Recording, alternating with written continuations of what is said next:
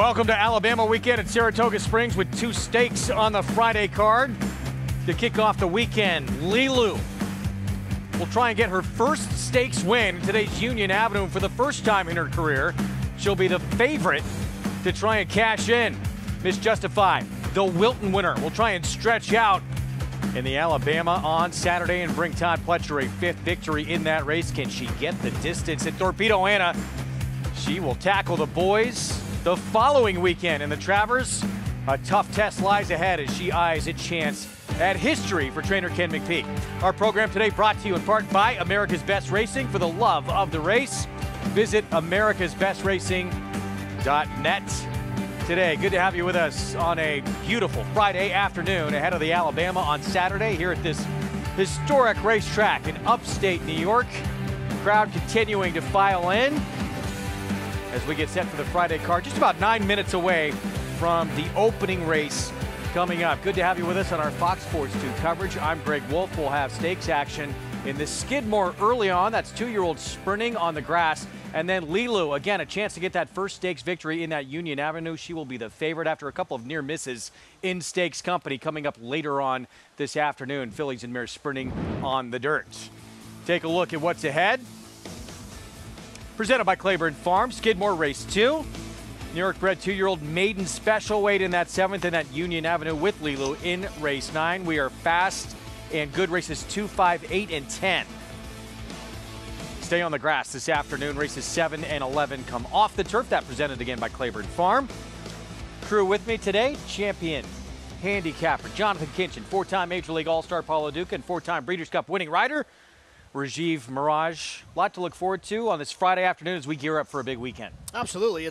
The weather's wonderful. We've got some great racing. I'm really excited about the 10th. It's not a stake race, it's an allowance, but it's a war. There's a lot of really cool horses in there, so I'm excited about that. And then on the eve of the Alabama, you got to be fired up, right, Paulie? No, you do. You got to try to build up your bankroll. This is bankroll builder day for tomorrow, right? You got to try to make some money today. And I'm with JK. I think the 10th race is a very, very good race, competitive race that can go to many different ways. And I think the later part of this card could be very, very difficult, including the pick 6 and the pick 5. Maybe you can get away with a little bit chalkier earlier, Rajiv. Well, I know it's Alabama weekend, always an exciting weekend for us. A big race coming up, and we have the stake race today, 2-year-olds in the Skidmore. A lot to look forward to today, and especially for tomorrow as well. I know you're bringing the heat with your outfit tomorrow, right? Oh, Can you give us a little preview? Ooh, I can't, you got to save it for tomorrow? See. Yeah, you got to tune in to see. Look forward to that. We're going to get to this first race coming up here in just a moment. Of course, you could play all the action by getting signed up and started with the official betting app of Saratoga. Play with us all summer long and beyond. Naira Bets. Go to nairabets.com. Get that offer, that $250 deposit match new customer bonus with that code for new members that sign up, spot 250. Again, right there. nairabets.com. Bet any track, anywhere, anytime. Post parade coming up here in a moment for the first. It's a $25,000 claiming race to begin our Friday action. 1 turn mile and a look at the current field. Pretty extreme. JK on the outside right now, the favorite. Yeah, it makes sense. I mean, there's a few horses in here, the 1, the 3, the 7, that are dropping. But the problem is they all ran so poorly last time at the classes they were at. Maybe this class relief will help them quite a bit. Halo City kicks off the post parade with Kendrick Carmouche. I'm hoping that Kendrick will show a little bit of speed from this inside rail, try to keep Halo City connected. April Annex comes in off a win and now moving Barnes. Yeah, horse that won for 12.5, now double jumps in class, but she won nice last time out. Rudy Rodriguez, he'll have Flavian Prat on Obregata. Big drop, but this horse was 19 lengths beaten last time. Faced Ways and Means 2 starts back. Here's Tara's Talent with Andy Hernandez. Yeah, this 8-year-old mare owned and trained by Michael Moore usually hangs his tags at Parks. She doesn't love to win races with 29 seconds and thirds, but she's probably part of the mix late. Another class dropper here, Whistler Style with Tyler Gaffleone. This horse just has not been close since being claimed away from David Jacobson for $16,000. Another Rudy Rodriguez runner just claimed this horse, Trade Secret. Yeah, and this horse that got run down by April Antics last time, opening up a big lead. I just don't see it today at 5-1. There was a 4-5 favorite that day as well, getting beaten. Pretty extreme, the favorite outside. Yeah, this horse was claimed for 40 by Linda and now is dropped in here for 25. It's not that significant of a drop. in my opinion, especially at Saratoga. You know, so many horses are, so many people are wanting to win races here. A lot of times these 25s run like 40s. Well, let's go back to that common race for April Antics and Trade Secret. We mentioned Trade Secret was favored that day, but it was April Antics getting the win, going 7/8 of a mile back on July 5th. I thought April Antics ran extremely well and just kind of kept grinding away and ended up getting the win. The problem I have with April Antics as it pertains to today is that this race was a $5,000 claimer. And for me, these races at Saratoga, it's hard to move horses up in class because the dropping horses make those races much more complicated. Yeah, and I agree. And the thing about this race as well is that Trade Secret was the big favorite, had an easy lead going 7 furlongs and still couldn't hold off April Antics. Today, she has to go an extra furlong. It's a mile today, so I don't think this benefits Trade Secrets much, stretching out an extra mile. If I had to pick between these two, I'd pick April Antics over her today, but I don't really like either one of them in this race. Yeah, kind of why I ended up on Halo City as my top pick. I feel like being on the inside, she's going to have a distinct advantage, able to save ground.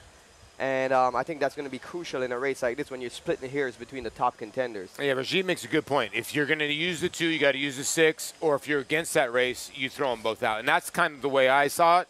I think we're all on the 1 here in Halo City. We're not really getting played here. And there's the 2, April Antics, who we were talking about. Now, the 3 Obrigada, JK, is that the speed in here? That's a big question. A lot of these horses, especially the ones that are dropping, they had no shot to make the lead in the races they were coming out of, so it's kind of hard to tell what they're going to do here today. I'm hoping that Kendrick from the rail will send away from there. Let's check in for the first time today with Maggie Wolfendale.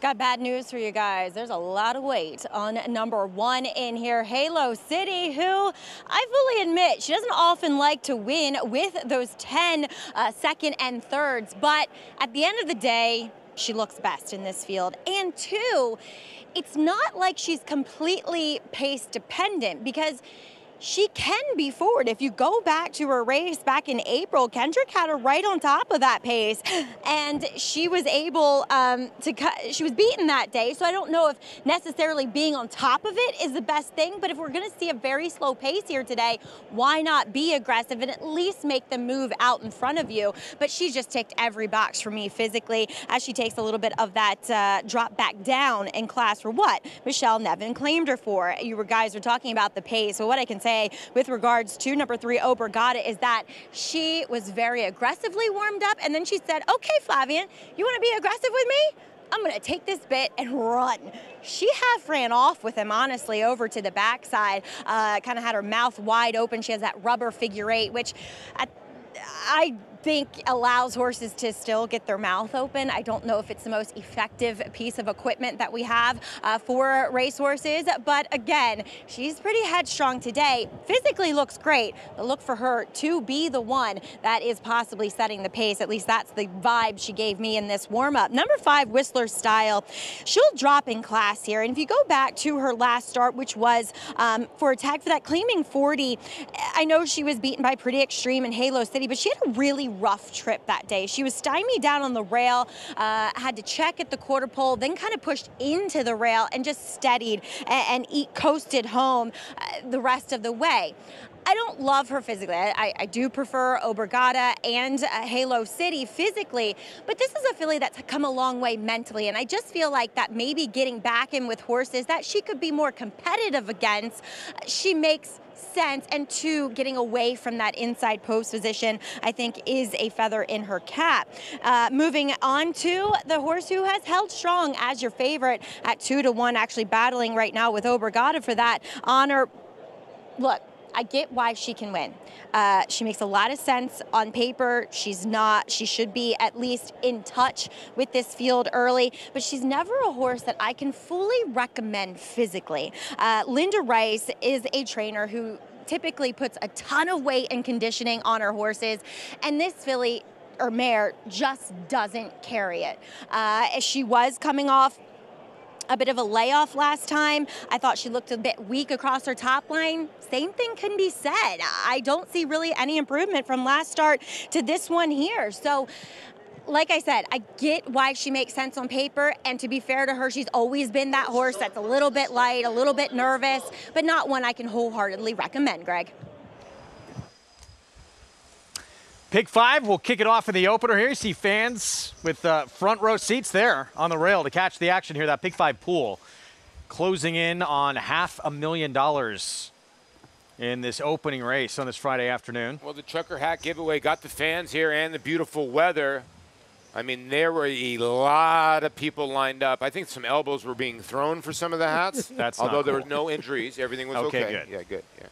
It's coveted, these giveaways. We got, what, this one more after this, the windbreaker? The windbreaker, yeah. I'm going to snag the windbreaker. I mean, you did you guys see how good Andy and I looked in those hats? If they could make Andy and I look so good, imagine what they would do for anyone else, really. I got to tell you, there's a 0% chance that hat is going to fit on my head. So you didn't play baseball growing up? No, I did. But I didn't have hair like this when I played baseball. You could go like Oscar Gamble. You remember Oscar Gamble? I'm like a 7. I'm like 7.25 with no hair, and I'm like 7.5 with hair. I like it. You know? Yeah. I got a big dome. Here's the horse. Literally everybody is choosing going in here. Halo City. Everyone on the desk. Maggie took this horse as well for Michelle Nevin. Yeah, and I mean, the toughest thing for the race is the favorite that's drawn to the outside. That's a disadvantageous post coming out of this Wilson chute. If Dylan can't work out a good trip from there running out of that first turn, he's going to be stuck in no man's land out wide. That's pretty extreme. Dylan Davis for Linda Rice. We're set for the opener on this Friday card. Let's go upstairs to Frank Miramati for the call. Thank you, Greg. Trade Secret is coming up in the purple. And Pretty Extreme to complete the lineup. Going in.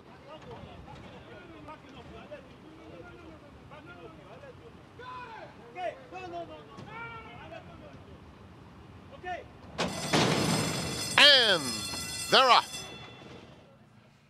Obrigada gets the first call with sharp early speed, opens up a length. And stablemate Trade Secret comes away in second. They're followed by Pretty Extreme in third, 2.5 off the lead. And down at the rail, April Antics is in the fourth spot. Then comes Whistler's Style on the outside of Halo City. As they swing on to the backstretch, Terrace Talent in front of those two. 25 seconds flat for Obrigada. And so it's Obrigada in front by 3/4 of a length to Trade Secret. At the rail, April Antics and Pretty Extreme is fourth, 3 off the lead. Terrace Talent, Whistler's Style on the outside, and Halo City hemmed in at the fence. They're coming to the half-mile pole with Obrigada leading the way, uncontested under Flavian Pratt, has it by 2 lengths into the far turn. Trade Secret has chased her throughout. April Antics on the fence in third. That half went in 49 1/5 seconds. Pretty Extreme is losing ground steadily. At the rail, Halo City in the red, still with 7 or so to make up, inching a little bit closer at this stage. Outside comes Terrace Talent and Whistler's Style. They're 1/4 mile from home. And Obrigada is the one to catch, leads it by 1.5 to Trade Secret in second. April Antics third, followed by Halo City, who starts to pick up some momentum. But it's Obrigada with a 3-length lead at the 16th pole. Trade Secret is just into second. Far outside, Whistler Style. Down at the rail, April Antics. Obrigada led them all the way. And Obrigada will prevail narrowly. April Antics took off and almost nailed Obrigada right on the money. In behind them came Trade Secret in a battle for fourth between Halo City and Whistler Style. That was close, very, very late in this race. Flavian Pratt, though. Pratt gets his 26th winner of the meet on Obrigada for Rudy Rodriguez. You know, with the 3s in front here, Rajiv, you could see that Manny Franco's trying to create room with April Antics late in the race. And the 6 horse in here, Jose Ortiz kind of closed the door. Did that cost him the race? I don't think he necessarily closed the door on him because he had sufficient room in front of him. But when the number 6 is laying on top of the 2 is kind of reacting to it. You can see her cock her head a little bit, focus on the horse laying on top of her. In the meantime, the pace was so slow. The race was won on the front end by walking the dog in very, very slow fraction. Yeah, I don't care what level it is. You go 25, 49, 113, you're going to be hard to run down. And I think if you look here, Rajiv, I'll leave it to you, though. It felt like the horse was lugging in, the 6 horse, and Jose was trying to correct the horse. It felt like he grabbed with the right rein, trying to pull him off the other horse, but... Well, the reality is, Jose is still within somewhat of a range to have a chance to win the race if the number 3 starts slowing up, which he did. So you're supposed to kind of hold your opponent inside within the means of the rules, which no one crossed the line by any means. It's a bit more for race riding without doing anything malicious or anything against the rules. And we were talking about Irad Ortiz having these 3 days off and Flavien Prat taking advantage, and he kind of hasn't. You know, and we'll get to the start of this race, and right out the gate, he just goes right to the front end. Rajiv takes control, and like you were saying, this horse was comfortable throughout. Establishing the rail coming out of this Wilson chute, it does 2 very important things. First of all, it puts you in control of the race, and it also puts your opponents in chase mode, especially the ones on the outside, which was kind of why I was a bit against Pretty Extreme. You can see her chasing 3 wide against the grain versus Obrigada, who's able to just walk the dog, controlling the pace within herself. I mean, the race was pretty much over from the run out of the chute. I'll tell you what, Wolfie, I said it before. This is I think Rudy's 7th win in the meet. He's got 7 owners that someone needs to buy him the new AirPods. He's got the old ones. Get him the new body AirPods. If you're listening, if Rudy's won a race for you, get the man some new AirPods. Maybe the 7 of them can chump up together. Upgrade, Rudy. It's necessary. Skidmore coming up next. Jet Sweep Joe barely beat by Governor Sam last start. Won't have to deal with that runner who was scratched. Stakes action coming up next. Stay with us.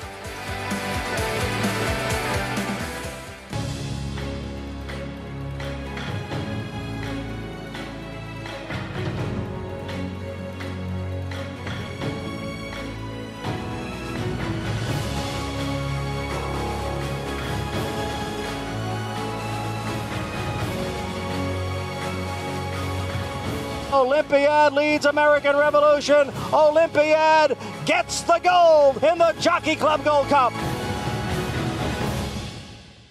RaceLens is the most in-depth product in horse racing, with unique features found nowhere else. True odds, predictive analysis, and pace projection. RaceLens. It will change the way you follow horse racing and take your game to the next level. Save $5 on admission when you buy in advance to witness Super Filly Torpedo Anna take on the Belmont Stakes winner Dornick and the boys in the DraftKings Travers Saturday, August 24th at Saratoga. Buy now at NYRA.com/Travers.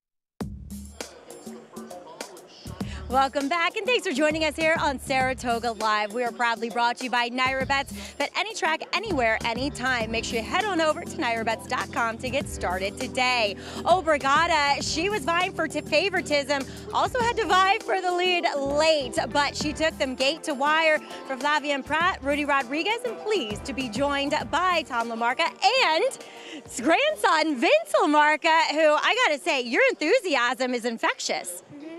You love the races? Yeah.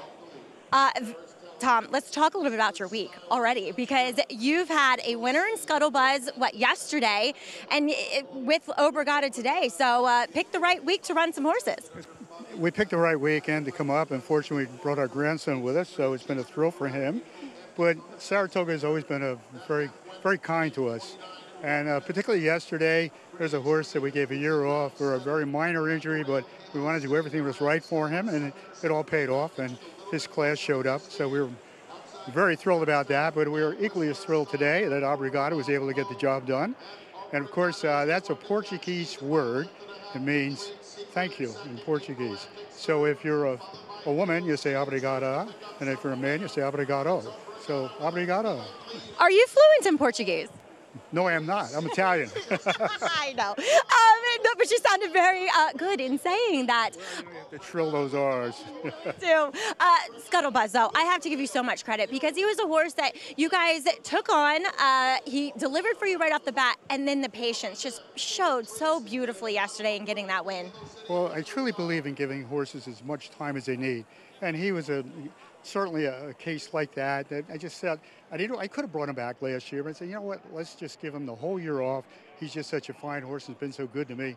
And it all paid off. And you have to jump all the hurdles to get back into the races because they're always suspect that something more serious is wrong, and it really wasn't. He's really in great shape, as he proved yesterday. His class just shone through. So we're very thrilled for that, and we're thrilled for this today, and we're thrilled to be here, and there's no place like Saratoga. So thank you so much. Absolutely. Vince, you got one more runner, though, coming up. You got Maxwell Esquire as well. Is he going to be here in the winner's circle, too? Maybe. I like that. You got to keep that optimism up. Well, guys, enjoy Saratoga. Well done. Thank you for the interview. We really appreciate it. It's great to see the family here supporting their horses and getting in the winner's circle as Brigada gives them their second win of the week, Greg.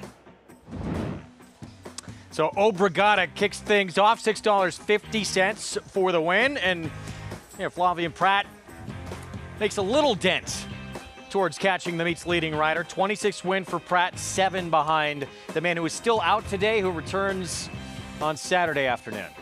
It's crazy to think that Flavien has his first win since Irad has been on suspension, because we were expecting that the two guys that are going to capitalize most on it would have been the red-hot Tyler Gaffalione last week, winning 10 races, and obviously Flavien Prat.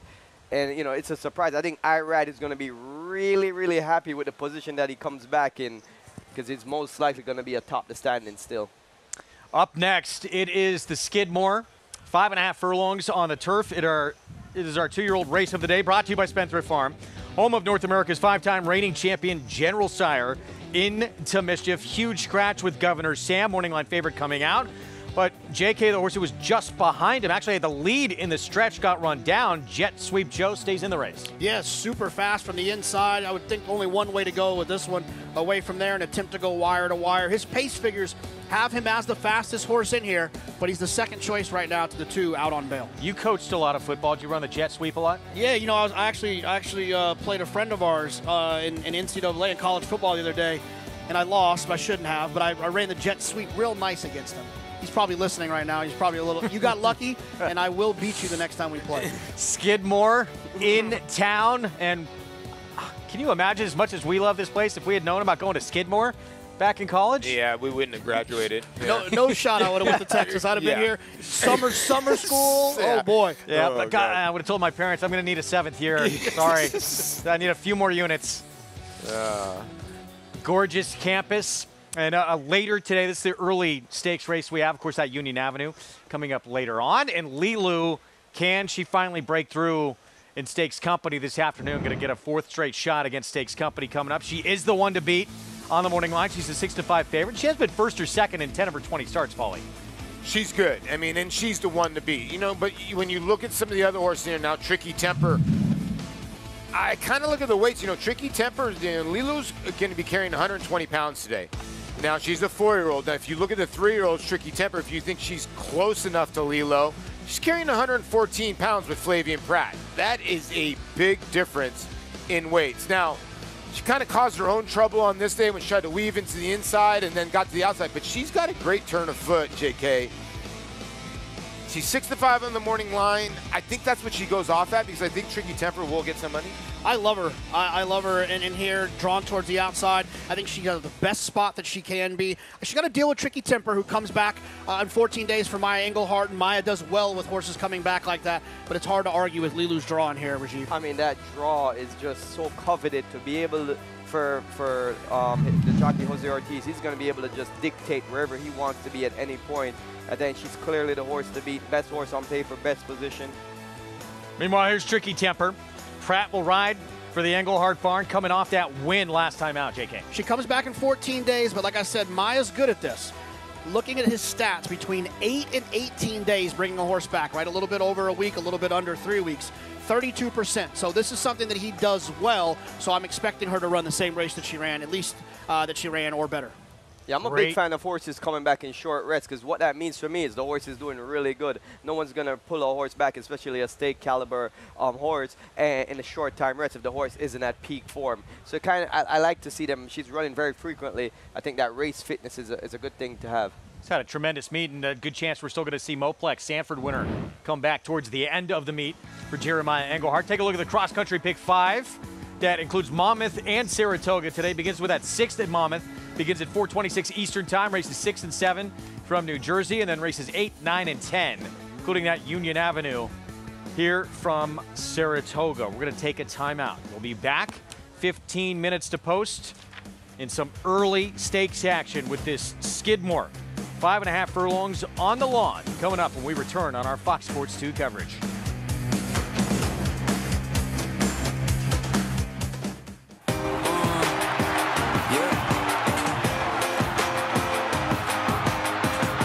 $1 million, did I hear? $1 million, $1 million on a pay, $1,400,000 on a pie, $1,500,000 and $1,600,000, $150,000, $1,550,000 and a half, $1,500,000. Jody, thank you. Please hold your applause. Charlatan, ultra impressive. It's a new day for a new king. Horse racing? Check. Weekly promotions? Got them. Huge payouts? You bet. With Naira Bets. Download the app today and bet on any track, anywhere, anytime with live HD horse races, betting tips and tutorials, expert picks, and more. You bet with Naira Bets. Join now for a new member bonus at NairaBets.com. He always showed up. From June at 2 and through 2 championship seasons, week after week after week of consecutive works. That's toughness. He always showed off. You know all about those 4 G1s. Here's his maiden on the Derby undercard. That's brilliance. Now his yearlings are at the sales. That's opportunity. Essential quality. Showtime. Monmouth Park's summer season rolls on with live racing action every Friday to Sunday. Monmouth's 2023 season featured our highest average field size since 2015, the perfect recipe for a prolific payday. With a stakes race every Saturday and Sunday, plus our Win Early Pick 5, Monmouth Park is your summer place to profit. Joining us on site, lock in your odds with fixed odds wagering at Monmouth Park Racetrack.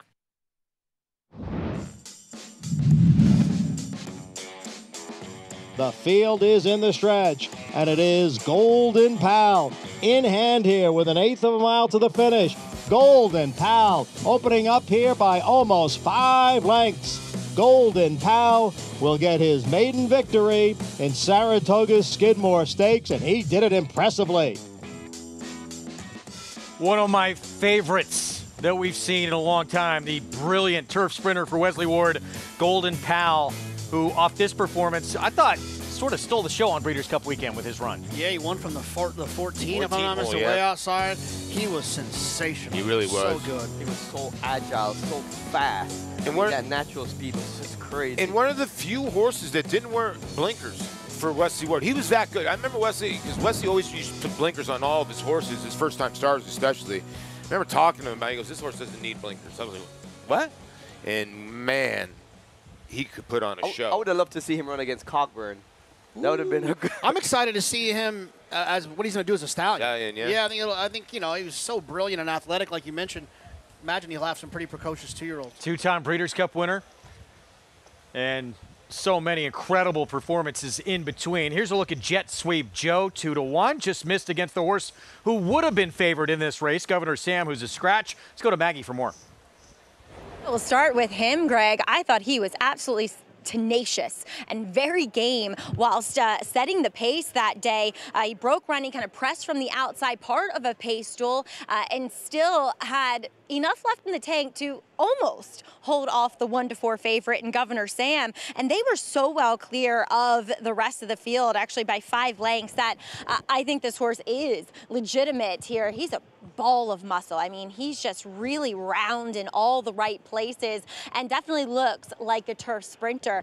Is sharp here in the paddock, so I would think that that early speed will be on full display again from this inside post position. We'll check in with 2 horses who are trying the turf for the first time, including number 4, who was entered for the turf in running second back at Belmont at Aqueduct, and then broke through convincingly in a field of restricted maiden special weight horses in a scheduled dirt race. But this Louisiana bred does have some turf in the pedigree. If you go back a generation, the second dam, Gingham and Lace, she went 2 for 5 on the turf with stakes placed, and the dams have to England's Rose, who is a stakes winner and graded stakes placed on the turf. And I can confirm that this guy does have a turf look. He does have that turf hoof, those slacker pasterns, flatter foot to him. He looks sensational here for Mark Cassie, who the summer of the juvenile reign for the barn looks to continue here. So really excited to see this guy on the turf course. I like the fact, too, that you see him coming out of the stall. He kind of bowled himself up and got a bit bullish now that he has a tack on. I think that's always a good sign.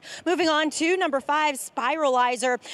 This horse is the son of Twirling Candy. If you go back a generation, the second dam's JoJo Warrior, who was a graded stakes winner on the synthetic. Looking at the DRF Clocker reports, 2 back on the turf, working with Viggy Doll, who is a turf unknown commodity as well, but not going quite as well as she was. And this horse disappointing in his second start in that Bashford manner when he was chasing that quick pace that did collapse.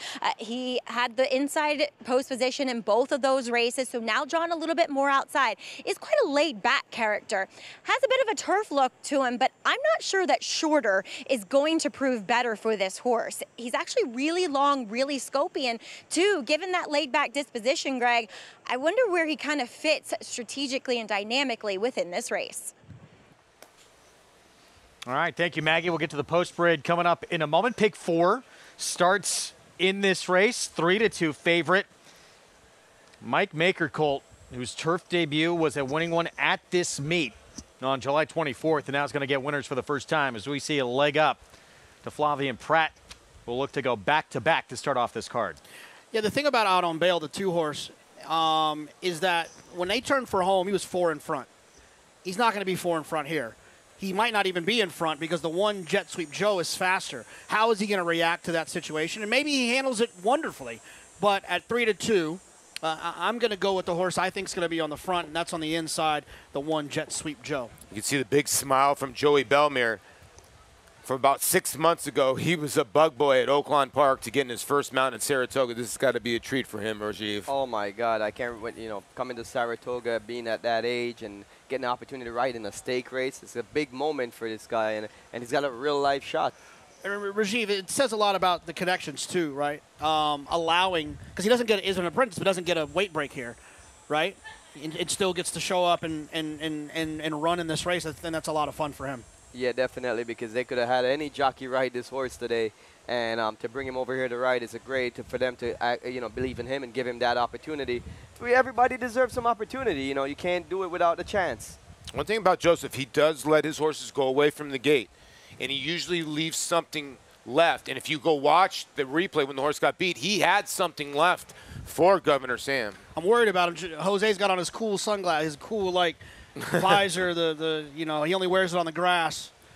It's funny, though, JK, the way that you were saying how you think the race is going to shape up is exactly the way I saw it and my perspective, that the two might not get the same kind of dynamics and be four clear.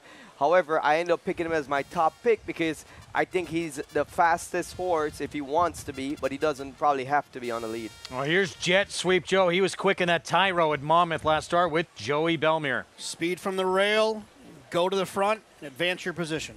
Here's the Mike Maker runner that won his turf debut at this meet. You could tell right out the get, though, this grade was going to like it. Broke very sharply, rated, and then, like JK said, opened up in the stretch and hung on. Son of Tiz the Law, the former Belmont and Travers winner. Here's classic time, Dylan Davis for Marquesi. Yeah, listen, the Cassie Barnes been striking with everything. They won one yesterday. You're getting 3-1 today. Another one getting on the turf for the first time, Spiralizer for Steve Asmussen. Yeah, you heard Maggie mention, I love me some Twirling Candy. He was so talented, and his offspring seem to be talented, drawn towards the outside, and you get the red hot during the meet. He's had a kind of a cold last couple weeks, Flavian Pratt. Besides Blame, who did beat Zenyatta, Twirling Candy was the one horse I thought had Zenyatta beat. And she went by him in the last couple jumps. You ever watch that race? It's insane. Yeah, I rode Twirling Candy in his second lifetime start. He was one of the most powerful big horses. For such a big horse, he was fast. You usually don't find horses with that kind of scope and that kind of range that has the speed that he has. This one's daddy was pretty good, too. Had some big moments at Saratoga. That was Frosted. Jet Sweep Joe 2-1. With more, let's go to Maggie. So pleased to be joined by trainer Paul McEntee. And the story you were just telling me about the ownership group literally just gave me chills about how this horse got his name and how he's stayed in your barn. Yes, very much so. It was Sam Hall and Joe Trubisky were best friends. They went to law school together. And Joe was battling cancer for 4 years. And the day this horse was foaled, Joe passed away, and his owner literally called me that day and was like, a year and a half from now, this horse is coming to you. And so it went from that, and then we went at Keeneland first time out in April. Louis Sayers rode him, and he won. I then run him back in the stake at Churchill. To be honest, it was crazy hot Derby week, and the heat got to him, and it was a bit too quick back. So he then had nearly 2 months off before he went to Iowa to run in a Prairie Meadow stake. And he was a favorite, and he fell coming out the gate and literally had 3 strides on his knees. So by the time he got up, he was 10 lengths behind the second last. On the TV screen, turning for home, he wasn't in the picture, and he got beaten neck for second. So should never come near the board that day. And then we tried him in the Tyro Stakes, and his dam was a winner on the turf at Saratoga, and she was a stakes winner. And he won the high-speed figure of his life against Governor Sam, who was supposed to be battling back today, but he's not here. So it's... hopefully the dream keeps going. The plan is to take him to the Breeders' Cup Juvenile Sprint, and with a win here today, that should get us there. And we were talking, too, about the course condition. We had that, about 45 minutes of rain yesterday that came down hard, but you said you walked the course and were very happy with it. Me and my wife, obviously, at first I saw the scratches. With 3 scratches, I was a bit more concerned. Me and my wife walked the entire turf track, and I did like a heel test every 100 feet. And inside rail, outside rail, and it's consistent the whole way through. And back home, I'd call it good to firm. So I was happy with the course, and that's why I'm running. Absolutely. Well, best of luck. He was so brave in defeat last time in that Tyro. Well, thank you very much. All right, Paul McEntee sending out Jet Sweep Joe to make good on that turf debut last time out here in this Skidmore. Guys. Lofty goals, guys, for this youngster in early November. Yeah, I mean, that's a heck of a target for a horse that still hasn't won a stake. Yeah. But he's got a lot of speed, and clearly it's going to be on display here in a few minutes. He got caught making the first run, Rajiv, right? So he made the first run, and now Governor Sam's on top of him. And you can see Joey's going left-handed, and he's sticking with this horse down the wire. That's Paco Lopez on the outside. I know Paco may be hand-riding. It looks like the 6 might have won a little bit easier, but still, they're well clear. Yeah, I mean, he showed grit and determination to battle back, and it's not a easy place for a young horse to be in with another horse just kind of bullying him and laying on top of him. So the fact that he kept running showed that he's a horse that has a lot of guts. and determination. I tell you what, after listening to Paul McEntee's interview, he has me sold that this horse is going to run a big race today, based on everything that he said. A logical spot, definitely a top contender. Any horse in this race could really win, because the ones that have run on the turf have shown that they like the turf, and the ones that have tried it for the first time, they have potential to like it. So I ultimately landed on Out on Bail. He broke from the 10 posts out of 10 horses and was able to show enough speed to clear the vast majority of the field. That alone right there shows me that this horse loves the turf. He has that good tactical speed that you want, and I think that's going to prove to be a formidable formula to win today. And how about his trainer of this 2-horse Out on Bail? That's Mike Maker. Incredible summer here in upstate New York, second in the standings right now, ahead of Todd Pletcher with 16 wins. Yeah, look, these are the types of meets if this is the type of meet, if you do well as a trainer, it helps, man. The horse fans pull up because owners are paying attention. They're seeing when they have a red-hot trainer, and it definitely goes a long way for doing well here. So I'm sure Mike Maker is happy to do so.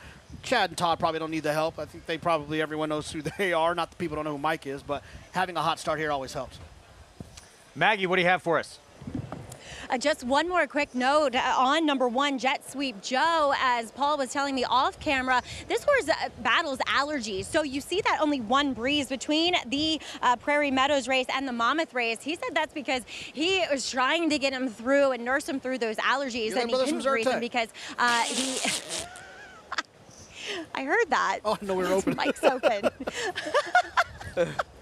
Yes, that would be great if we could give horses that, JK. But I wanted to make that note that he feels like that race he needed and moved him where he needed to be, having missed, a couple works in between that race and the one at Prairie Meadows, guys. What's the pollen Thank you, Dr. content Wolfendale. today? She's doing everything for us here. Do we know what the pollen content is today? I don't know. Sorry, a lot of allergies going around. You were just talking about the other day to me, JK. Yeah, it's yeah. Check with your vets before you give them any Zyrtec, but, it does work for me. I got to tell you that. Yeah, it clears you out. I'm with you. Yeah, this race is interesting. I ended up on the 2 as well. Same things that Rajiv hit. I just thought the 2 ran so well on the turf. Are we guessing with the 4 and the 5? I don't know. It's a 4-horse field. I think they're going to be bunched up. I do think the 1 will make a good account of himself. It's worth mentioning the 4 Classic Time is really bred for the turf on the bottom side. The mare ran twice, and they were both on the grass. The second dam, Gingham and Lace, was a 2-time turf winner. It was also stake place. So that horse has a good license to move forward on the grass. 3-2 favorite, though. Michael Maker's Out on Bail with Jose Ortiz. And there is that 2-year-old son of Tiz the Law stepping in. As we get set for the Skidmore here, race 2 on the Friday card. Let's go upstairs to Frank Miramati for the call. Classic Time goes in, and the colors of Gary Barber. Spiralizer to the outside. They're in the gate. And they're off. Out on Bail is very quick. So is Jet Sweep Joe. These two hook up right from the start. And it is Jet Sweep Joe who gets narrowly in front. Out on Bail and neck back, second to the half-mile pole. A couple back to Classic Time. Spiralizer, not the best of beginnings, is at the back of the field. It's Jet Sweep Joe, opening it up to almost a length. Out on Bail, keeping pace and traveling kindly in second. The opening quarter went in 23 2/5 seconds. Classic Time, Spiralizer right together at the back of the field. Jet Sweep Joe trying to fend off Out on Bail. They'll arrive at the quarter pole together as one. Out on Bail, Jet Sweep Joe along the inside is asked to counter. These two are dominating. On the outside, Spiralizer trying to get into third, the half in 47 seconds flat. Out on Bail and Jet Sweep Joe, neither giving an inch. Jet Sweep Joe on the inside or Out on Bail. They're nose to nose. Jet Sweep Joe, Out on Bail. Here's the line. Out on Bail. Just put his nose down when it mattered. Jet Sweep Joe loses a heartbreaker. He fought him the whole way. Spiralizer a distant third. What a battle down the stretch. It's Out on Bail. Jose Ortiz the win. We saw Jet Sweep Joe hop mid-stretch in here. That might have cost him. That was a dog fight. Neither horse given an inch, but Jet Sweep Joe swapped to his left lead, which is the lead that you want to be on the right lead. And I don't know why he did that, because the jockey was using the left crop. Usually the horse wouldn't switch to the left lead. I don't know, he spooked from something. Do they do that sometimes when they're just trying? It could be a variation of reasons why they did. Actually, both horses swapped leads, so it's hard for me to judge and see what happened. You know, you can see there is an inquiry up, because when Joey Belmar went to hit the horse left-handed, the horse was in mid-stride kind of jumping. It was weird, Greg. If they potentially made contact, that could be the reason why he would switch leads. If the horse is running and gets bumped on the right side, he could pop to the left lead. So top two flashing in this huge stretch battle between Out on Bail and Jet Sweep Joe. Maggie. Yeah, Greg, we're hoping our team can get us a true head-on of the stretch run, because there was contact made. Now, both horses trying very, very hard, and these were the two that were handling the course. As you could still see, there's some moisture in it. They were kicking it up, and they were the ones that were still light on their feet until the very end, because that's when they both got to swapping leads. As we often talk about, horses swapping leads, it's for them to try to find a bit more energy, and I think they were just getting a little bit weary, as we do have a jockey's claim of foul. Joe Belmar claiming foul against Jose Ortiz. We just heard Frank Miramati announce that. And here's the true head-on. Let's watch it here. Rajiv, I'm going to let you take over here and explain what's going on with these two horses down the stretch. There's a lot going on here, Maggie. So what happens first is, let's put this in perspective. The one thing that doesn't move on the racetrack is the rail. So we can judge horses' movement by the rail. Initially at the top of the stretch, the number one, Jet Sweep Joe, he comes out about 3 or 4 pads from the rail to initiate contact with Out on Bail. However, Out on Bail then forced him back to the inside. So they're both getting into each other's way a little bit. So here, Out on Bail initiates contact by coming out, and he bumped, not automatic, Jet Sweep Joe comes out and bumps into Out on Bail. Then Jose Ortiz says, nah, you're not going to push me around. I'm going to force you back to the inside. And now he starts laying on him. For me, this is a 50-50, both interfering with each other. Paulie, looking at that, seemed like the worst of it, though, was late.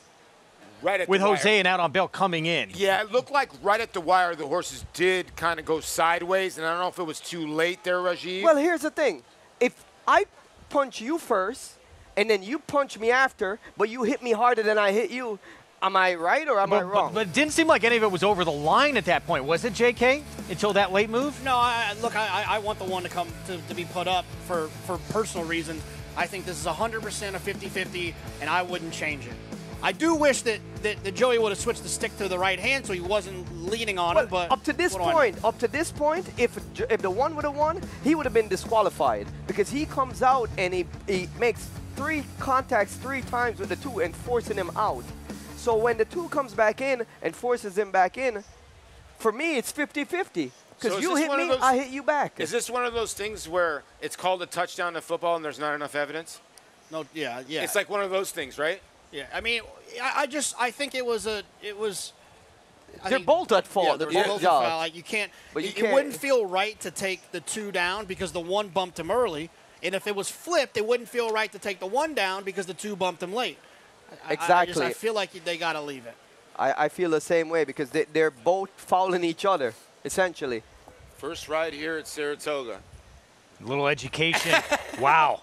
And, you know, Jose Ortiz went through some growing pains, learning some things from Mike Smith when Mike would come in on him. And actually, coaching Club American Oaks back in the day, Abel Tasman. Look at it one more time here. Jose Ortiz on the outside on the gray. Joey Belmar, youngster down on the inside. Red cap, red blinkers. So it steps out, makes contact, steps out. But still, there's nothing. Is there anything to that point? Well, they're getting close, Rajiv. They are making contact, though, and he's forcing him out. So he went from the 2 pad to the 3 pad to the 4 pad. Now the 2 comes back and forces him back in. Okay, I know what JK wants to ask. and there's no change. But here's my thing. Are the stewards looking because Joey kept on going left-handed? I mean, as soon as you keep on going left-handed and you're drifting out, the stewards want you to correct. He kept on going left-handed. Was that the problem, most of the issue? Yeah, that was why he forced him out. Yeah, that was an issue. And I thought that if you stop the race at that point, the number one would have been disqualified if he would have won, because he did come out and make enough contact that would foul the outside opponent and also change the outcome of the race. Now when the two passed him, the two went back and did the same thing to him. So like JK, like you said, and I see it the same way, 50-50, you can't change either way because they were both at fault and both fouled each other. So no change out on bail. Result will stand. Maker Barn, Jose Ortiz, and the son of Tiz the Law out on bail. Gets this win in a hard-fought to the wire Skidmore. Both these ones ran too good to lose. Todd Pletcher, he's got two chances at a fifth Alabama coming up on Saturday with Candide. And the Wilton winner, Miss Justified, going beyond a mile for the first time. He's so impressive today, the others didn't even have a prayer.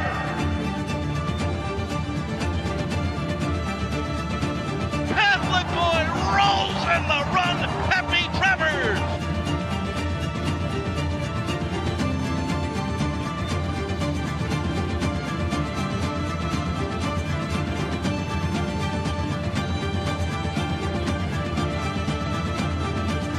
Catholic boy standing at Claiborne Farm. No trip to Saratoga Springs is complete without a visit to Sacred Spa and Wellness, a state-of-the-art med spa just minutes from downtown. Whether you're looking for luxury body treatments, infrared sauna, massage, yoga and Pilates classes, or more advanced health and wellness treatments like chiropractic, hydrofacials, body sculpting, laser genesis, laser hair removal, and microneedling, Sacred Spa and Wellness is the destination for relaxation and rejuvenation. For a full list of services and to book your visit, go to sacredspaandwellness.com today.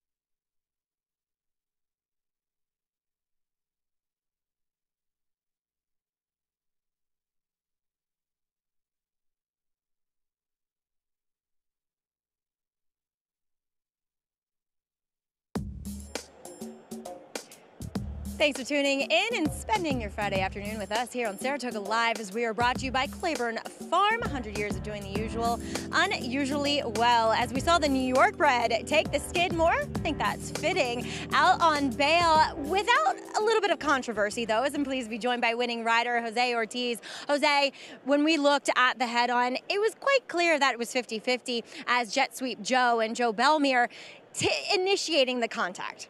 Yeah, on the top of the stretch, you can see he's pointing his horse out, trying to get his horse engaged with mine, I guess. But I think he drifted a couple of pads, and at the end, I felt like I came back a little bit. My horse switched lead to the left and came in a bit. But, you know, he initiated, like you said, and I mean, Stuart took a look at it, and they decided it was, you know, didn't matter, didn't change the outcome. Exactly. When it's kind of both, you know, horses, riders initiating that, it's a moot point, and the best horse ultimately came out on top. Jose could win another stake later on in the card as the Union Avenue. You'll be aboard the favorite in Lilu, a mare now that have you ever ridden her? I remember you winning on her way back when Dave Duggan had her. I rode it for Dave before. I don't remember if I won on her, but I knew that I rode her a couple of times, I think.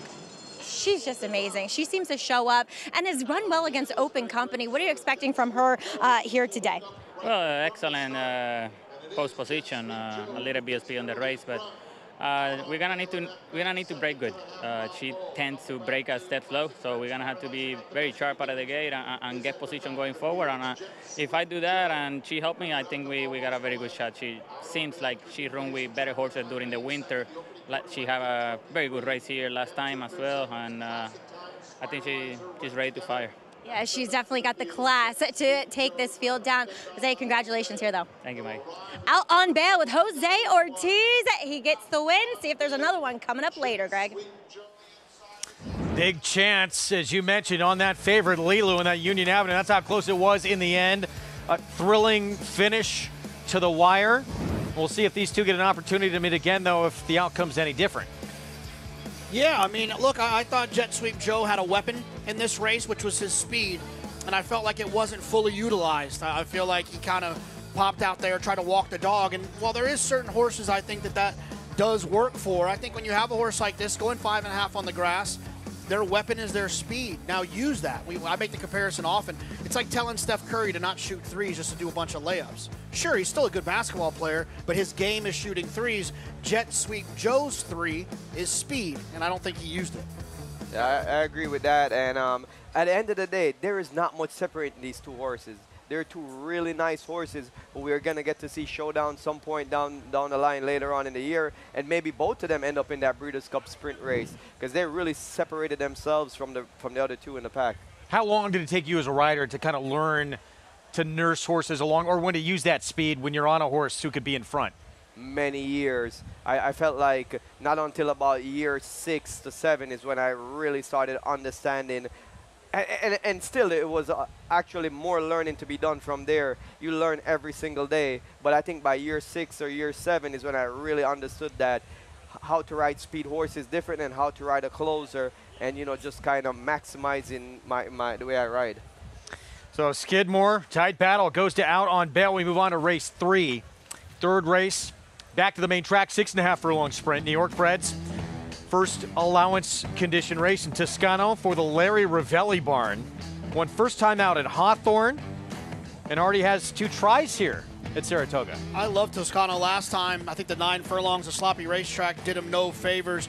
Now he gets a dry racetrack and he's cutting back.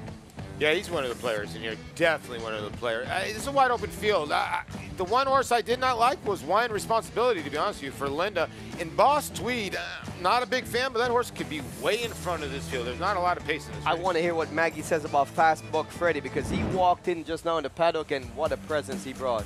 That's the 2 for the Jorge Abreu barn. That's last year's winner of the Wilton, who went on to win the Alabama. Can Miss Justified do the same? Quality Road, proving Lane's End's tried and true stallion-making tradition. Quality Road has sired multiple Eclipse Award and Grade 1 winners, including champion 2-year-old colt Corniche, champion 2-year-old filly Caledonia Road, champion 3-year-old filly Abel Tasman, Grade 1 winner Bleecker Street, and classic winner National Treasure. He's a leader of his generation. Quality Road, a stallion that stands above the rest. Horse racing? Check. Weekly promotions? Got them.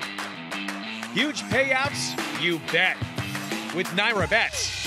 Download the app today and bet on any track, anywhere, anytime with live HD horse races, betting tips and tutorials, expert picks, and more. You bet with Naira Bets. Join now for a new member bonus at nairabets.com. Every sire hopes to have a son to follow in his footsteps. An impressive debut. For Munnings, that son is Jack Christopher. Jack Christopher to win the Champagne. Unbeaten Grade 1 winner at 2. Dual Grade 1 winner at 3. And he is pouring it on here. It is Jack Christopher winning the Grade 1 H. Allen Jerkins Memorial. Jack Christopher, standing at Coolmore, America. These New York bred foals represent many sires. War Dancer, Salamini, Honest Mischief, Central Banker. But they all have one thing in common. Starting in 2026, they'll be running for the same purse money as Open Company 2-year-olds at Naira Tracks. That's nearly 20% more than they run for now. Learn more about it at nybreds.com.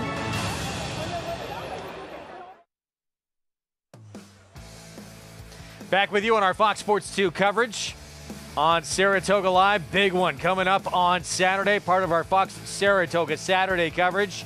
$600,000 Grade 1 Alabama, one of the most historical races we have in this sport, and one of the big ones for 3-year-old fillies. Todd Pletcher with 2 chances at it to get a 5th.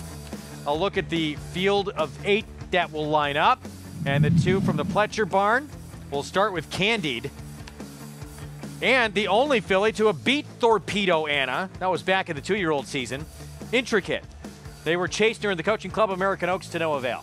Yeah, look, I mean, I think that the best version of Candied is not this version. I think that she tried so hard to beat Torpedo Anna that she ended up probably running a worse race than she's capable of running.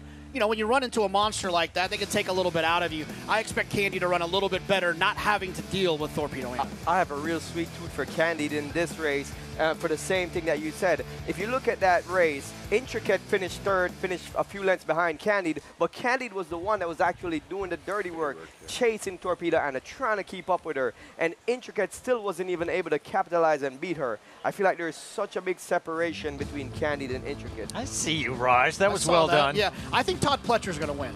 So, yeah, well, his other chance, Miss Justify, is going to try and take that same path as randomized last year. Won the Wilton, and now it's going to go beyond a mile for the first time. Yeah, the same path like you mentioned that randomized did, right? The Wilton, the 1 mile Wilton into the 1.25 mile Alabama. Do you do this, JK? Do you whine responsibly? Yeah, I mean, yes, of course I do. She's got the rail. He does, excuse me. Blinkers on. New gelding, getting like a lot of changes for Wine Responsibly. We'll be back. Stay with us.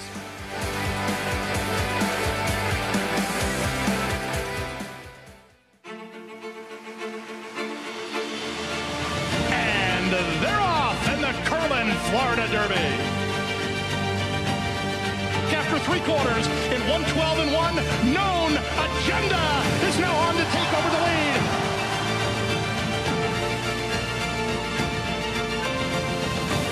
It's Known Agenda for St. Elias Stable.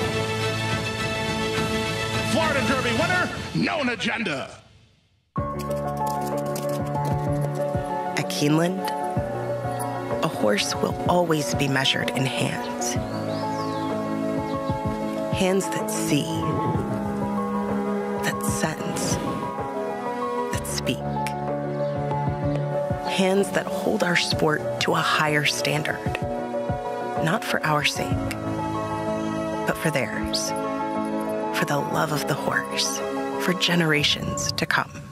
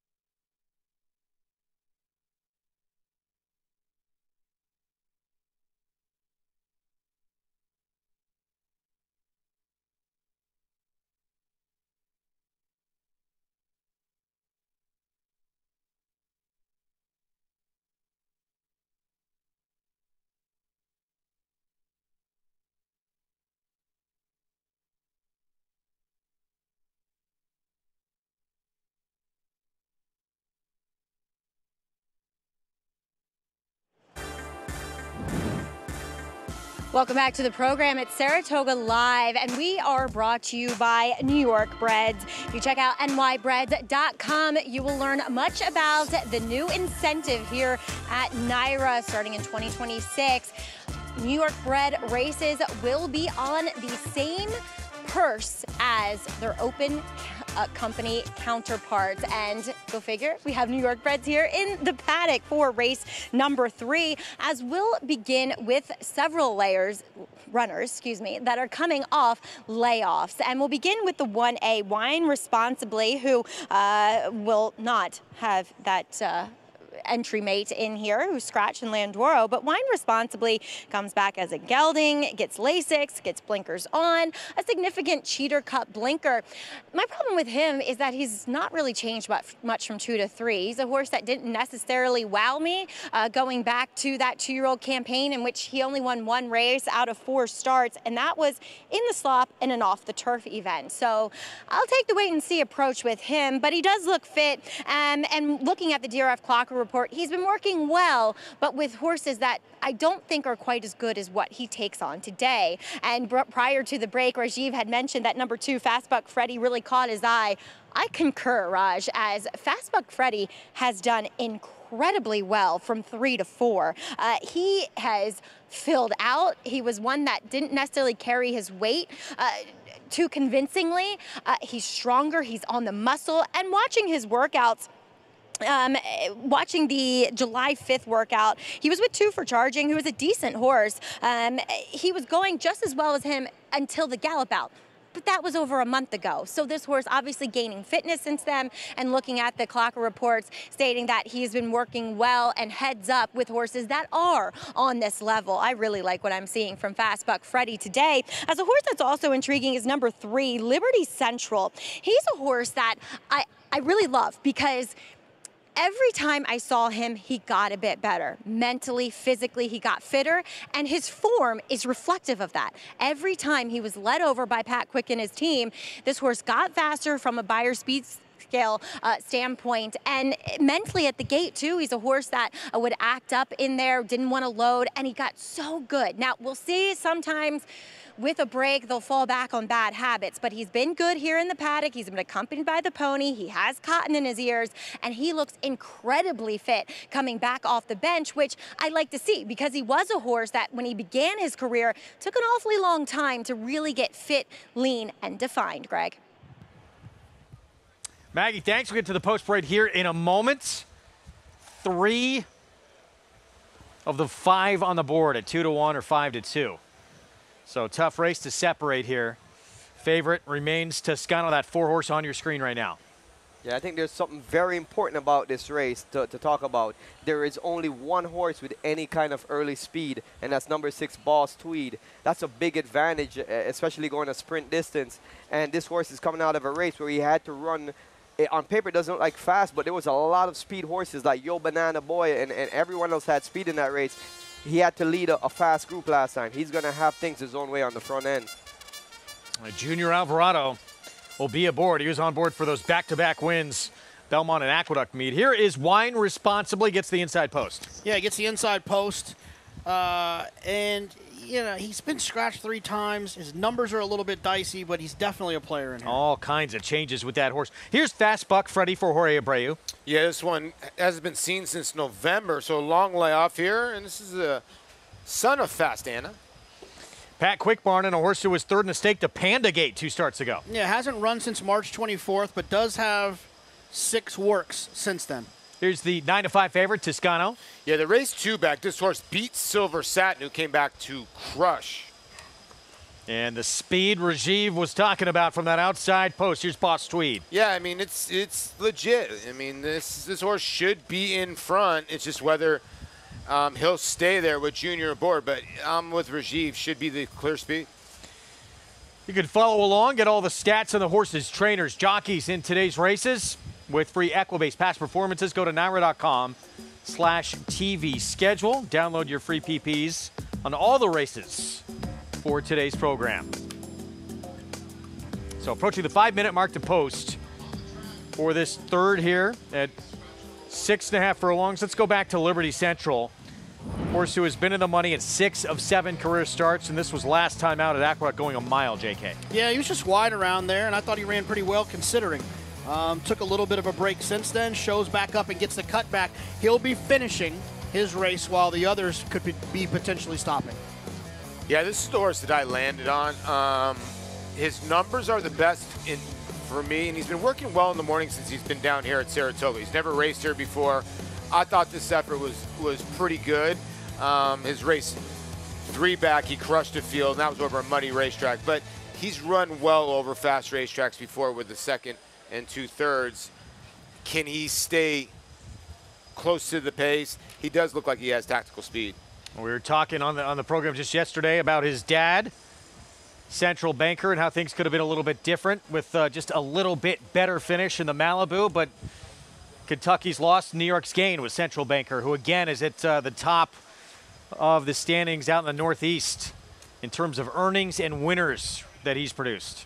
Really having a ton of success here as a New York stallion, and his progeny has just really made him proud, and this looks like a quality horse. And the cutback in distance, I think, works well for him. In his last race that we showed just now, that mile race, he was kind of grinding away, running evenly. When he ran at 7 furlongs, which was a furlong shorter, and broke his maiden, he exploded. He had so much of a better finish. So I think the 6.5 today is really suitable for him. Ultimately, I landed on the number 6, Boss Tweed, as my top pick. I just believe that that pace advantage is just too much advantage to give up. I feel like he's going to be able to clear them, control the pace, and he's going to be tough to catch. Let's get more on the favorite with Maggie. Wow, is all I can say. Yes, I respect Fast Buck Freddie, yes, and Liberty Central, and I get that Boss Tweed is dangerous with his early speed, but I've got to say that Toscano is a show stealer, especially when he got out on the racetrack, as he is just floating over the track and pointing his toes, and I'm not exactly sure what they were thinking about going 1 1/8 with him, because he's not a horse that looks as though he wants to go 1 1/8. This is the right distance for him. 6.5 furlongs, I'll take it. Well muscled, strong, and he just has that recency edge over several of his main other rivals in here. So it's all about number 4, Toscano. For me, Greg. 9 to 5, there he is. Able to win first time out. Took money first time out. That was at Hawthorne. Came to that Belmont Stakes Racing Festival. Second to Caldo Candy. Behind, or in front of, I should say, as Paul mentioned, a next out winner looked pretty good next start, Silver Satin. And maybe just, you know, you have a good 3-year-old. You want to check the box to see if the horse can go a route of ground.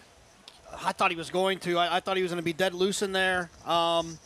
Going the 9 furlongs on a sloppy racetrack, and it just didn't work out. I think cutting back now, he's already shown that he can sprint. He's going to have a significant foundation, like Maggie said, based on the fact that he's cutting back from that 9 furlongs just, 4 or 5 weeks ago.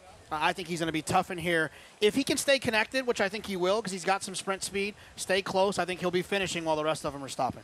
I mean, I believe in Maggie, and that's why I'm going to accept her opinion on that. However, his pedigree screams long.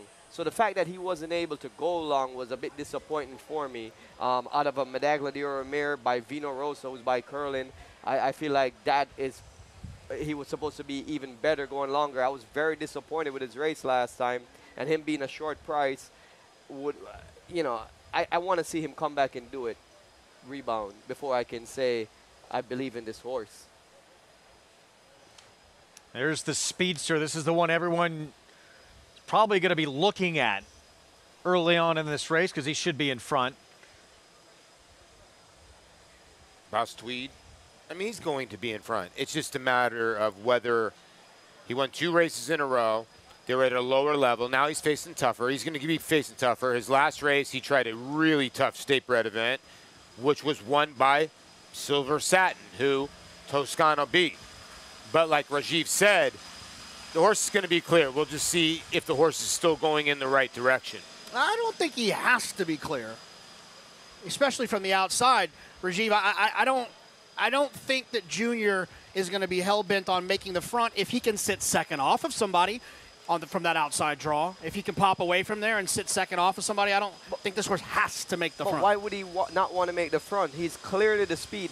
In his last 2 races, he raced against horses that has a ton of speed. Tivy, a very fast horse early. Your Banana Boy, those horses were very fast speed, and he led them. Today, he faces no pace pressure, so I would love to see him clear and take control of the race and put everybody else in chase mode. So I think it would be a bad decision to not go and take the lead. We know Pratt likes to be, even sometimes when it looks like he's on a horse without speed, he'll be aggressive, sometimes surprise you. This is a horse, too, that comes in fresh, first start of the year, and actually has shown a little bit of pace before. Is this maybe the one that tries, at least early, to try and be a little aggressive? I mean, Flavian's never grabbed one, right? I mean, he's going to send away from there. And I don't disagree. I don't think it's a mistake if Junior decides to sit off of Flavian. If Junior on the 6 sits off of Flavian on the 2, I don't think that's necessarily a mistake. If the 6 was drawn towards the inside, I would say for 1,000% on the lead.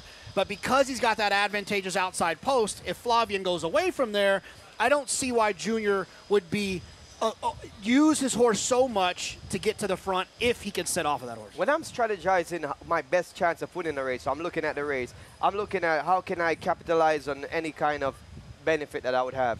And if I'm riding the 6 in here, I'm going to say, well, there's no other speed in here. So I can go establish the lead and then control the race. That would be my plan A, plan B, and plan C, because that's a great position to be in. Being the lone speed, being in control of the pace, and I wouldn't want to put the closers right on top of me. So that would be how I would look at it. And if I am Flavian Pratt, which this is why Flavian is aggressive and does good, he's seen also that there's only one horse with any speed in the race. So I expect that he's going to recognize that I need to be forward, and he's going to come out running as well. And you at least got to make that horse work, right? Yeah, at least got to make that horse work. I don't want to give anybody an easy lead in this race if I have enough horse that could be up close. What we're saying is the 2 and the 6 are going to set it up nicely for the 4. It could be the case. 8-5, Toscano. Jose Ortiz will be aboard. You're going to load the 3 Liberty Central here without jockey Jose Gomez. Starting gate crew does their thing. Horse cooperates, and there's Gomez. He'll hop aboard. Favorite steps in next for trainer Larry Ravelli. Let's send it upstairs. 3rd from Saratoga. Here's Frank Miramonte. Boss Tweed will be the last one to load. Going in. Right up to the gate.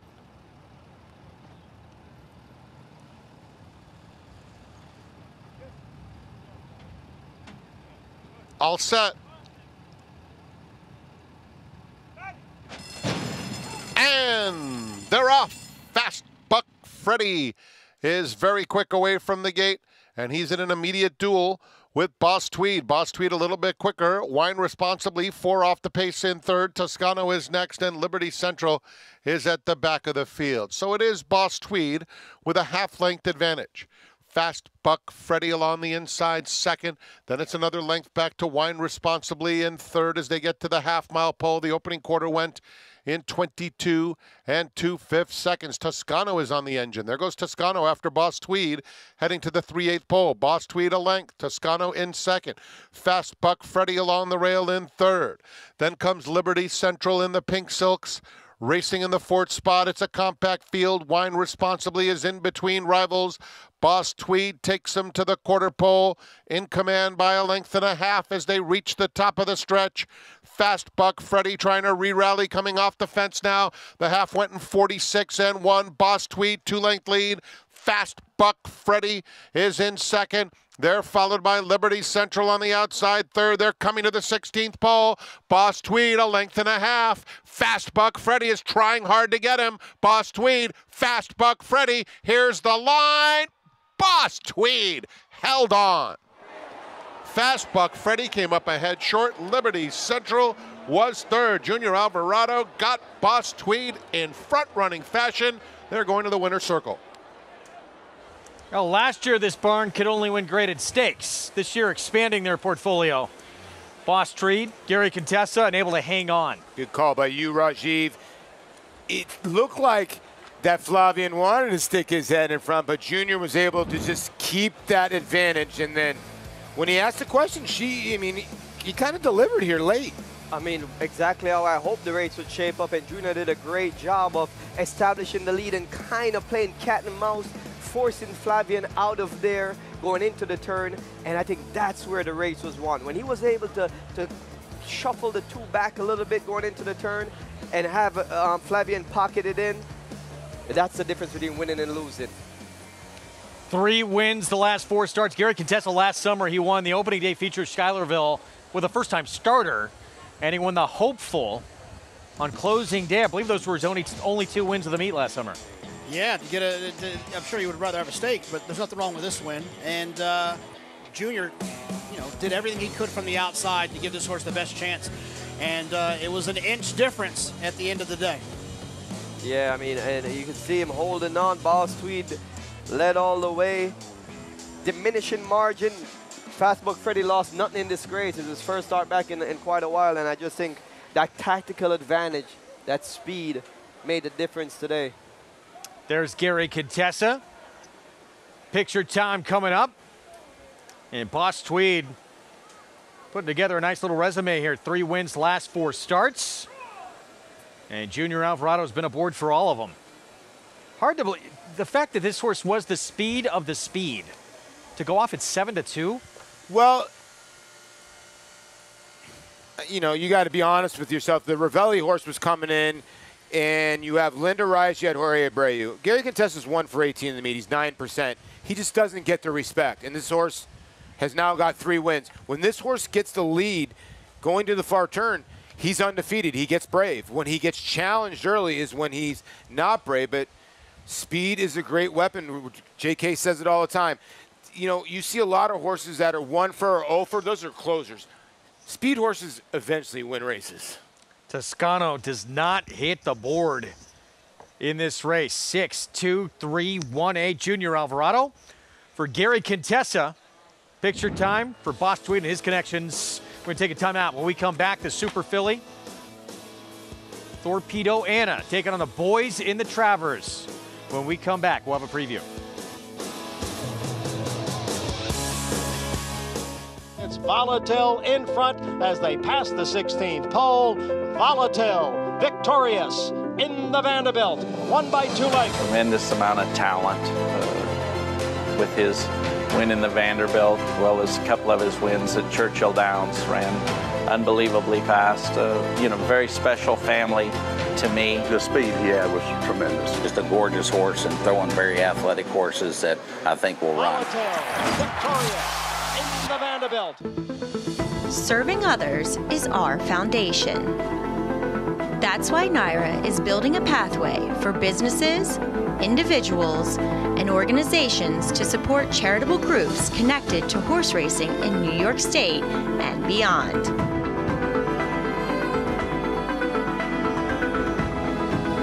The NYRA Foundation, supporting our community. There's a big, bold, beautiful world waiting to be explored by you and your friends, of course. But not just any friends, the best of friends. The kind of friends who let you do you. Because in this world, it's positive vibes only. And when you get in the zone here, you stay a while. These aren't just good times, they're the best of times. And your time is now. So come explore. Resorts World. Racetrack Television Network brings you every race, from every track, on every screen, every day. With monthly packages starting as low as $5, RTN gives you great value and access to more live HD streaming and race replays than anyone. Visit RTN.tv today to sign up and watch on almost any device, including Roku and Amazon Fire. RTN has packages that start at $5 per month.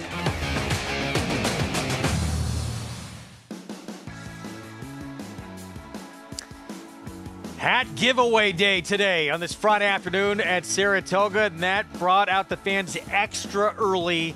Limited supply, guys. Was limited supply. Oh, that's a great picture right there. Yeah, limited supply as we get into the winner's circle here with Boss Tweed. Gate to wire. This horse actually is going to play way bigger than 7-2. Rajiv tried to tell us as easy as lone speed. Let's go to Maggie.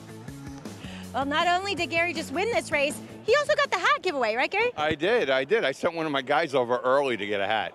Very smart. Those lines were long, but talk about Boss Tweed. You had to be really excited when, looking at the PPs, he looked like the lone speed on the outside. He did, and I was really excited by that. I had actually entered him in the turf race, and it didn't go. So it was nice to see how this race set up, having the outside. He's always drawn inside, and that doesn't help him. That hurts a speed horse. So I was very pleased with it, and he showed up today. Last time he ran, he was dead at the top of the stretch, and I don't know why. And since they don't tell us, we can only guess and hope he comes back and recreates himself, and he did today.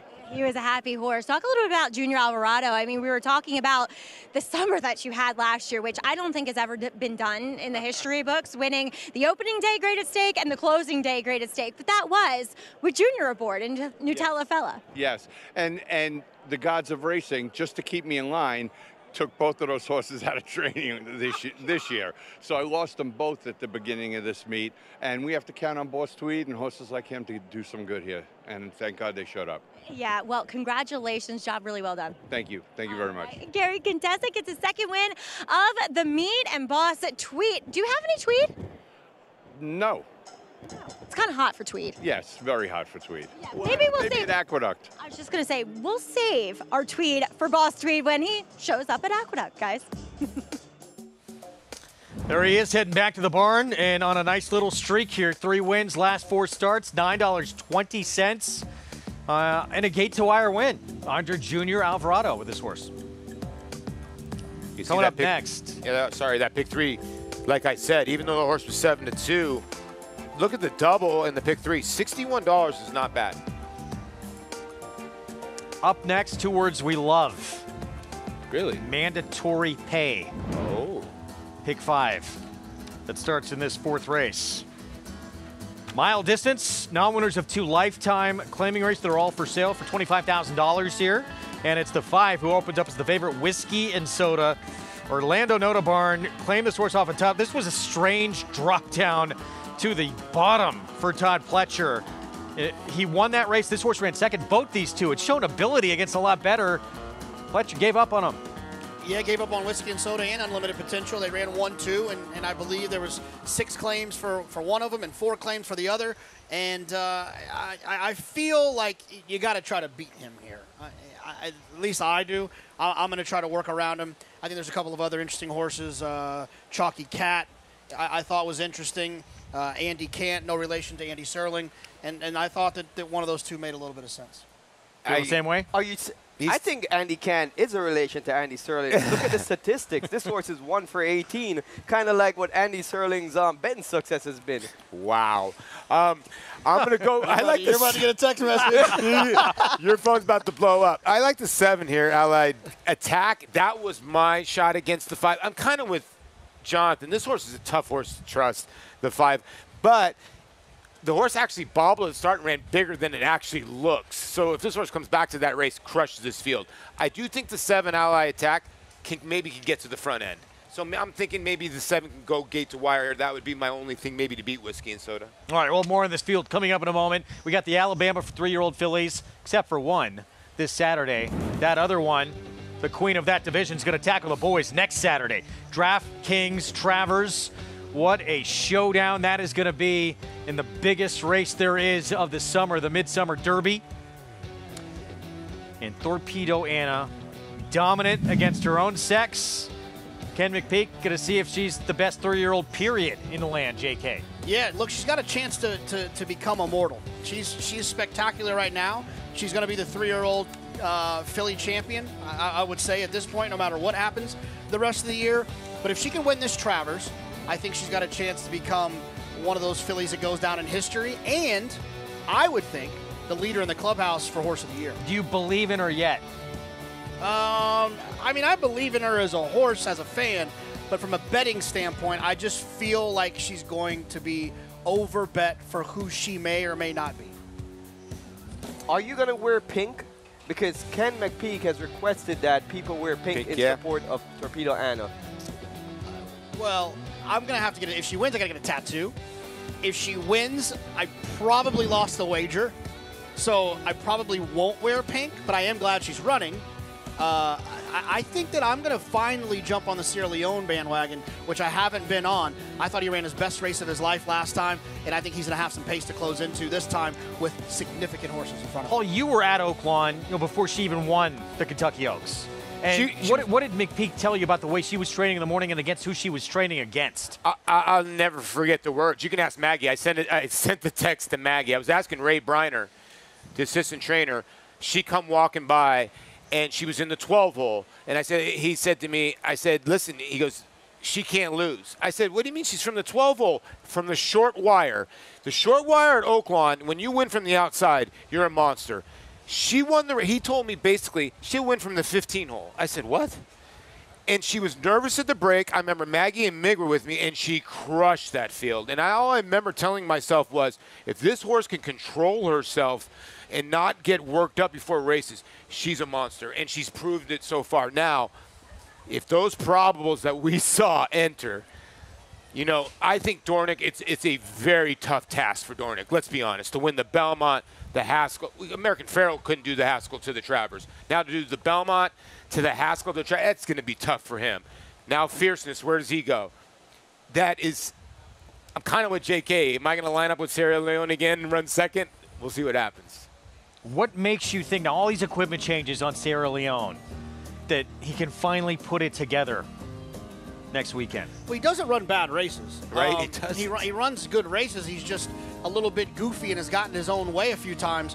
The reason I feel like this might be my turning point with Sierra Leone, I haven't picked him in a long time, probably since like the Bluegrass.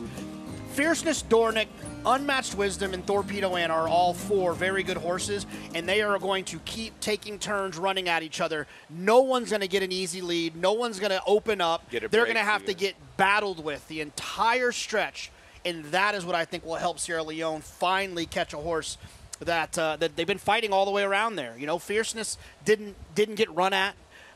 Mind Frame, and Dornick, they didn't get really run at. I think that's going to set up for him a little bit better. I think you make a valid point from a dynamics perspective, but my love for Sierra Leone is starting to fade a little bit because I took him last time. I thought it was his day to win. Fierceness was coming off a layoff. Everything lined up for him. He had a beautiful trip. Not a straw in his path. Got to save ground, got to duck to the inside, got to run straight. Everything. It was the defining moment to see where he really stands up. And he's a nice horse. He can win the Travers. I just feel like Fierceness is a better horse than him. That day in the Jim Dandy showed me that Fierceness, pound for pound, is a better horse than Sierra Leone. What a battle royale that is going to be next Saturday. Let's go to Maggie with a special guest. Here with Wayne Smith from Oaklawn Park, the general manager of Oaklawn Park Racing Casino. Wayne, such a pleasure to have you here in Saratoga. I feel like the whole band's back together as we were just talking with our cameraman, Kenny, who's also from Oaklawn as well. But let us know, is there anything new we can expect from Oaklawn this coming season? Well, and on top of the record purses again, $60 million in purses this year, over $900,000 a day. We moved the Southwest. So that's now $1 million race. So we have $3 million Triple Crown point races.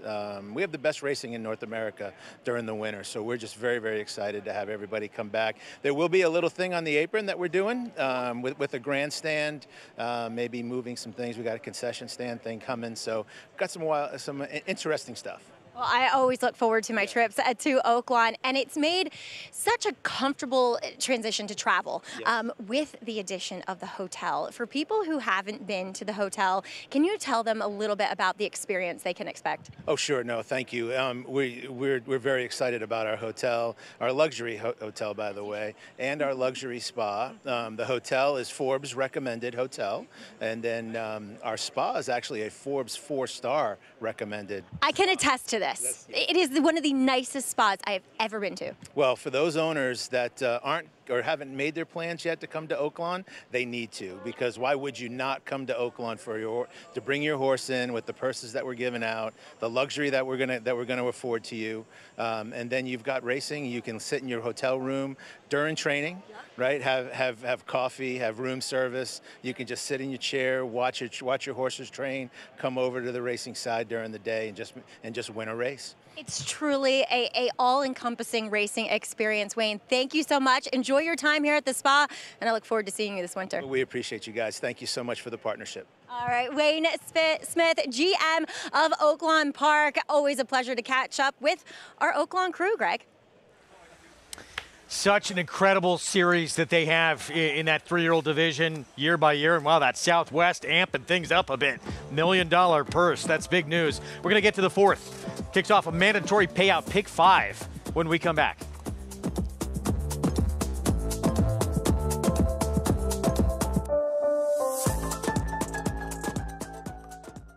This proven son of Giants Causeway has sired 7 millionaires. With over 10% stakes performers, his recent top runners include Tarabi, placed in the Grade 1 Spinaway and Breeders' Cup Juvenile Fillies, Grade 2 winner Plum Ali, plus these standout performers.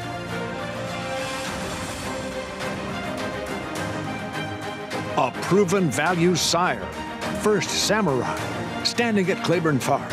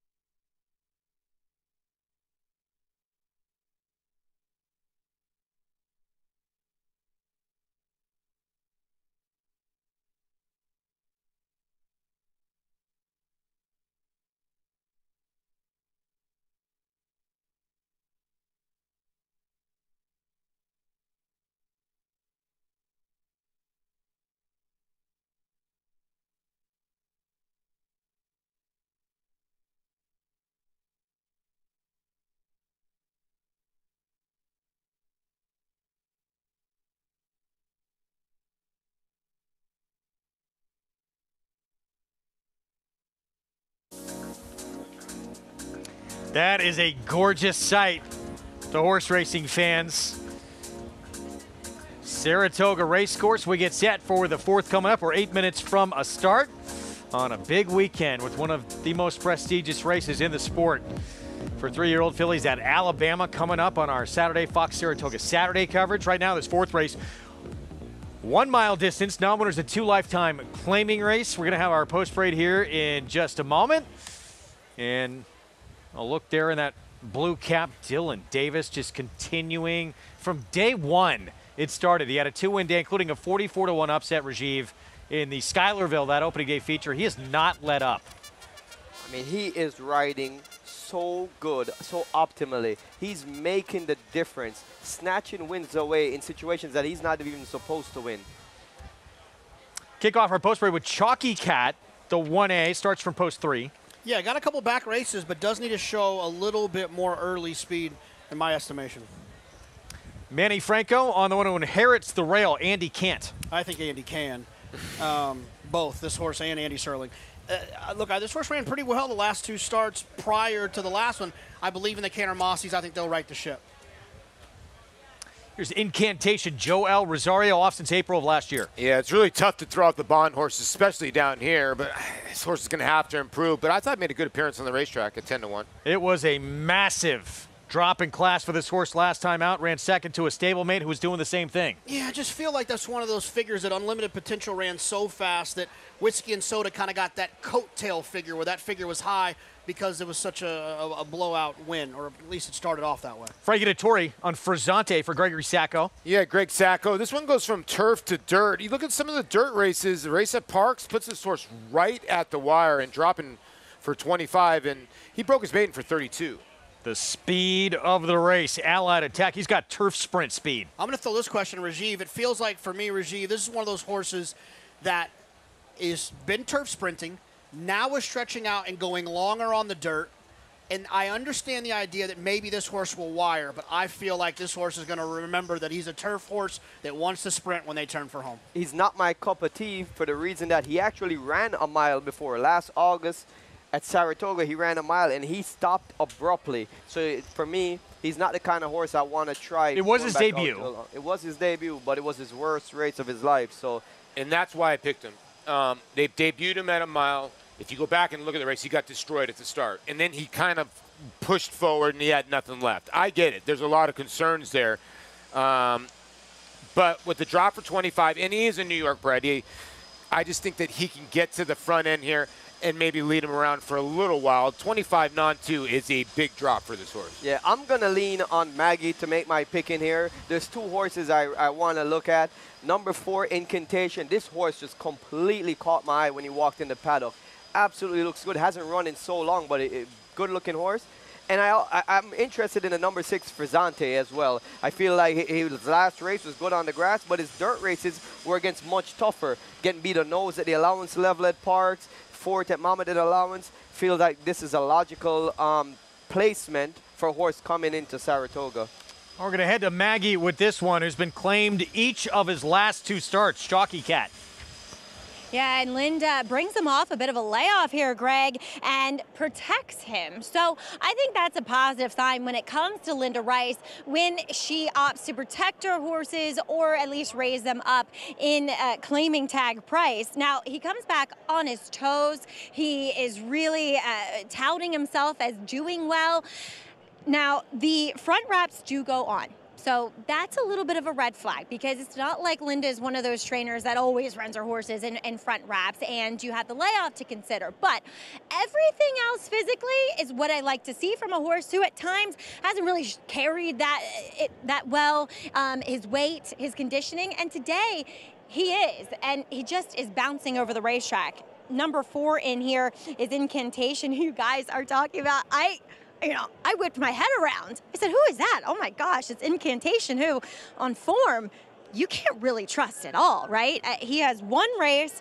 It was when he went gate to wire going a mile. He gets the mile here, but the rest of his races, they don't put him anywhere in range of handling this field.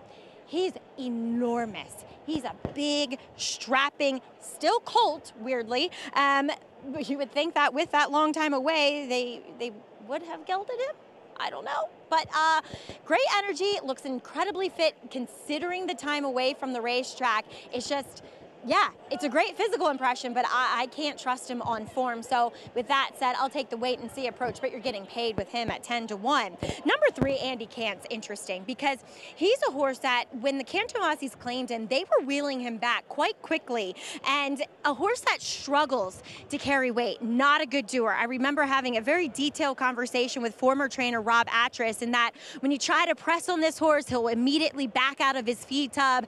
And so a horse you kind of got to finagle a bit. And I feel like the Cantomasis are good at that. Once they have a horse in their barn for a little bit more time, they get to know them, they figure them out, and I feel like they may have figured Andy Cant out. First of all, a mile is better than 7/8 because he was run off his feet, he got kicked back, and he sulked in that last race. Secondly, he's had time to recoup that weight that he lost off that quick turnaround. He's getting a very aggressive warm up from Manny Franco, which I think is imperative, and he's moving incredibly well. So not a horse I fully trust, because he is not that big, brave, bold type, but definitely better than his last race would hint at. And then we'll take a look at the outside runner, number 7, Allied Attack. Look, I've thought from the get-go that this horse looks like distance. So the fact that he's been a little bit better sprinting on the turf, okay. or that he broke his maiden sprinting on the dirt. Okay. Physically, yes, he looks like distance is going to be essential, but he worries me that he's more of a turf horse. He looks that way. He moves that way, that when he comes off the bridle, when Jose Ortiz, throws across at him, that he might just fall apart because it's dirt under his feet and not the turf. Greg. See what happens with that speedster on the outside. Fans enjoying this Friday action, this gorgeous weather, and one of the great weekends to be here as well on Alabama weekend. Listen, when I came to the racetrack, I was always on my father's shoulders. It's the best seat in the house. Everyone with one of those hats on, be careful, speed and fade, because they had to get here early to get those hats. Great day to come to the track. Yes. Just gorgeous today. As we get set for this fourth here. So I ultimately landed on a number 4 Incantation as my top pick. And I get it, his paper looks bad. But that's the reason why you're going to be able to get a price on this horse. Is trying to read between the lines. I feel like he's been off so long. I'm expecting a different horse than he's ever shown because of how he looks in the physique. I think this might be the day for him to sneak up and pay a big price. And if he's that good, you're never going to get a short price on him again. And look, there's big concerns too with the 9-5 favorite, as JK talked about him. It was a suspicious drop on a horse who'd shown ability last time out, and maybe that figure. Do you believe in the number? Well, I'm going to ask JK this. Did you think this horse would be 9-5? Yeah, because they had a fast figure. Well, no, I thought this horse would be closer to even money. Oh, I see what you're saying. You think he's kind of an overlay right now? No. Well, I think that's in the Yeah. eye of the beholder, right? I mean, for me, no. I'm trying to beat him, so no, I don't think he's an overlay. But if you like the horse, then yeah, I would suppose a 9-5 I think is what probably Paul an was okay trying to price. ask is if you think he's cold on the board, like he should be getting bet more based on the form. That's my worry with the horse. He's not really getting bet. Yeah, I would say he's a little chilly. A little chilly. Off of that performance, with that figure, he could be a shorter price. And there he goes. He clicks down one. Yeah, he's going to probably. And two, remember, he's not in the Pletcher barn anymore. True. Claimed by a barn that's 12%, but certainly they're capable. See what happens with this 8-5 favorite. So Whiskey and Soda, that was at 1 1/8 and got tired chasing his stablemate. We'll see if the shortening up to the mile makes a difference. There he is stepping in. Dylan Davis aboard. Here's the fourth, start of a mandatory payout, pick 5. Let's go to Frank Miramati. Frizzante. Allied Attack to the outside.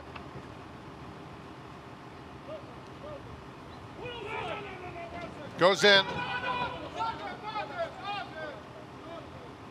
They're in the gate.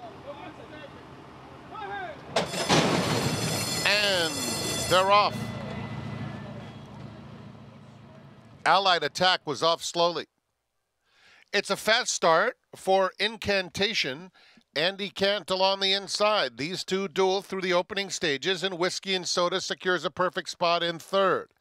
They're followed by Chalky Cat, who's down on the inside, 5 lengths off the leader, and that leader is Incantation. On the outside comes Allied Attack moving up after that slow beginning, and Frizzante trails. 24-3 for the opening quarter. Incantation leads the way. No breather, though. Andy Camp moves to engage in second. Allied Attack in the clear while third.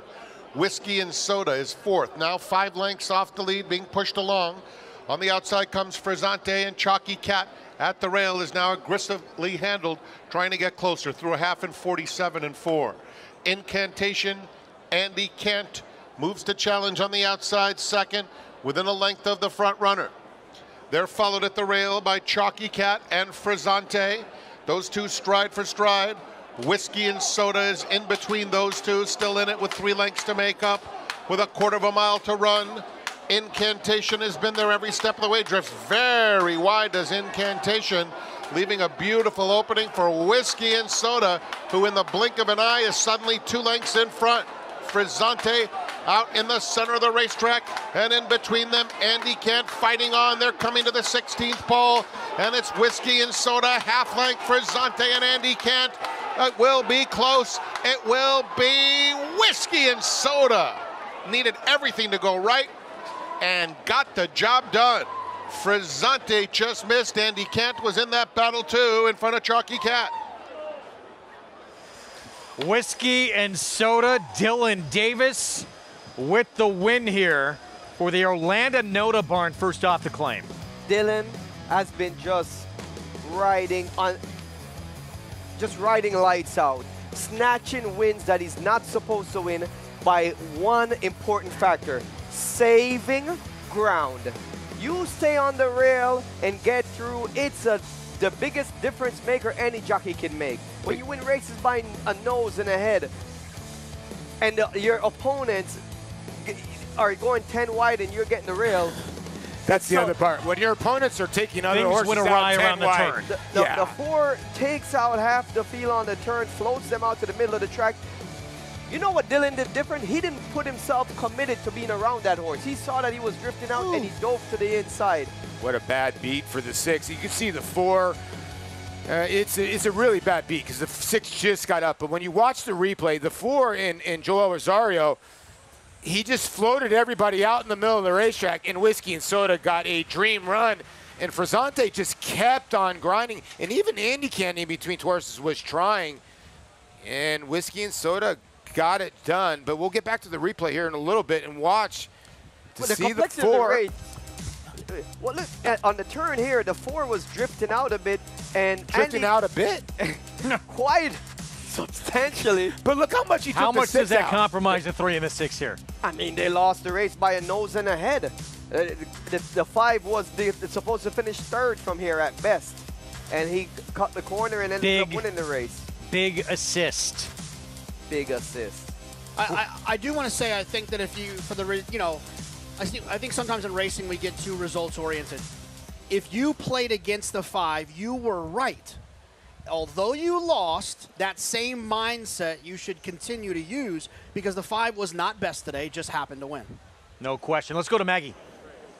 I actually have a question for Rajiv because I've watched numerous races, especially on the dirt, with Joel Rosario. When he's on the front end, he drifts countless horses, 5 wide, and every time somebody beats him up the rail. Raj, why is he doing that? That's a good question for Joel. I wouldn't be able to answer that. I will say this, that if you watch the Ride of the Week segments, we talk with Katie Davis and Dylan Davis, both won Rides of the Week. And one of the things that they talked about is watching for the cues of a jockey that's going to drift out and then taking that rail position. Dylan did it last week when Joel was on the lead, drifted off. Dylan came up the rail and beat him. Dylan is just waiting there like a hawk for them to float off the rail and dive into the inside. How much did you study tendencies of riders and knowing what positions they're in and what they're going to do? I mean, that was the thing that I premeditated the most. That's the way that you can observe that and know when you're sitting in the race what to expect.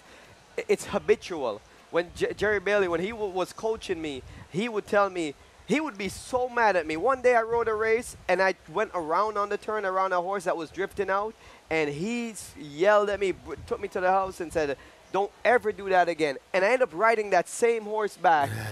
3 weeks later, at Saratoga, hugged the fence the entire way, got through, and won by a head. If I would have went around, I would have lost.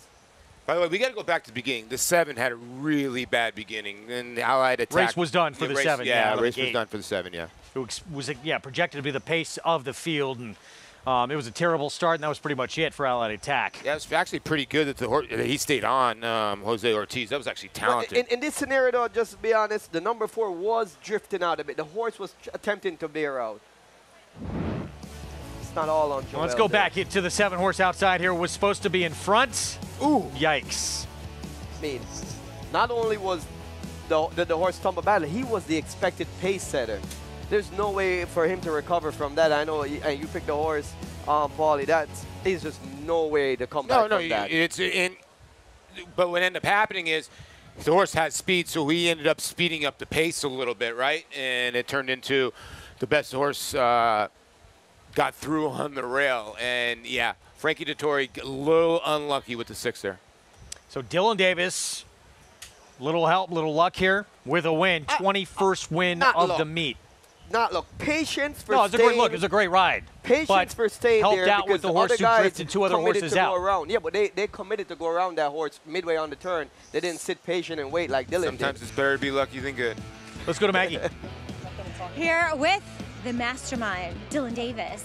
We were just discussing, you know, it seems like Joel Rosario likes to drift off the rail when he's on the lead, and you have exploited that tendency with success, at least in this race. Don't give me the frown face, because you've done it before, too. Yes, Mag. So I just wanted to break well. He's kind of a grinder coming from that route race. And I was happy with where I was at, but then there was a lot of riders that wanted to make mid-moves down the backside. I wasn't comfortable with that situation, so just let him relax a little bit and then get behind a couple of the runners and then get him into rhythm into the second turn. And, you know, I wanted to get out, but there was a couple horses there, so I just bided my time. And at the 2.5, Joel moved off the fence and tried to, I guess he wanted to keep his horse competitive, and the rail just opened straight up, and my horse was super game and just shot through there like out of a cannon, and all put his head right down there and just really started pushing. He loved every part of it. And then the 2 game horses on the outside, he was very competitive with them and able to keep his head up on the front of the wire. Dylan, we just have seen you riding very smartly, I think, as well. It's a component of your success that we've seen throughout the meet here. We were just talking about riders' tendencies and just kind of knowing who you're riding with and the cues that they give you to be successful at the wire. Yeah, I mean, that's given experience. So just been riding with these guys day in and day out every year, and I can tell you what every rider likes to do and doesn't like to do, what they do, tendencies, but I can't exploit it, so I use it to my advantage. It's like a house advantage, you know. I just use it to the best I can, and hopefully it's the right move at the right time, and I definitely need the horse when it comes to it. I respect that, not sharing all your secrets, and their secrets are winning and doing very well. Dylan, congratulations here. Thanks, Maggie. All right, Whiskey and Soda, well done off the claim for the Noda Barn, and Dylan with another winner, Greg. Alone in 4th in the standings, his tremendous summer at Saratoga continues. 21st win of this meet. Whiskey and Soda, $5.40 for the win. And as you talk about all the time, JK, geometry helps here. Comes into play. Saving ground is still one of the best things that a rider can do. And we were, and just to elaborate on a conversation we were having is that, I think what Dylan did was the right thing, and it was a great ride, and if he didn't do what he did, staying on the inside, he would have got beat. But he was fortunate, in my opinion, to have won that race, but that's what happens. That, what's that saying about when preparation meets luck, you win, because you know what I'm saying? You made the right choice. Yeah. I mean, I look at it similar to what you're saying, the fact that if all those things don't happen, he doesn't win. So he's very fortunate to win the race, but he actually made that fortune. He made that luck because one thing he did that a couple others didn't do, he was patient. He stayed on the inside, he waited, and a couple other guys committed to going around the leader, and they got floated out because of that. Yeah, he was lucky and good. Delivered a good ride, but got a little of an assist too. And was not on the best horse probably in the race, but his ride led to a victory. But like I said, there's been days where I've gone 4 for 4 in a baseball game and not hit a ball right on the button, and had gone 0 for 4 and hitting every ball on the button. Sometimes you got to be lucky. And we've all been wrong and got put up in a pick 5 or pick 6. It happens in everything. Yeah. We'll be back 5th to start off a pick 4 when we return.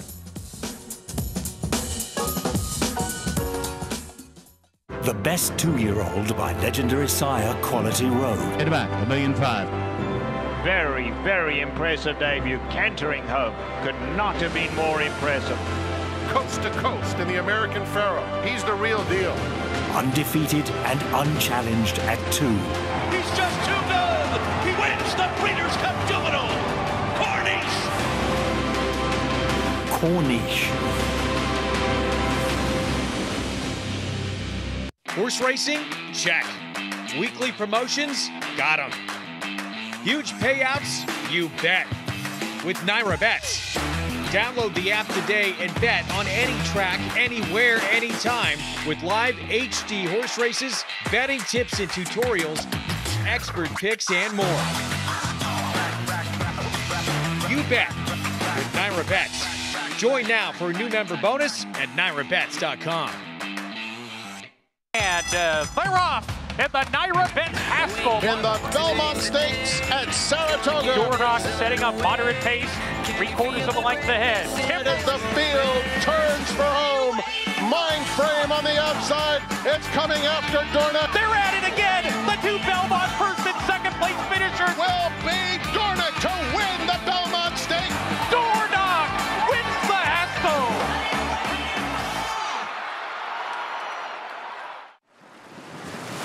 You have to be here to feel the rumble from 40,000 race fans. Mixed with the Pacific breeze, you have to be here to taste extravagance and witness greatness, race after race after race. You have to be here to take home a memory you'll have forever. This November, when the world's best come to Del Mar, you have to be here. Welcome to those just joining us on Bally Sports SoCal. Those already with us on our Fox Sports 2 coverage. You're watching Saratoga Live. Premier meet in the country here, and it's brought to you in part by America's Best Racing. For the love of the race, visit americasbestracing.net today. Greg Wolf, Jonathan Kinchin, Paul LaDuca, Rajiv Mirage. Stakes race still to come on the Union Avenue with Lilu still ahead, trying to get the first stakes win of her career. We just saw a little drama in the fourth, Whiskey and Soda. Dylan Davis, 21st winner of the meet. Yeah, I mean that's outstanding. You know, I mean Dylan, obviously one of the good riders in this colony. But I think if you started the meet, if there was an over/under on how many wins, the over would have already cashed. There's no way it would have been set as high it was as he's done so far. He's doing outstanding. I mean, he's been so consistent at Saratoga. Last year, 19 wins. Prior year, 19 wins. The prior year, 18 wins. So yeah, that was what he would expect to be.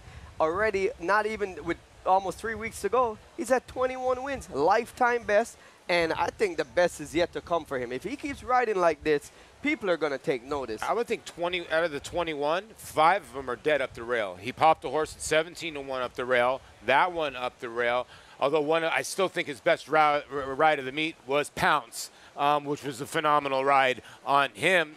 So he's been very, very aggressive, and here's the thing is, he's riding well on both surfaces. Really is. He's been one of the great stories of this meet so far. So is Whiskey and Soda in a race that just ran. 8-5 favorite, getting a win in the start of a mandatory payout. Pick 5, of course, big one coming up this weekend. Part of our Fox Saratoga Saturday coverage. 3-year-old fillies. Grade 1 Alabama presented by Keeneland Sales. $600,000 purse. And this really one of the heavyweight races there is in the sport, JK. Absolutely. I mean, it's one of the times that these fillies get a chance to go 1.25 miles. And you know what the 1.25 miles means to racing with the DraftKings Travers, the Kentucky Derby, the Breeders' Cup Classic. So it's always fun to see them running at 1.25 miles. And it's all about who's going to handle that 1.25 miles to get that Alabama blanket thrown over their back. And Paulie, take away Torpedo Anna. And Power Squeezes won 5 in a row. Yeah, the last 2 times she chased Torpedo Anna around the racetrack, she was 6th, but she was a good 3rd in the Acorn. And she really, it just shows you what Torpedo Anna takes out of you. That she was just able to get up by a nose here. The figure was not that great, but she did show some tenacity in here, and she is 5 for 9 lifetime. And she's one of the fillies that I think will relish the 1.25 mile distance. She has excelled since they stretched her out to her out of ground. She has that steady kind of grinding her gears style. Union Rags, Belmont Stakes winner as her stallion. She has so much to like for the distance where, you know, it's a question mark for many of these since only 2 horses in this race have ever even run at a 1.25 mile distance. It'll be fun to watch coming up on Saturday. Who's going to step up without Torpedo Anna in the mix? Who, of course, going to tackle the boys in that DraftKings Travers the following Saturday. Take a look at our Saratoga Saturday schedule on Fox. So Alabama tomorrow, DraftKings Travers, that Midsummer Derby. 2 great ones still to come this summer. And we hope to see you tomorrow starting at 3 Eastern time. Time for our Modelo performance of the week. Little argument how to pronounce this horse's name. I'm gonna go with Helena's Forte. I'm gonna stay out of it. I'm staying out of it too. This was outstanding. This was vintage Irad. I guess you could say vintage. He sits there in his outside position right now, and you'd think he's gonna stay out there, but he had other plans, Rajiv. Yeah, well, Johnny tried to blindside him on the outside and force him in, you know, race riding, and kind of had him where he wanted him. Alina's forte looked like she was kind of not liking it being in there. Irad stuck to his guns, took the pad that was in front of him, which he had to dive down to the rail to get that pad, and ultimately that was where he won the race. Funny enough, he was upset last week. He thought that was the ride of the week. But it ended up being Katie Davis. It was so hard to choose between those two because this was such a phenomenal ride. Had he ever tried to fight back and try to force Johnny off of his shoulder, that contact and that momentum loss would have really cost him the race. He took the only path that he could really take, which was dive into the rail. That decision made him win it. That is a slim opening. Modelo brewed for those with a fighting spirit, and I think that man represents a fighting spirit probably better than anybody in this sport. How does it feel like going through a tight opening like that down on the inside? Well, you know, the first part about it, the initial going into there, it's almost like, well, I hope nobody ships in front of me. That's the first thing. And secondly, you want your horse to be able to be confident in there. Well, once you get in there, then the feeling is real good when you win. We'll be back. We'll get to this fifth from our Friday coverage. When we return, we're 12 minutes to post. We'll be back with a Paddock Report post parade right after this.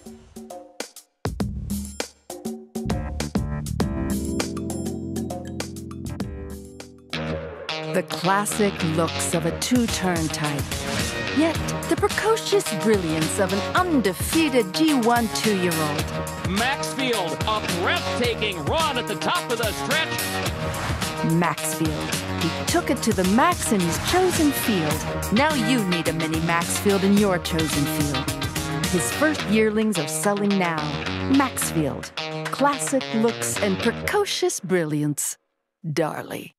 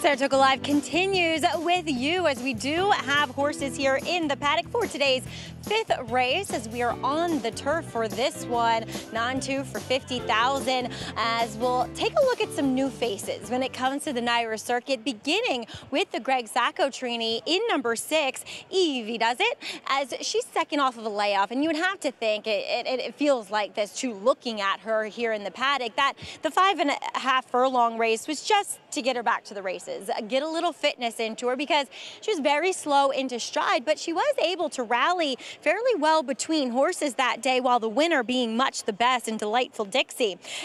Evie Does It is a little bit more of a heavier bodied filly, and she, I would say, definitely needed it.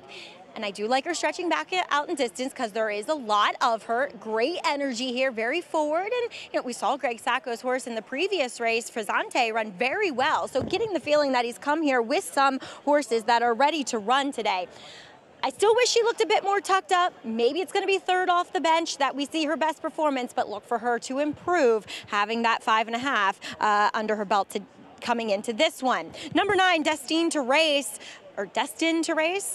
not sure, is a daughter of Cairo Prince. While the Dam Bruised Orange, she only won 1 race. That was her debut. She was Wesley Ward trainee, going 4.5 on the dirt at Keeneland. Her better races came on the turf, and she primarily spent the majority of her career on that surface. And this filly has only run on the turf once, and that was at good old Kentucky Downs, where I feel like you can immediately put a line over any turf race there and just take it with a grain of salt, because this filly really looks like a turf horse. As she'll come off an extended layoff for Linda Rice, she was bobbling a bit over that surface, but the strip she was running over looked to be a bit chewed up, and also there's those undulations there. Now she's going to have to deal with a course that has given it here at Saratoga, but at least it's a level course. She looks as fit as Linda could possibly have her today.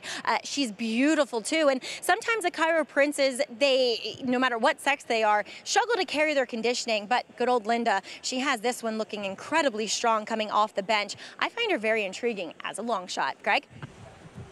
11:01 right now on Destined to Race for the Linda Rice Barn. Favorite outside, Chad Brown's Sacred Image. At 3-1 on the board, it will shorten up from 1 mile and 3/8 last time out, JK. This feels like a bad bet to me, Sacred Wish. Excuse me, not Sacred Wish, Sacred Image.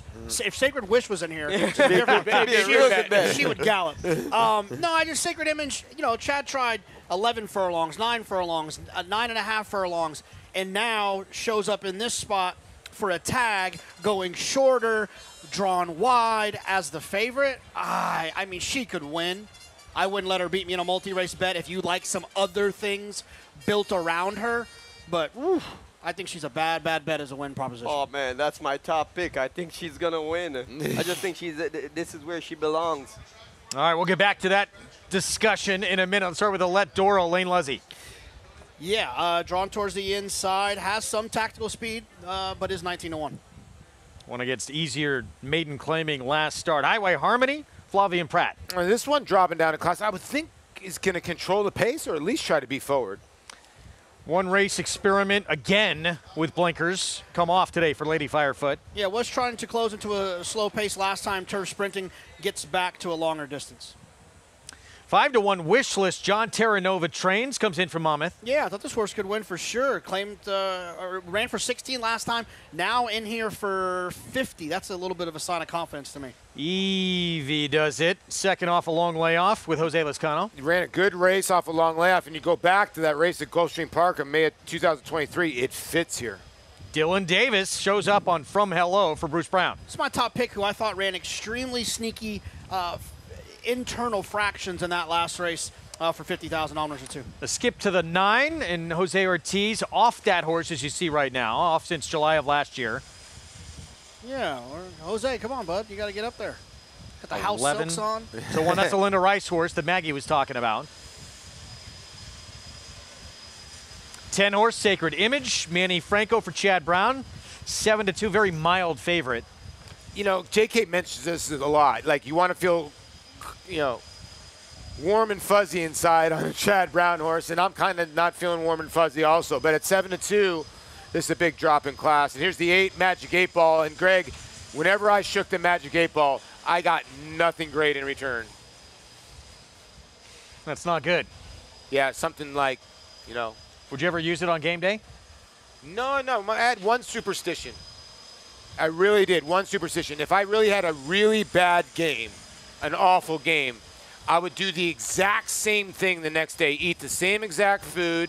I would just do everything the exact same, because 2 negatives make a positive. I was a math major. I'm sorry. I was wondering where you're going with that.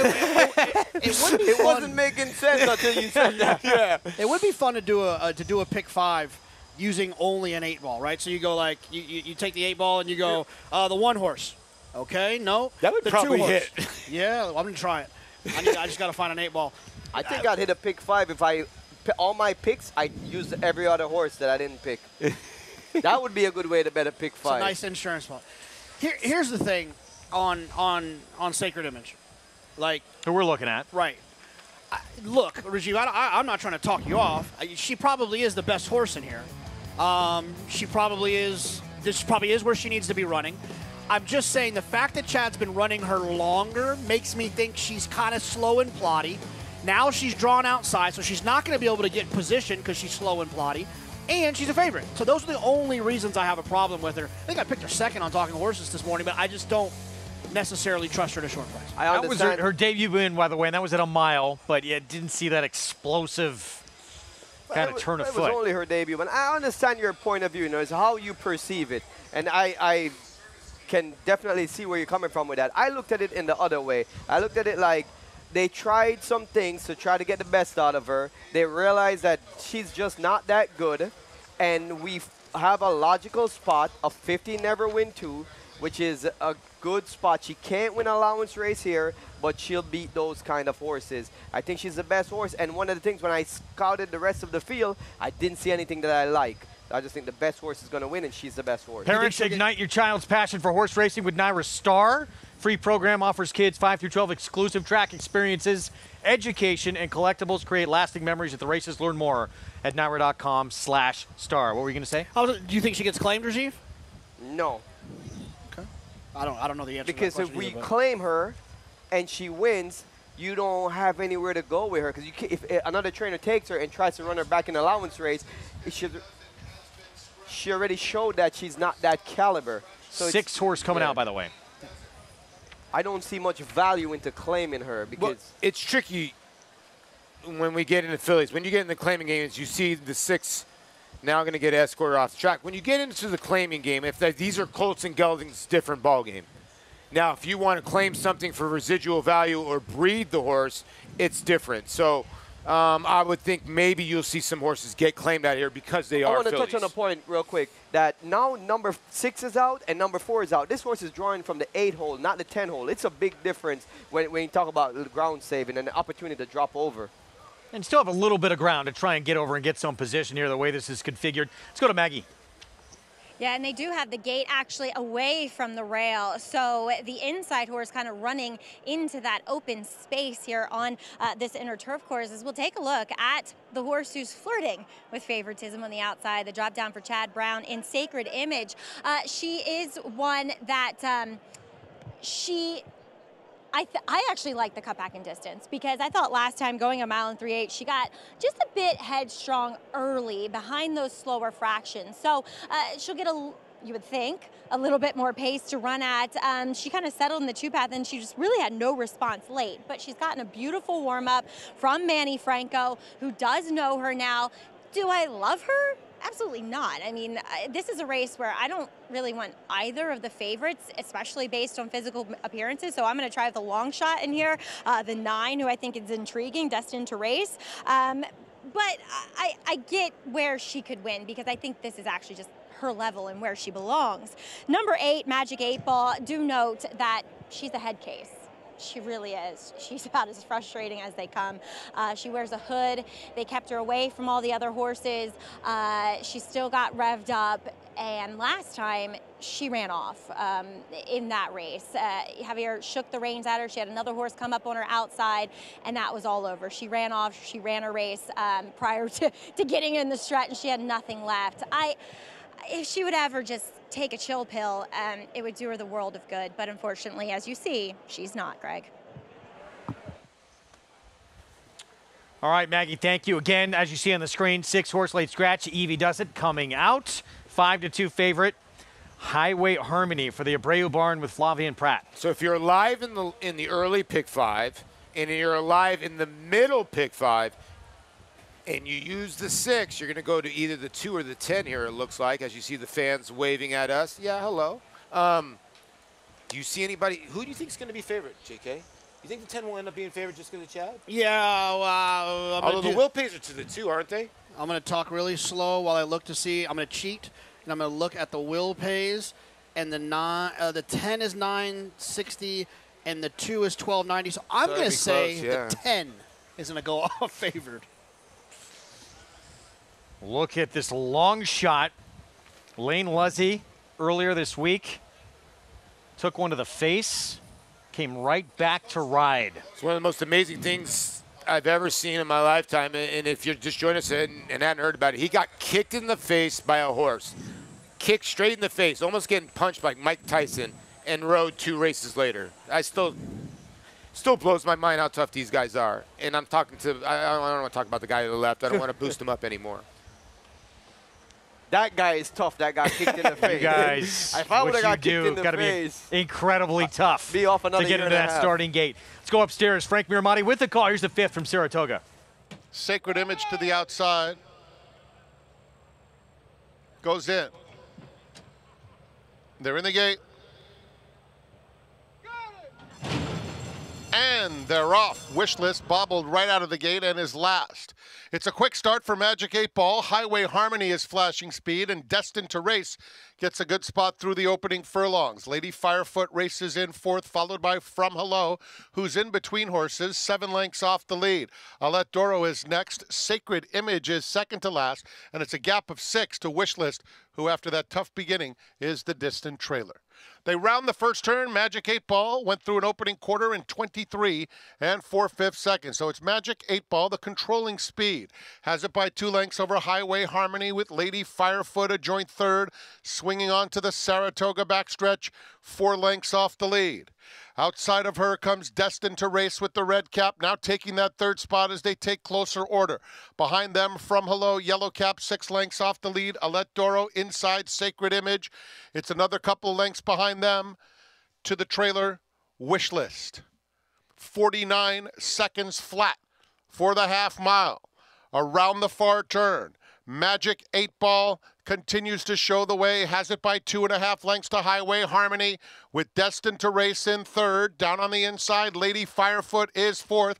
From Hello 5th. 3/4 in 1 minute 13 and 2/5 seconds there at the top of the stretch, and Highway Harmony is up to take the lead, chased intently by Lady Firefoot, who's coming after her in 2nd. From Hello moves into 3rd. Wish List, Magic 8 Ball drops out 16th pole. Highway Harmony narrowly up alongside is Lady Firefoot. Lady Firefoot grinding away. Wish List flying late.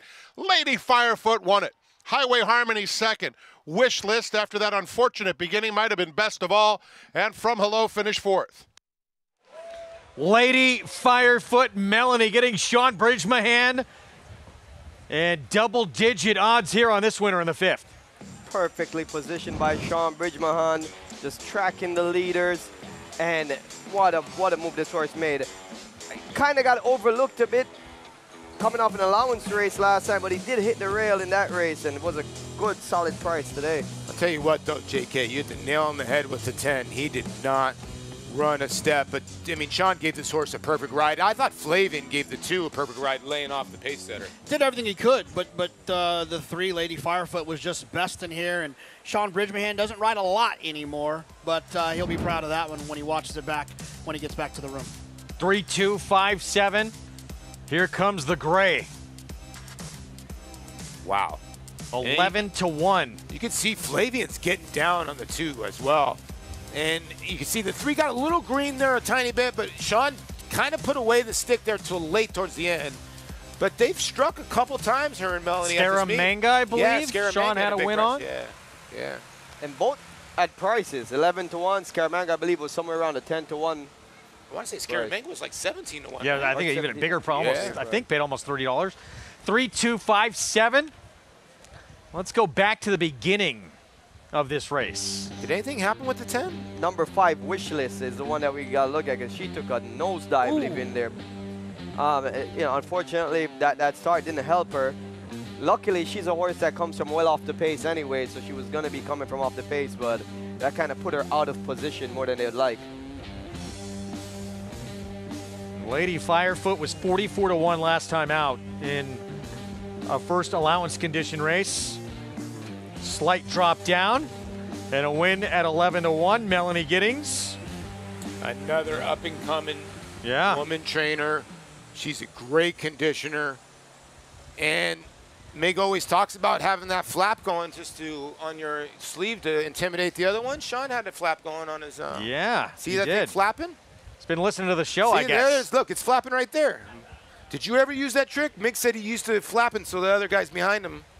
Right now it's flapping, and Sean's horse is trying to take off with it because he's hearing the flap going on. I don't know how that worked. Well, that worked for Mig back in the day. The double-edged sword of the flap on the arm.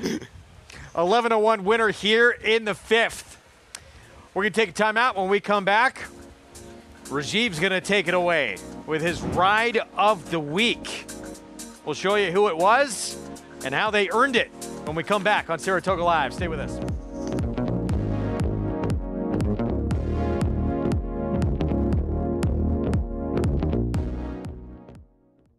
Twirling Candy, proving Lane's End's stallion-making tradition. Twirling Candy has seen success on the track and sales rate, siring multiple Grade 1 winners and millionaires, including Exalted, Beyond Brilliant, Gear Jockey, and reaching 7-figure yearling and 2-year-old sales. By the legendary Candy Ride. Twirling Candy, a leader of his generation. Adelphi Racing Club offers the unparalleled excitement of owning thoroughbred racehorses at a fraction of the cost. We're not just a syndicate, and our members aren't just investors. We are partners.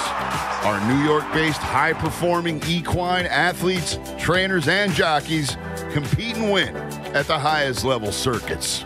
Contact us online to get a taste of the Adelphi difference and come hang with us this Saratoga meet. Folsom from last to first in the mat win. And Folsom is flying to the finish. Folsom is taking the front and Folsom kicks for home. And Folsom sticks his neck out and runs to the wire. It is Folsom! It's Folsom in front, and Folsom wins the Governor's Stakes.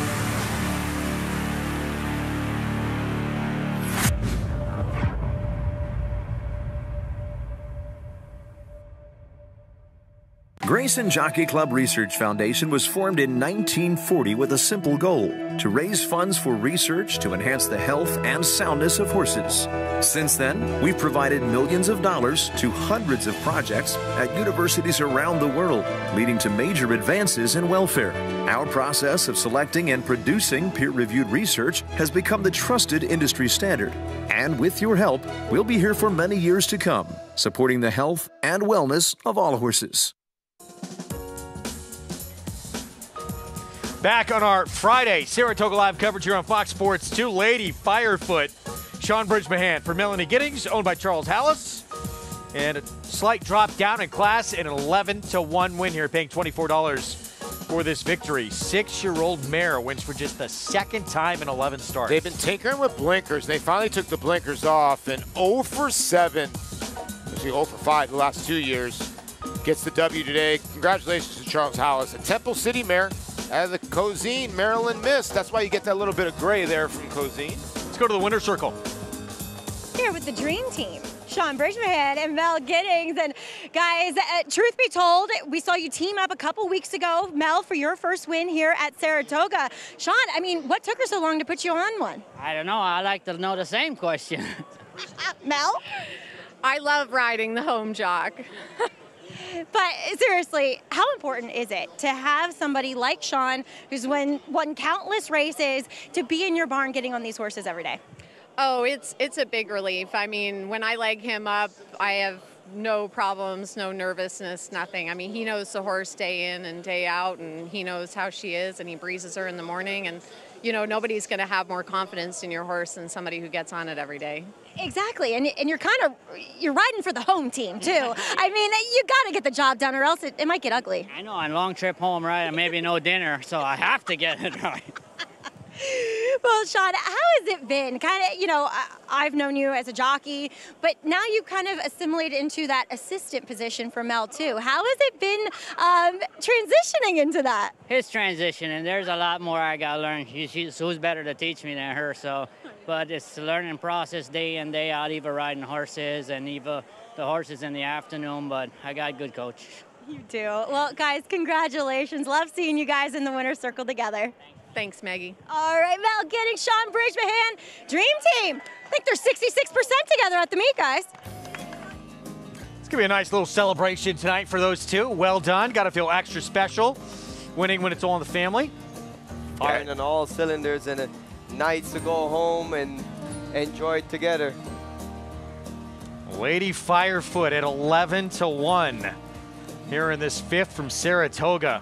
And shout out, Paulie, you like this horse quite a bit. You even said as they were loading up, tried to put me on this one. Yeah, I just thought that she had a good shot in here and she was going to get a decent trip. And Melanie is a very good trainer. Race 6, start of the pick 6. 6 furlong sprint, New York bred, $30,000 maiden claiming race for all for sale for that price. In this one coming up and early on Braca.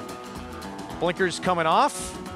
8-5? Wow, a lot of money right now with Joel Rosario. I can't believe the one's not favored, and not favored in the double either. So I thought the one, Mama's Midi, would be favored in here. This is a wide open race, so I thought it was tough if it wasn't going to be who I thought was going to be the favorite, the one, but 9-2 right now. You getting pressure from everyone, Raj, about who you're making ride of the week when you go back there in the jocks room? Yeah, it's becoming really fun. You know, everyone's trying to win the ride of the week. I know these guys take pride in their craft, and you know it's very rewarding for them to win the ride of the week. So it makes it a little bit even more exciting. I wonder what all these presents we're doing on this set. Katie Davis, this week's honoree for a ground-saving trip on the grass.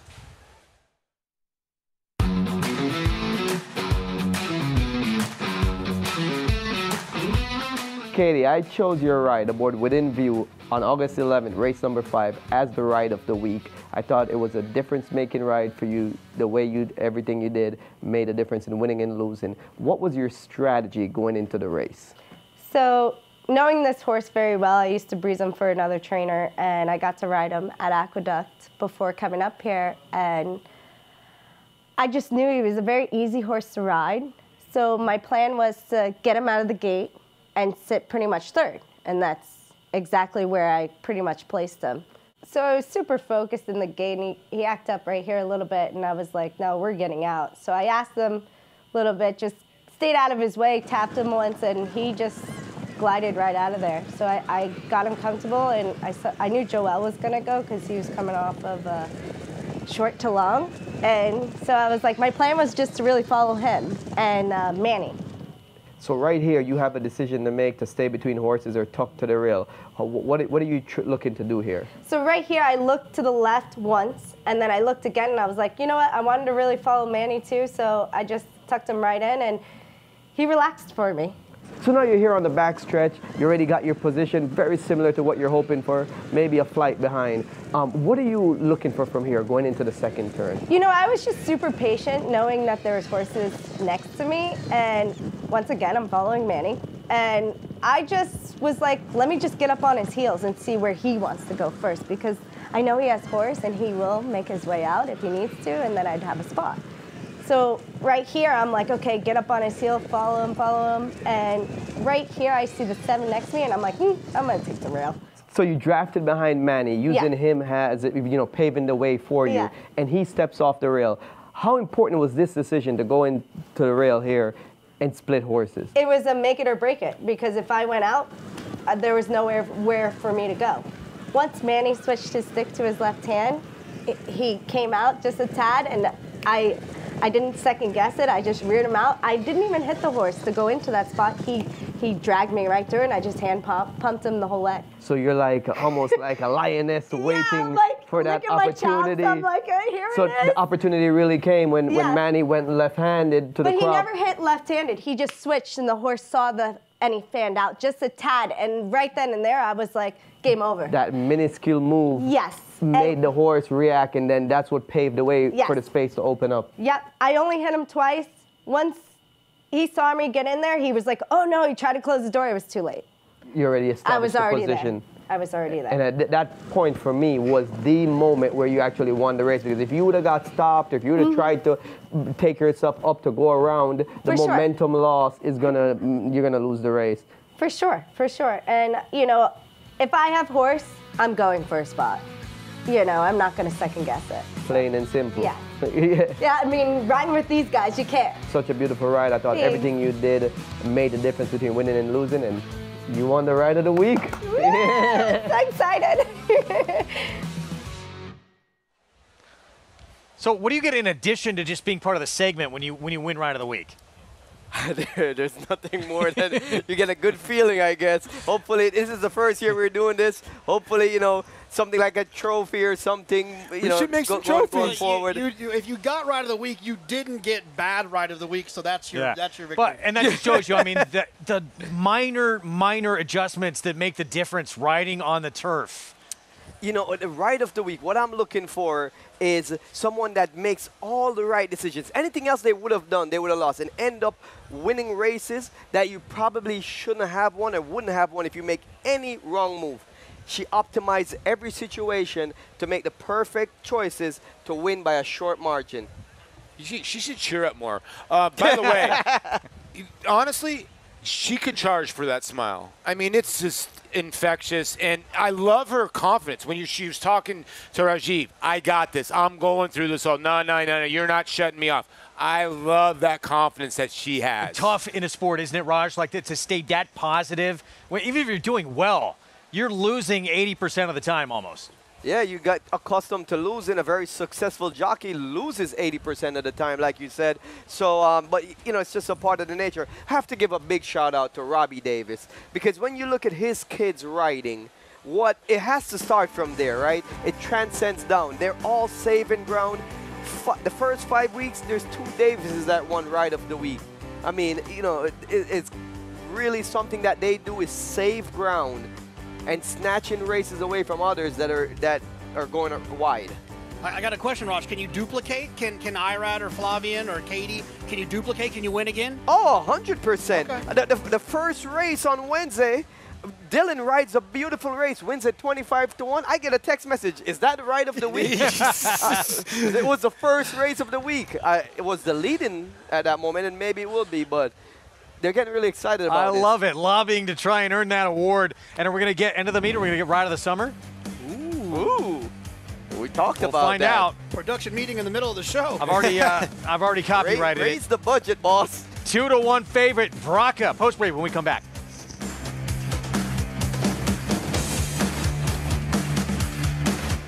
The sun shines bright on Caraconte. His first crops of racing age are showing brilliance on the racetrack with a high percentage of stakes winners. His versatility is evidenced by winners on all surfaces across the globe. Spandarella could not have been more impressive. The sun shines bright on this value sire. Fair down 25, fair down 25, fair down. Thank you. Right here, 525,000. Caraconte, standing at Gainesway. You just have to get in the seat of a John Deere Gator XUV 835M. Not because of the spacious cargo box. We're always picking up rocks out in the field, and the hydraulic bed has been really nice. Or because it can tackle any terrain. It can handle anything. Not even because it tows up to 4,000 pounds. We can pull things around easily. You just have to get in the seat, because something about being this productive just makes you smile. It's made life a lot easier. Learn more at johndeere.com/getintheseat.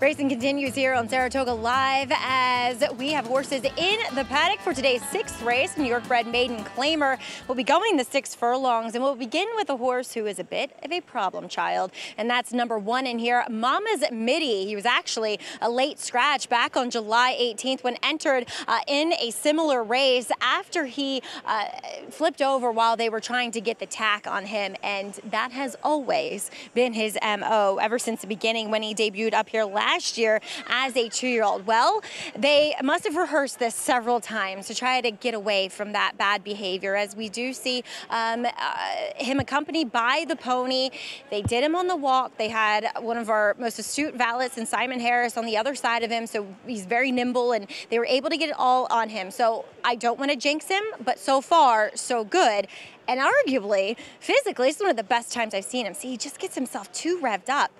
That being said, I like the turn back. I think a mile's too far. I know he's run okay going a mile in the past, but physically he's built more like a horse that gosh, Mama's Mitty, relax. You must know I'm talking about him.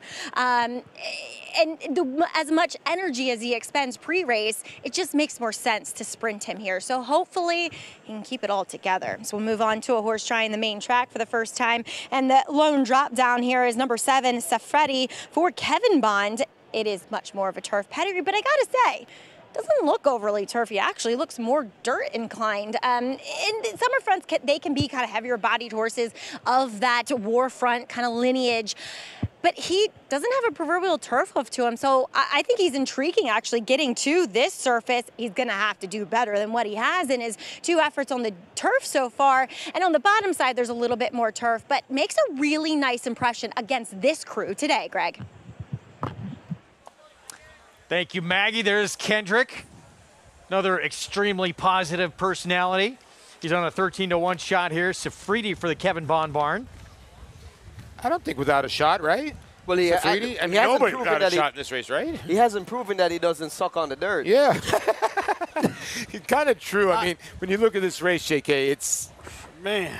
I mean, I like the 6, who I picked. I didn't think this horse would be 2-1. Did you? The 6, 2-1. No, I did not think that. I do not like the 6. Sam, I am. Should anyone be, I mean, it's tough to make anyone kind of a short price in this spot. Mama's Mitty, meanwhile, is it just that mile race end of last year that's, I mean, you see Vetriano 2 back. Vetriano's I a just think monster. a lot of people, they hate to forgive a bad race. You know, sometimes you got to draw a line through some races, and especially in a race like this where it's state bred maiden 30s. And if you just draw a line, if that race was never run. Talk about the last race for Mama's Mitty to 1. If the race was never run, that last race was the 1, that horse would be 1-5 in this field. Well, I mean, for me, the horse is... Or at least 4-5. Yeah, favorite. The horse has been single digits in 3 maiden special weight races. The horse has run 2nd in 2 maiden special weight races, and the figures are right there with everyone else. So that's why I thought the horse was going to be favored. But I don't know. The 3 has a fast number last time, but it kind of stands out compared to the others, depending on Timeform US. And I don't know. This is a tough race, and now I'm really confused. And the way they're betting. Look at post-parade coming up, not going to be favored either, according to the doubles. Here's Mama's Mitty. So, yeah, bad race last start. The best company lines of anyone. Yeah, but like I said, this horse has been bet in maiden special weight races. There's got to at least be a little bit of talent. Irish Tides, first-time starter. Yeah, by Frost Giant, out of a good, tough mare. New York bred through and through if you're looking for a newcomer. Doing it in Causeway, 0 for 13, becoming a professional maiden. Yeah, ran well last time on a sloppy racetrack. It's going to have to duplicate that here. But it's 7-1. I don't have a problem paying to figure out. Four Eyes was 48-1 at this level last start and ran like it. Yeah, he did. His best start was off the bench where he didn't run bad in an off-the-turf event. Maybe he can get back there. Iriman, Flavian Prat, excuse me, Charlie Baker. Shout out some of my friends on the A train down at Aqueduct. But look, this horse was wide all the way around there last time, hoping he'll run better here today. It's Joel Rosario on the favorite, blinkers coming off. Yeah, get bet two here, Brock. Another one by Central Banker. And Heart of Warrior Racing here represented. Here's Kendrick on this 12-1 shot, getting on dirt for the first time. It's hard for me to take horses that are dropping that were 80-1 and 65-1 in their first 2 starts. And a first-time starter at least has done nothing wrong. Disco dancer outside. No, and is kind of getting played, right? We did see a disco partner run well on the turf, which he was. He was a great turf horse. We'll see how he does with this horse on the dirt. We have to do a crash course real quick in patois, Jamaican patois. Oh, yeah, it's Irie man, not Irie. Irie. Irie. Irie. Irie man. Irie man. All right. I want on that trip next year, Raj. Yeah, you come down to Cayman and Spug, you'll come back with dreadlocks. Rajiv, you know I used to have dreadlocks? Really? I'll show you a picture, and everyone at home can hear you laugh. Can we get a graphics card of it up on this? Are you going to tweet it out? No. Yeah, I will. Yeah, I'll tweet it. I just got to find it. Here's the namesake. That's my top pick, Ironman. What'd you like about him? I like the cutback in distance. I think he's got a dirtied up form. He's better sprinting. His last race he was routing. Finished 4th by 7 lengths. He had a wide trip. 2 starts back, he was 3rd going 6.5, where he got bumped at the start, shuffled back. I think Flavien is going to be able to get him in a better position today. There's not much good horses in here, not much speed. I think he's going to be able to stay in contention and then wear them down. What's going on with Pratt here with this horse? Well, Pratt wants to take him away from the pony, warm him up, because he wants this horse to be ready to go when the gates open. He's been a little overly keen. Seems like he has a sensitive mouth. When Flavien pulls on the bridle, he's throwing his head up a little bit, but he's got him settled now. So 5-1. Charlie Baker Barn trying to get his first win of the meet. I wish people could see what I'm seeing right now. There's the reaction to a JK with dreads. Wow. I'll tweet it. I'll tweet it. You got to tweet that one out. Unreal. Wow, you're kind of fresh. Bring the dreadlocks back, JK. This was last summer? No, this was college. It's going to Twitter right now. Sorry, it's going to Twitter right now. Wow. So 2-1 favorite on your screen here, Joel Rosario for the Oscar Barrera Barn. Let's go to Maggie. Wait, JK, hold up. Don't just put it on Twitter. I think you should run it as a poll.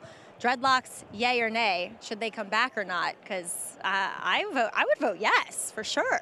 So we'll check in with the first-time starter on the outside for Antonio Arriaga, and that is Disco Dancer. A son of Disco Partner, he typically throws some gray horses, as he was himself. The dam was unraced. There have been 3 of 4 foals, have won races, but on very, very modest level. This guy looks fit, looks racy, is acting professional and sharp. I just wish he was a little bit more, I don't want to say, I just wish he would move, was a better mover. He's at the right level, I think that, and the connections, Antonio Arriaga isn't a household name, but I do think he does a great job. So I think, it's hard to gauge how live this horse is, but what I can tell you is he looks ready. That's for sure, mentally and physically. I landed on the 1 here because so far, so good for Mama's Midi. Probably acting better once he got out on the racetrack. Like I said, it's a fine line with him, but physically, this is one of the better times I've seen him, and I just think he fits really well with this crew. Greg? Pretty steel gray. Son of Disco Partner, he was so fast on the turf. 105 and change, going 6 furlongs in the Jaipur. He had multiple races when he went sub 107. He was crazy fast. 105 and change actually just sounds unreal. Sounds like we're fabricating this. Like, can a horse really ever go 6 rounds at 105? He did it. Won it back-to-back years. So we'll see if this one can get it done on the dirt for that horse who most think of grass sprinting, but we'll see. Tyler Gaffleon will be aboard from that outside post here as we get set to kick off this pick 6. This sequence, JK, today in the pick 6. Can you make things skinny anywhere? I love tax implications. Love, like, you guys are on the show. You get it when you're walking through here. Everyone's asking you, who do you like, who do you like? That's been my horse today. Tax implications. Then they ask me which race, and I say, I don't memorize it. Just tax implications. It's race 8, mile on the turf.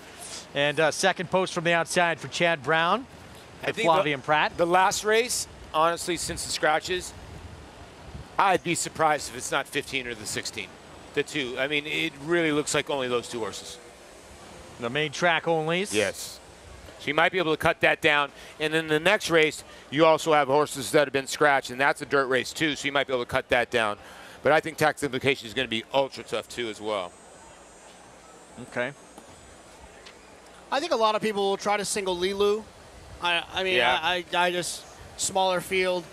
But I tell you what, if you single somebody in the 10th race, you're a braver person than I am. I think that race, I think there's about 6 horses that can win, and I mean, I think that's a tough spot. As many times as I've been on the show with you and many races we covered, I've never heard you talk about loving a horse as much as you've loved tax implications. You've always been reserved and close to the vest. Yeah, I just, in a race where I think a lot of people will try to use some other, that horse stands out to me. You're not looking to try no alternatives. No, I think that there's other horses that could win, but the way that I'm going to approach it is not using anyone else. See this huge long shot, this 2-horse acting up a touch. Starting gate crew will attend to Irish Tides and try and load without the rider. Is that a good and tough mare? This one's trying to be the second horse out of 144 first-time starters for Randy Prasad to win. So you're saying there's a chance? Actually, I'm saying that there's not. And there's Omar Hernandez Moreno waiting to hop aboard. 4-year-old first-time starter by Frost Giant. Big number. 9-5 favorite. 7th start for Braca. Pick 6 starts here. Let's go to Frank Miramati. Here's Disco Dancer to the outside.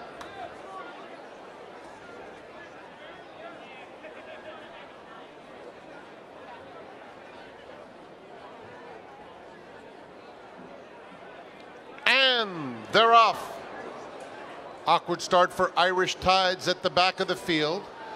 Braca is out quickly, joined at the rail by Mama's Midi. Mama's Midi is a little bit quicker, and Dunedin Causeway comes away in 3rd. Ironman Racing in 4th, followed by Safredi 5th and 5 lengths off the lead. Disco Dancer. Irish Tides now inches up. The trailer is 4 eyes. Mama's Midi takes him past the half-mile pole through a quarter that went in 23 1/5 seconds. Has it by 2 lengths. Braca moves up to take 2nd, and Safredi is right up and on them in 3rd. Dunedin Causeway rides the rail in 4th, just 3 lengths off the lead. Ironman has lost some ground, racing 2 clear of 4 eyes. Irish Tides is next. The distant trailer is Disco Dancer. They are at the top of the stretch, and Mama's Midi has a 2-length lead coming to the 8th pole. Dunedin Causeway, though, is a big, dangerous threat, and up alongside Dunedin Causeway on the outside, and Mama's Midi 3 lengths back. Ironman is rallying belatedly. 16th pole, Dunedin Causeway, and Mama's Midi. It will be Dunedin Causeway to prevail by 3/4 of a length over Mama's Midi. Ironman an oncoming 3rd, Braca 4th. The most experienced runner in the field, that's usually not a good thing in a state-bred maiden claiming event, with the win here. It run well last time, and I don't know, just maybe got some confidence back. That number kind of came out of nowhere, but got a nice trip in here. Rajiv sat down on the inside and then produced for 1 run once they came into the stretch. What has been his Achilles heel early in his career is that he broke slowly. He's always getting disconnected early. He was able to have his best start from the gate today, broke really sharp, which made him right on top of the pace setter. And that's where he kind of won the race. When he was able to stay close to the pace, not getting disconnected from the leaders, he would wear them down from there. Yeah, he really showed some heart there, and you can see the connections. They are pumped up. Jennifer Paragello and Luna Racing Stable. It just shows you when you win a race here at Saratoga, Greg, it is special. Good pick by you too, JK. First ever win. That's awesome. For Jennifer Paragallo here at Saratoga. It shows you, yes, at this special racetrack, what it means to win here. That's awesome. Any kind of race. She's crying. She's crying. It's crazy. Jennifer spent many, many years dedicated in the weeds with the horses, being, you know, hands-on. This is great. Yeah, exercise rider, groom, and moving her way up. as a trainer, to get a win at Saratoga, you can tell she's wearing it on her sleeves right now, the emotions. This is great. Soak it up, well-deserved. And this one runs very good here in the 14th time out. Finally get a picture taken. And again, Louis Rivera riding well, JK, no? I mean, look, that was a great ride, absolutely. Yeah. And it's the moments like this that you know, I think really drew at least me and a lot of us to this game, is that the wins feel so good because it's so hard. It's hard to win races, and it's hard to win races as a trainer. It's hard to win races as a rider, and it's hard to hit races as a bettor. And that's what makes this place so special, is that it's challenging every day. But when it works, when it goes your way, there's nothing that feels better. Well put.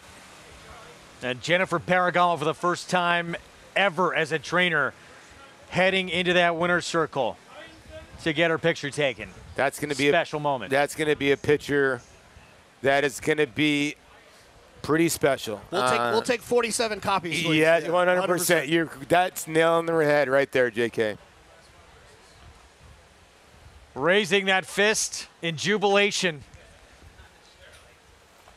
Don't leave too quickly. Take your time. Well, you can stand there as long as you're right. Wow, right? So a 9-2 winner to start off this pick 6. Before we sign off, Paul, you're going to put together a bankroll play? Yeah, and I'm going to challenge that 10th race, okay? So I do think it's the most difficult race on the card, but I do like a horse in that race, and a horse that actually JK picked in Monmouth 2 starts before for Glendale Farm and Jack Sisterson, and it's Wrigleyville. And here's the horse that last time he ran, he kind of got backed up a little bit, and I thought he made an early move into the pace. And it says in the form that he got to 3rd. He actually hit the front of that race and actually opened up about a half a length. Then he got run down by everybody. I think he just made too early of a move. Now, you do see the 3 and the 8. They're both horses that are coming in from sprint races. They should be the speed. I'm hoping that Tyler Gaffalione, the new jockey aboard him, can have him sitting in a nice spot. And I know Jack likes the horse, and I know the horse is very talented. Big pedigree on that filly, too, in that 10th race. That is a tough one. If you can find a separator in that spot, good luck. That gives you a leg up into pick 5. That's it for us. For Rajiv, Paulie, JK, I'm Greg. Back to Maggie. Oh my gosh, this is such a special moment for the woman to my right, Jen Paragallo, your first winner here at Saratoga. As you said, you're just describing the feeling that's going through you right now. Tingle. My mom texted me. She was hoping she makes out the races. I hope that my mom gets to watch the race. I don't know if she's here or not, but Sean here, my mom is good friends with Sean. And I mean, I have so many friends and so many fans. I don't want to let anybody down, but my horses are hitting on every cylinder. They're doing great, and they're home. This is their home track, and this is my hometown. I was just going to say, you used to sell the paper with your mom on the backside. How full circle moment is this? I never wanted to train horses. I wanted to be a jockey. I've done it all. I've owned horses, trained horses, been work in the offices. I love racing so much. And we're here, right here, and this is unbelievable. Unbelievable. I mean, as you said, you've been waiting for this, though, because Dunedin Causeway, he got close last time. Yeah.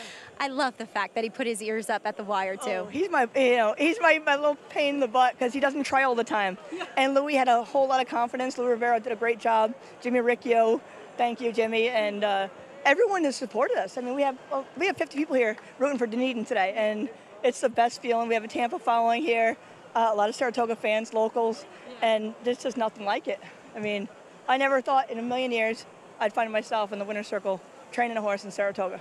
Here you are. It feels like the Travers to me. I mean, I can't even describe the words. As it should, Jen, how do you celebrate a win like this? At the barn. Really, that's with my friends, and we're not going to go out and party tonight. We're not going to find any fancy restaurant. It's going to be watching Dunedin eating his dinner and sitting around the barn and just saying, holy geez, we just did it in Saratoga. We did it in Saratoga. I mean, we beat all odds. I mean, you're a walking dream come true. Yeah, I mean, I'm on cloud 9. I mean, and I thank everybody that's helped me get here and everyone that supported me through the whole thing. I mean, it's a team. It's a team effort. Richie and Micaiah, they're by my side. We have a very small stable, and every horse is hitting the board, and they're all running great. And I mean, to Saratoga, just shoot. Hard work, making that dream work. Jen, massive congratulations. I know you have several people waiting to congratulate you, and I think I'm the 50th person she's given a hug to. Jen, so happy for her. I can just feel the energy coming off of her. But Dunedin Causeway delivers and delivers emphatically. Getting her picture taken by the legend Barbara Livingston now, as she rightfully should. Dunedin Causeway, though, going off 9-2. A decent price on him, so you get $11.20 for that victory. Luis Rivera. JK liked him today, I think. You're paying attention, girl. I think Andy Sterling loved him last time. I don't think he liked him today. Andy, what are you doing, Andy? Andy off. That's the best move in racing. No, I'm kidding. It's been pick on Andy Day. We'll leave him alone. But after this win, it's hard to believe that there's more great racing to come, including the Union Avenue, where we'll see Lilu, see if she can handle the New York breds here for Ignacio Correas. She's coming up later, and a lot more racing to come.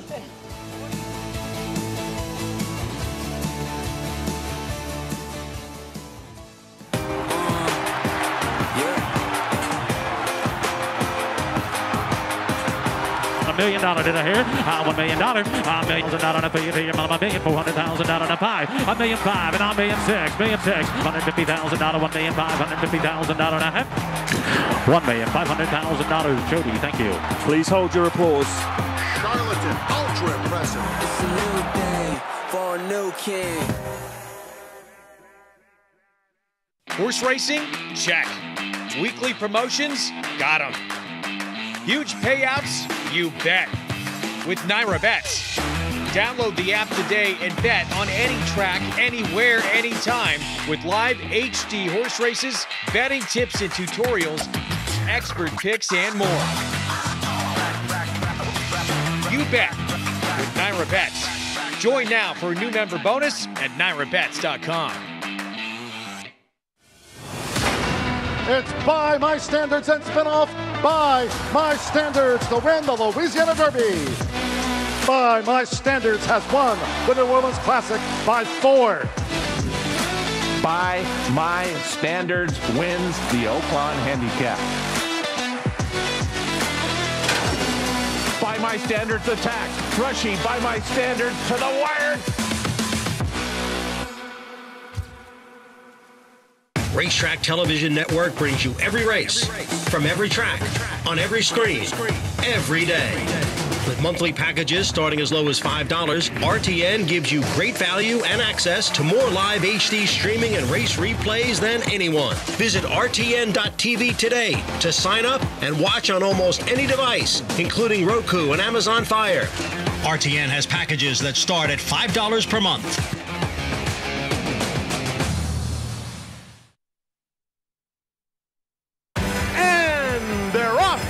Saratoga.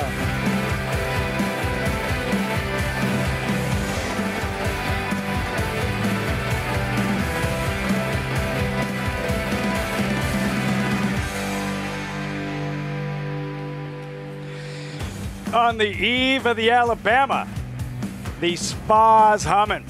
This crowd, this party, one of the best every summer. Many here today.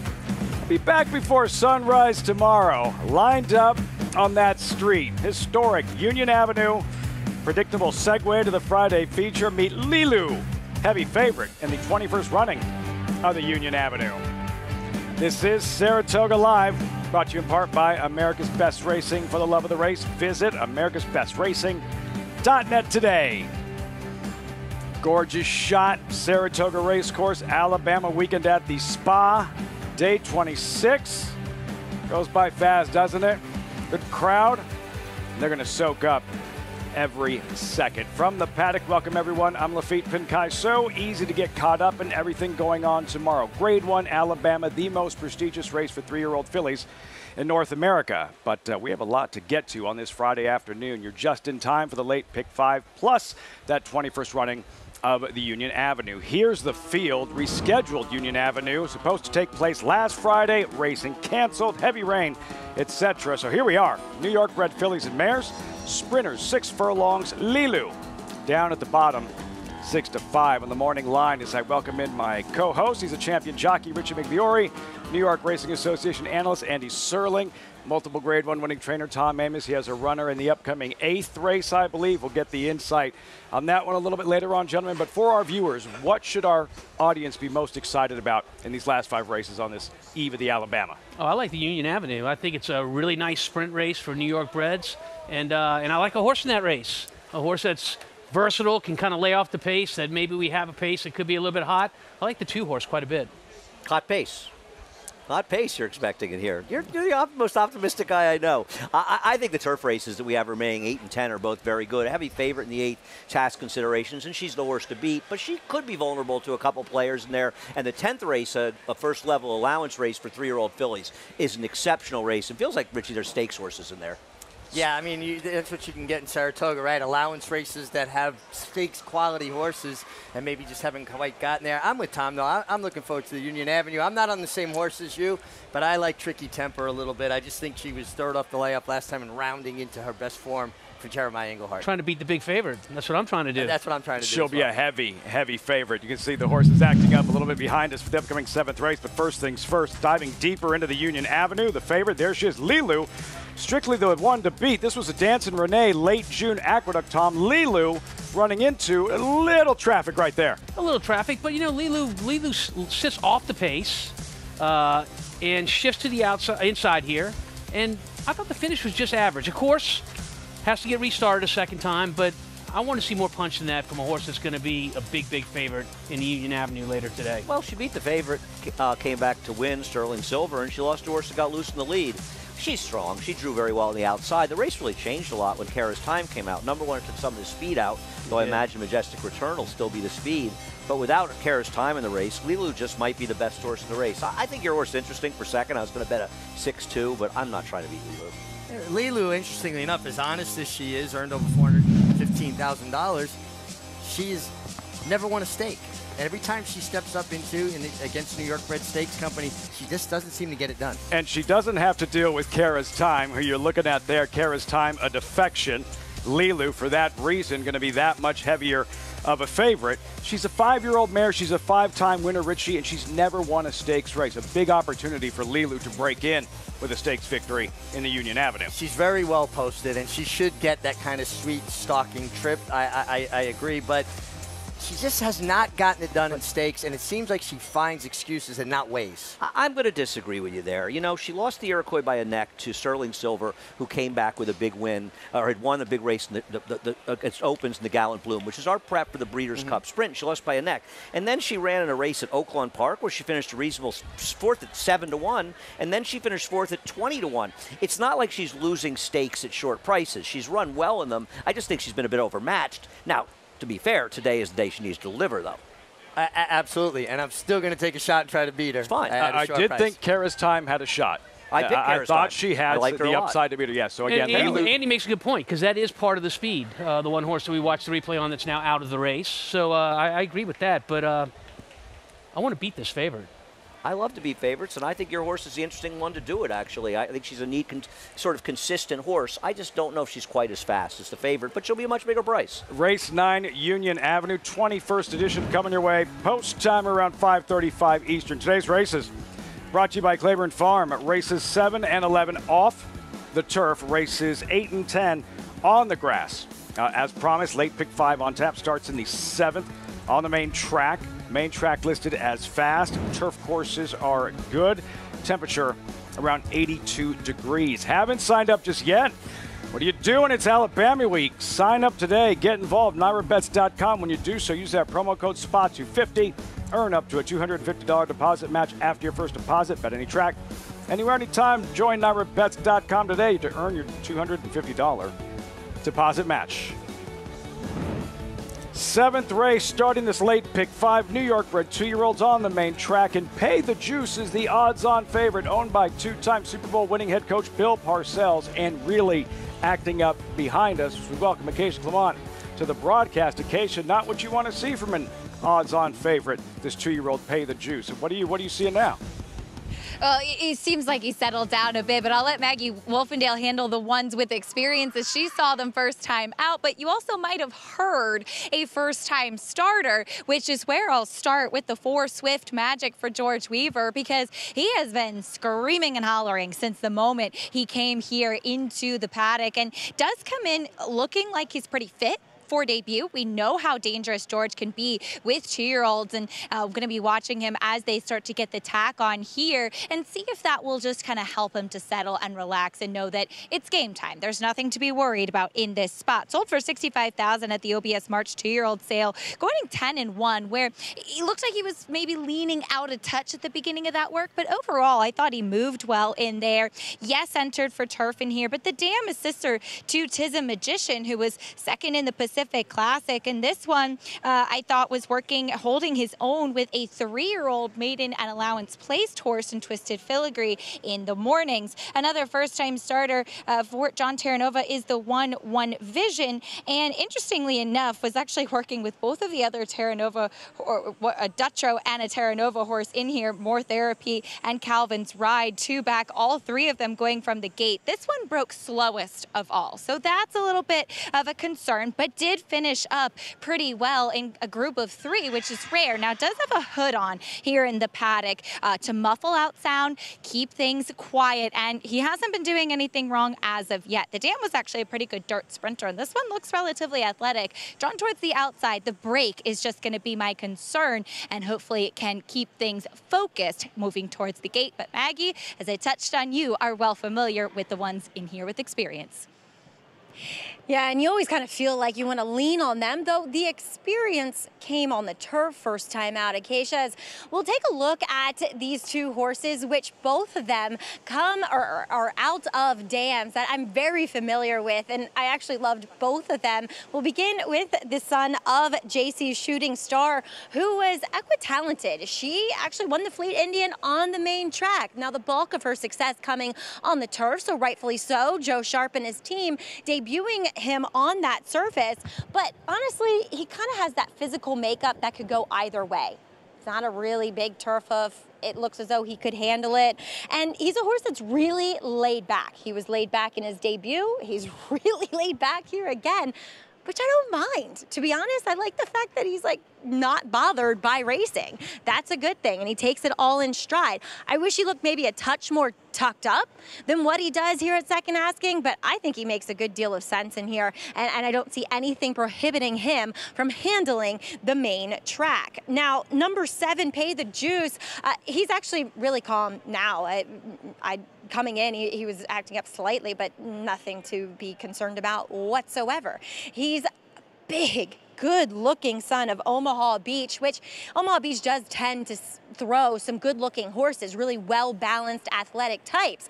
The only problem with him is, now I mentioned that number 3 Army Proud could look a bit more tucked up, maybe, but he has. The thing is Pay the Juice has not. I mean, he is a big, heavy horse, and it might just be him overall. He does have more of a turf hoof and a turf look to him, but the pedigree suggests that he could go either way. As a dam, she was a stakes winner going long on the dirt, and Omaha Beach can get a dirt sprinter. So there's pedigree to back him up, Lafitte, but he just looks more turf man. Big boy, menacing. Our Shug, I'd keep my distance to Pay the Juice. Owned by a 2-time Super Bowl winning head coach. Owner of a live one in the 7th, Bill Parcells, ready to watch. Pay the Juice, great name. 9 to 5 morning line favorite, now 1 to 2. That's next on Saratoga Live, the late Pick 5 in 10 minutes.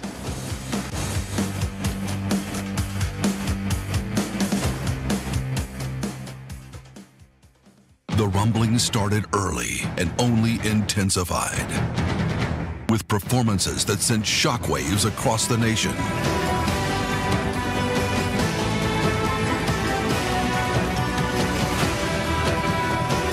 At the center of it all, Epicenter is at the top of the 3-year-old class in the Run Happy Travers. Epicenter, 3-year-old champion by Not This Time. Coolmore America, home of champions. Good afternoon, ladies and gentlemen. On behalf of the management and staff of Keeneland, I would like to welcome you to the September yearling sale. Good to have you back with us. It is the marketplace. It's electric. Quality in quantity. Some of the absolute best horses. These are the horses we're going to be cheering on in the next 4 or 5 years to come. It's shareholder to win the Norfolk. Dornick win the Belmont Stakes at Saratoga. Randomized in a dramatic photo finish in the Ogden 5th.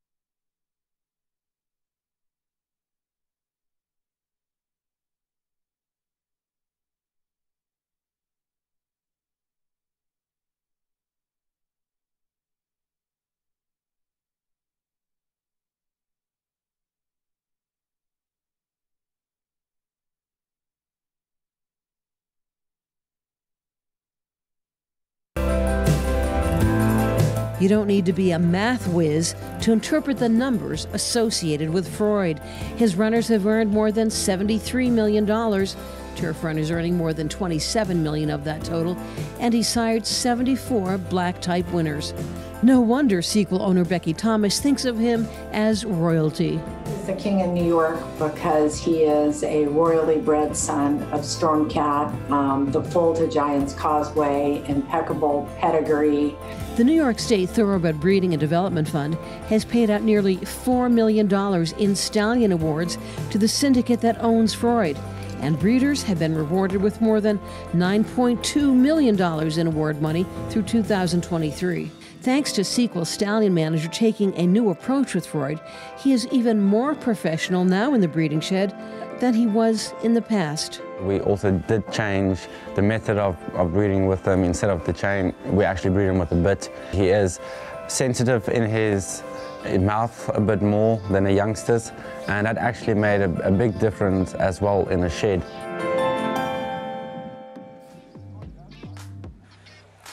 Stalwart New York bred stallion Freud, the strength of New York breeding. For more information, visit nybreds.com. New York bred 2-year-olds in the 7th. Start of the late pick 5 off the turf on the main track. Same distance, 5.5 furlongs. And an odds-on favorite to deal with in the form of Pay the Juice. We start with Army Proud and Tyler Gaffleone. I like Army Proud in this race. Agreeing with a lot of things Maggie said. I think the pedigree leans as much, if not more, towards dirt than turf. All-important edge in experience, 9-2, the second choice. Number 4, Swift Magic, the Bone Venture Stable debuting colt. Yeah, the horse that comes out of one of these 2-year-old training sales, they're bred to try to be quick early, and at this sprint distance, that's a benefit. Son of Honor, number 5, Jose Castro owned, first-time starter. It's going to be my pick on the turf. Had a very nice 10 flat work. The 2-year-old sale, not taking much money. The pedigree does lean more towards turf. Looking more settled now. Pay the Juice. Odds on 1-2. I live to bet against horses like this at short prices. He may win, but he's not the horse you're supposed to take a super short price on, given its trainers only wanted to run him on turf. Stormy Birthday, number 8, Fox Ridge Farm, debuting homebred. Yeah, one of many first-time starters in this race. You always look at the odds board. It's cold on this horse. Race looks different than it did this morning. We haven't seen the 1 yet. 1 Vision. Bellamy, a stable-owned first-time starter. There he is, 10-1 with Louis Size in the saddle. You know, from a dam's perspective, the dam was as good on turf as she was on dirt from a speed figure standpoint. And as a central banker, while he can sire horses on the turf, he's a better sire of dirt horses. So I thought it was a little interesting staying in the one for the 2 horses that John Terranova entered that stays in. New York bred 2-year-olds on the main track. There's the favorite. Pay the Juice winding up. Start of the late pick 5. Tom, you played. Let's see it. Let's see the strategy. Your ticket picture, $36 investment. A little spread out here in this young horse race. You only have 2 horses with experience in this 2-year-old race, and I used both of them, and I also added the 4. So 3, 4, and 7 in this leg. I'm required to single my horse. I'm in the next race, the 8th race, which is a mile on the turf. What do I have going for me? Well, I think I'm the speed of the race, but it is a very good race. But I'm going to try to go out there and go gate to wire. I don't mind giving that secret away. And then we're going to spread out the rest of the way. I will say this. In our big stake race today, I do like the 2-horse Security Code a lot, but I'm going to use Tricky Temper as a backup in that race. And then in our last leg, which is off the grass, it's those horses that are in for the main track only, the 15 and the 16 that I like, along with my Bruce Springsteen, Bobby Jean, number 7. You a Springsteen fan? Oh, huge. That's one of his best songs that nobody knows about. We congratulated you on your win yesterday in the I appreciate final. that. That was awesome. Thank you. Hell of a meet. Andy couldn't stop talking about it. Is that right? Yeah. My win yesterday. I want you to know that I like you so much that I don't completely hate you for beating me out of a little money yesterday in the last race. God, you just made my day. That's high praise. That's so nice. High praise from Andy. I think there was a compliment in there somewhere. I tried really hard to be nice. Believe me, it was not easy. Oh, high praise. How sweet High is praise, that? Andy Sterling. Richie, what do you make in his debut? Albeit, you know, it was on grass. Now that they keep him in to make his second career start on dirt. Pay the Juice. What's your read?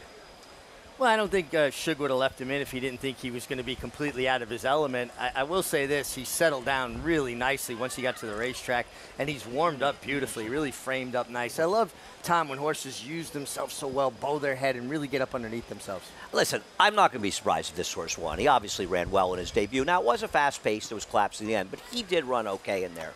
I just think in a lifetime of betting horses, if you take 1 to 2 on horses like this, on a surface they're not intended to run on, you're not going to make money. You're going to lose money. And so I don't think that they win the required 2 out of 3 times to make money. So I look to bet against him. I'm not going to be shocked if he wins, but I think at 1 to 2 of these horses, and this is nothing about what you were talking about, it's more from a value standpoint, I just think he's a terrible wager. To Acacia and Maggie in the winner's circle. Yeah, I agree with the sentiment that Andy just said, Acacia, and I'm sure you do too.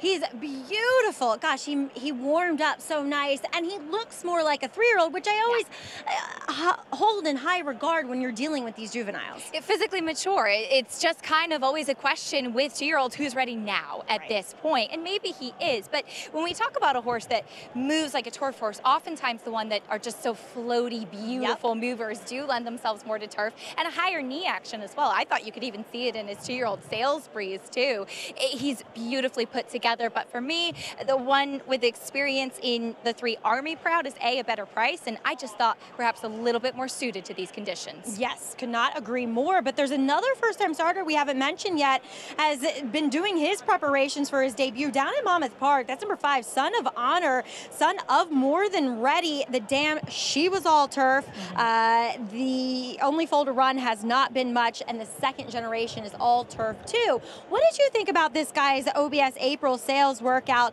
where he did go 10 flat? He did. Now, it was interesting. He was wearing a shadow roll in that workout, which you don't often see at the 2-year-old sales. Obviously, he's not going to race with it today, but that's that piece of fleece that goes over the noseband because he was very high-headed in that workout, which is oftentimes a negative at those 2-year-old sales. But he did go quickly. He looks very powerful and quick. Just cold on the board and not meant for this surface. I wanted to take a bit of the wait and see approach, but he could be fast early.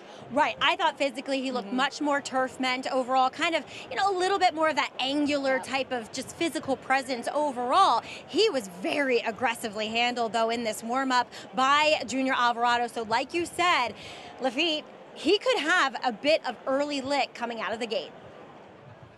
That's something to watch with Son of Honor here, Tom. Yeah, you know, look, when you're looking at first-time starters and you're examining the works underneath those horses, it's typical for a trainer to have 2 gate works in one of those in a first-time starter. One to learn about the gate after you've taught him, and the second one to give him a refresher. With Son of Honor, you've got 5 gate breezes leading into his first start. That is shouting at you that this horse is not a good gate horse. Now, maybe today he puts it all together, but the past performance and the workouts are telling you this horse doesn't break well and doesn't go quickly out of the gate early, and going 5.5 furlongs, that is a huge negative. See how he gets out of the blocks on this afternoon. Son of Honor, 10-1. Bill Parcells, a 2-time Super Bowl winning head coach. There he is. Owner of the favorite, August Dawn Farm Pay the Juice. And Richie, it's good for the sport, the added eyeballs in terms of somebody who doesn't necessarily follow horse racing on a day-to-day basis, but you tell them, hey, you know, you're a football fan, Giants fan, Parcells owns this horse. And all of a sudden, there's an added interest on the outcome of the race. I think it gets other people, you know, kind of interested and say, wow, that must be pretty cool if Coach Parcells is involved in it. And we see it with other athletes and other sports. How about when Wayne Gretzky was involved in horse ownership? I just think it brings positive attention to us. Owned an Arlington Million winner, Golden Pheasant. Jason Worth, Belmont Stakes winning owner. Haskell winning owner. We'll see Dornick in the DK Travers a week from Saturday. 2-year-olds here of the New York bred variety. Start of the late pick 5. All eyes on Pay the Juice. 1-2 at post time. Here's Frank Miramati. One Vision going up. Thank you for mentioning my favorite horse, Lafitte, of all time, Golden Pheasant. One Vision's in.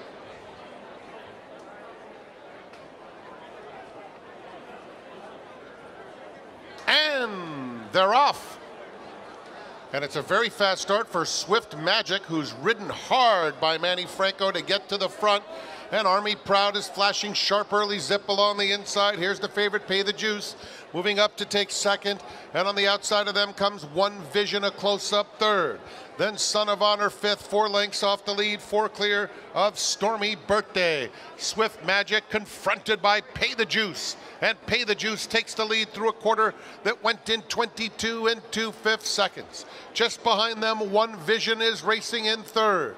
They are followed by Army Proud and Son of Honor, 6 clear of Stormy Birthday there at the top of the stretch. Pay the Juice, Swift Magic fighting bravely along the inside in second.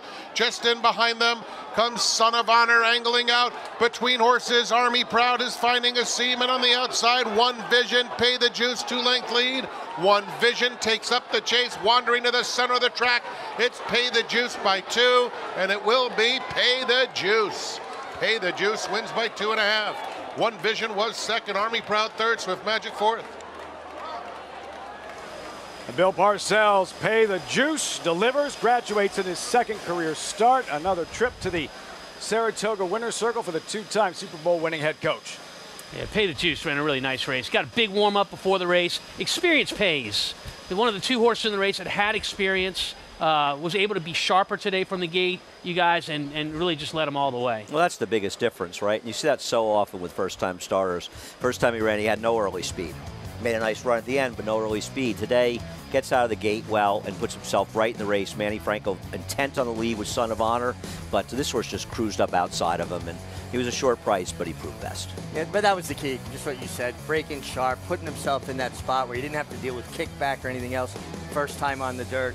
He's just a big stride and kind of a heavy frame horse. When you watch that stride, you understand why they put him on the grass. That kind of high action, that's grass action all the way. But in this case, you have a bunch of grass horses that go to the dirt. He proved best. But I think we'll see Shug go back to the grass. Yeah, I agree He with got that. the job done here in an off-the-turf race. I think Shug's probably thinking, I'd rather try turf if I'm going to do well with this horse. But as a trainer, Tom, isn't there an added sense of confidence for Shug watching Pay the Juice win and perform at a high level and graduate on a surface that isn't thought to be his preferred surface? For sure. And I'm sure part of the reason he did that was because of the pedigree. The mother was a stakes winner on the dirt. She made over $300,000 on the dirt. So, you know, why not? Omaha Beach is very versatile. The sire, he does a lot of different things. And of course you take your shot. You want to see how the figures come back, whatever speed figures you look at, and you judge from there, because the other thing is he's a New York bred. So there is value if, you know, we'll see what he does in turf. Obviously, you hope that he goes on and he can run with opens in the turf even. But, you know, it doesn't work out. You can leave him here in the winter, and the lucrative races that will await him in the winter, non-winners are won. Horse like this can do well because he can handle the dirt. Whether he's better in the turf or not, we'll see. We'll see how fast the race comes back. Also, you know, the experience factor, having that race under his belt for a fitness standpoint as well. Because it looked like at one point, One Vision had dead aim on him, and then he kind of flattened out a touch in his first start, and, you know, the winner went on, Pay the Juice. From a trainer's perspective, the best and most improvement you'll see in your thoroughbred is from your first or second start. That first start of learning what to do and the trainer knowing what to work on, what the horse did right, what the horse maybe didn't do right, working on those things. When they run their second start, that's where you see the biggest jump in performance. Bill Parcells, and for Flavien Prat, 2 wins on the afternoon, 7-1, 3-4, 1-2, Pay the Juice. Results, reaction, when we come back, plus the Princess of Sylmar. 11 years since her run to Alabama Glory, her story, how she came to be, the heights she reached through the eyes of her owner breeder, Ed Stanko. That's next.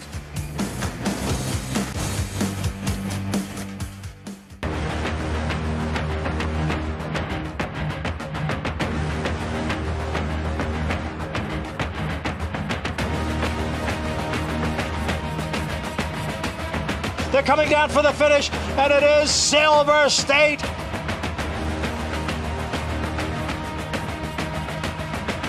$140,000. Grade 1 winner Silver State, standing at Claiborne Farm. It's America's original sport, and no one covers it better than americasbestracing.net. From the sport to the lifestyle, the best races, horses, and destination venues, cocktails, gambling, fashion, and more. americasbestracing.net is a sport for you.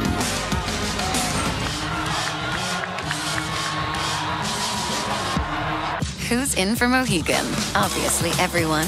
We're off to the races, and it's you for the win. A moment of calm before the dark and stormy. High score, one more, dance floor. Who needs skill when you have style? And feeling like it's the best time ever? Smile. Apps, craps, and nightcaps? Yes. Then it's down for the thread count to start it all again tomorrow.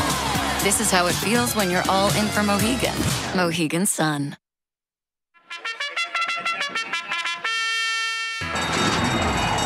Monmouth Park's 50-cent Win Early Pick 5 is one of the country's earliest Pick 5s, making it the perfect way to get your wagering day started. With a 12:50 post on weekends and 2 p.m. start on Fridays, the Win Early Pick 5 is home to a low 15% takeout and 6-figure pools. Start your day winning early. Play Monmouth Park's Win Early Pick 5. Win early, win often.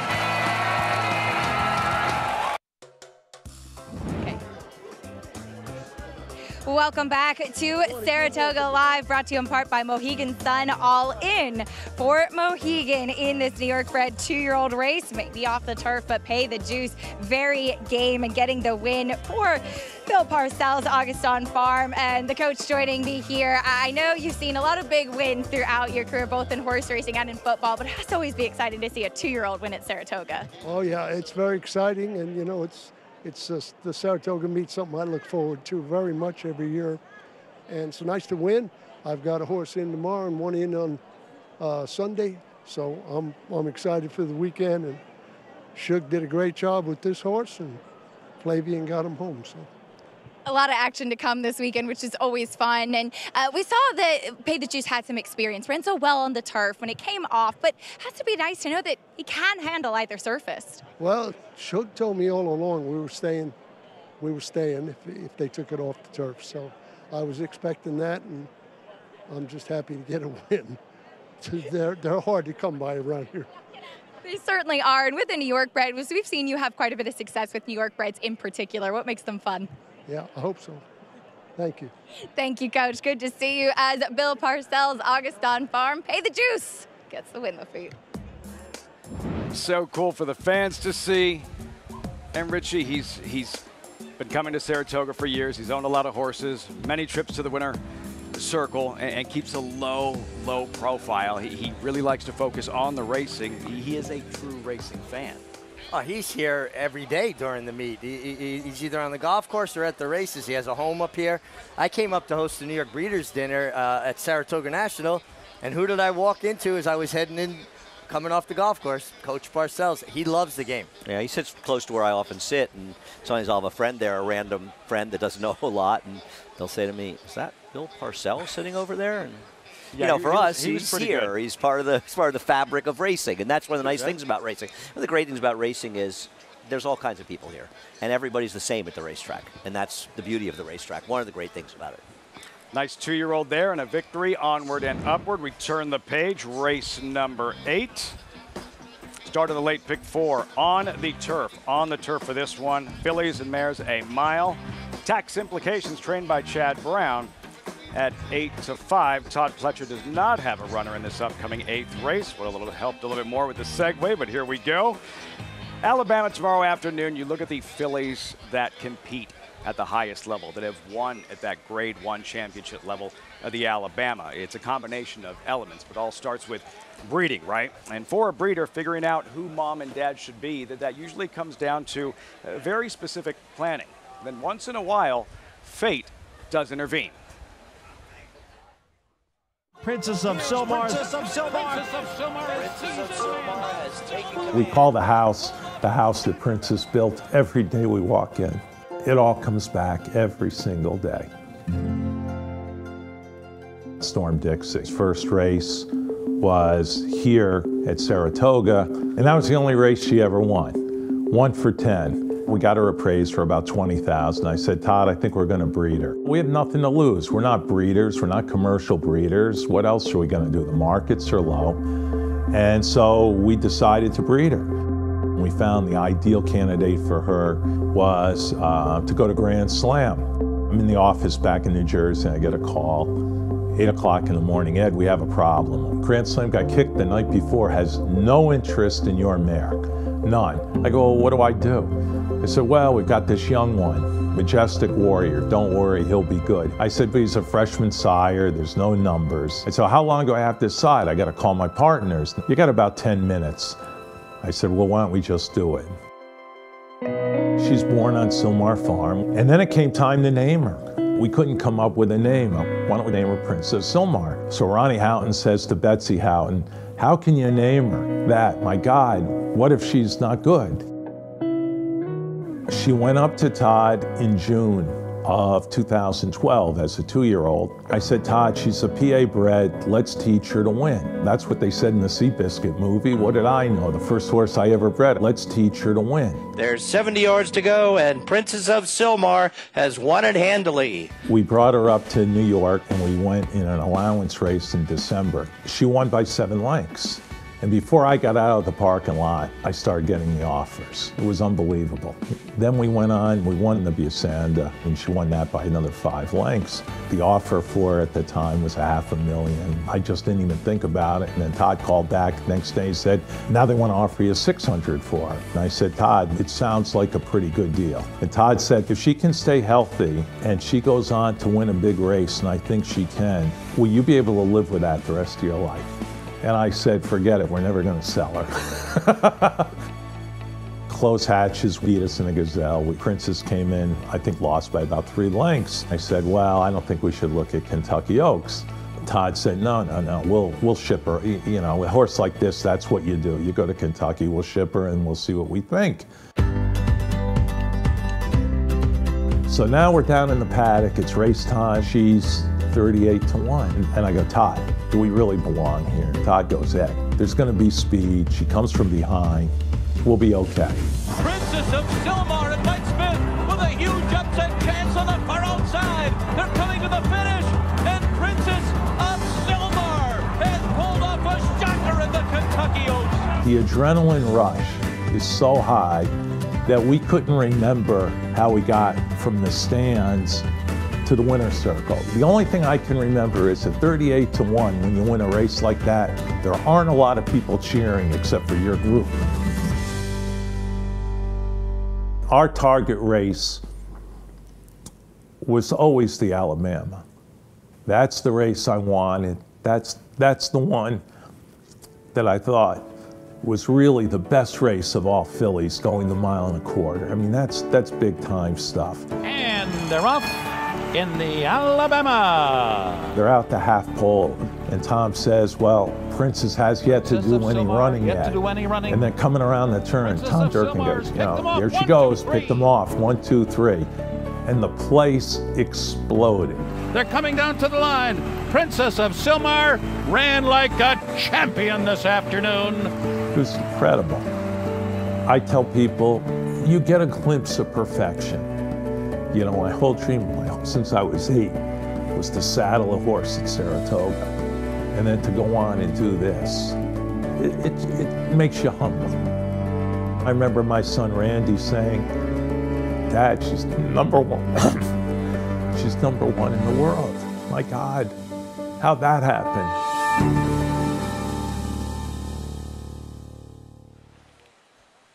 Eddie Stanko's King of Prussia stable, Princess of Silmar, the numbers, stats, accomplishments. Andy, great story and a terrific filly. You know, I'm friendly with Eddie. Even if I wasn't, I always felt she got a raw deal not getting the 3-year-old championship. I'm not, nothing against Beholder. Nothing at all. Beholder was tremendous. Beholder ran a remarkably good race when she lost the Kentucky Oaks to her. But you win the Oaks, you know, you win the CC Oaks, you win the Alabama, you beat the champion Royal Delta in the Beldame, an older horse. The Breeders' Cup shouldn't have been the be-all and end-all. She had overall a better resume of races than Beholder. And I'm not knocking Beholder. She was a deserved champion as a racehorse and a truly great racehorse in her best races. But Princess of Silmar kind of got robbed there because people took too much on the Breeders' Cup. Her 3-year-old filly resume was very, very strong. Championship material. It would be hard to believe that if you had a filly accomplish all that as a 3-year-old that she wouldn't be champion. And I would also say Beholder was probably a better horse when everything was said and done. I don't mean to say it, but I think considering what their respective resumes were, because Beholder's biggest wins, besides Breeders' Cup, were earlier in the year at Santa Anita, I don't think they compare to those races. Princess of Silmar won the one that mattered, the Kentucky Oaks, but also the Alabama, and I thought she got a raw deal. And also beating Royal Delta. In the Beldame, off of the Alabama wins, the 2 wins. They don't even run in all those races. CC Oaks, Alabama running, so I'm still a little bitter about it. And some things are just meant to be, like an accidental breeding. That wasn't the plan. The result, that season, that filly, Princess of Silmar, who was trained by Todd Pletcher. Pletcher, 4-time Alabama winner, seeking a 5th tomorrow. 2 fillies, including the favorite, Candide, doesn't have to chase Torpedo Anna in tomorrow's Alabama. We'll be right back.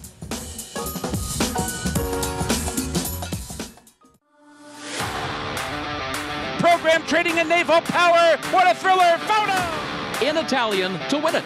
Big F has won. And it will be McCulloch. Domestic spending. Ocean Road. Victoria Road. Digital Age. And Pearl. State of Rest. Newspaper of record.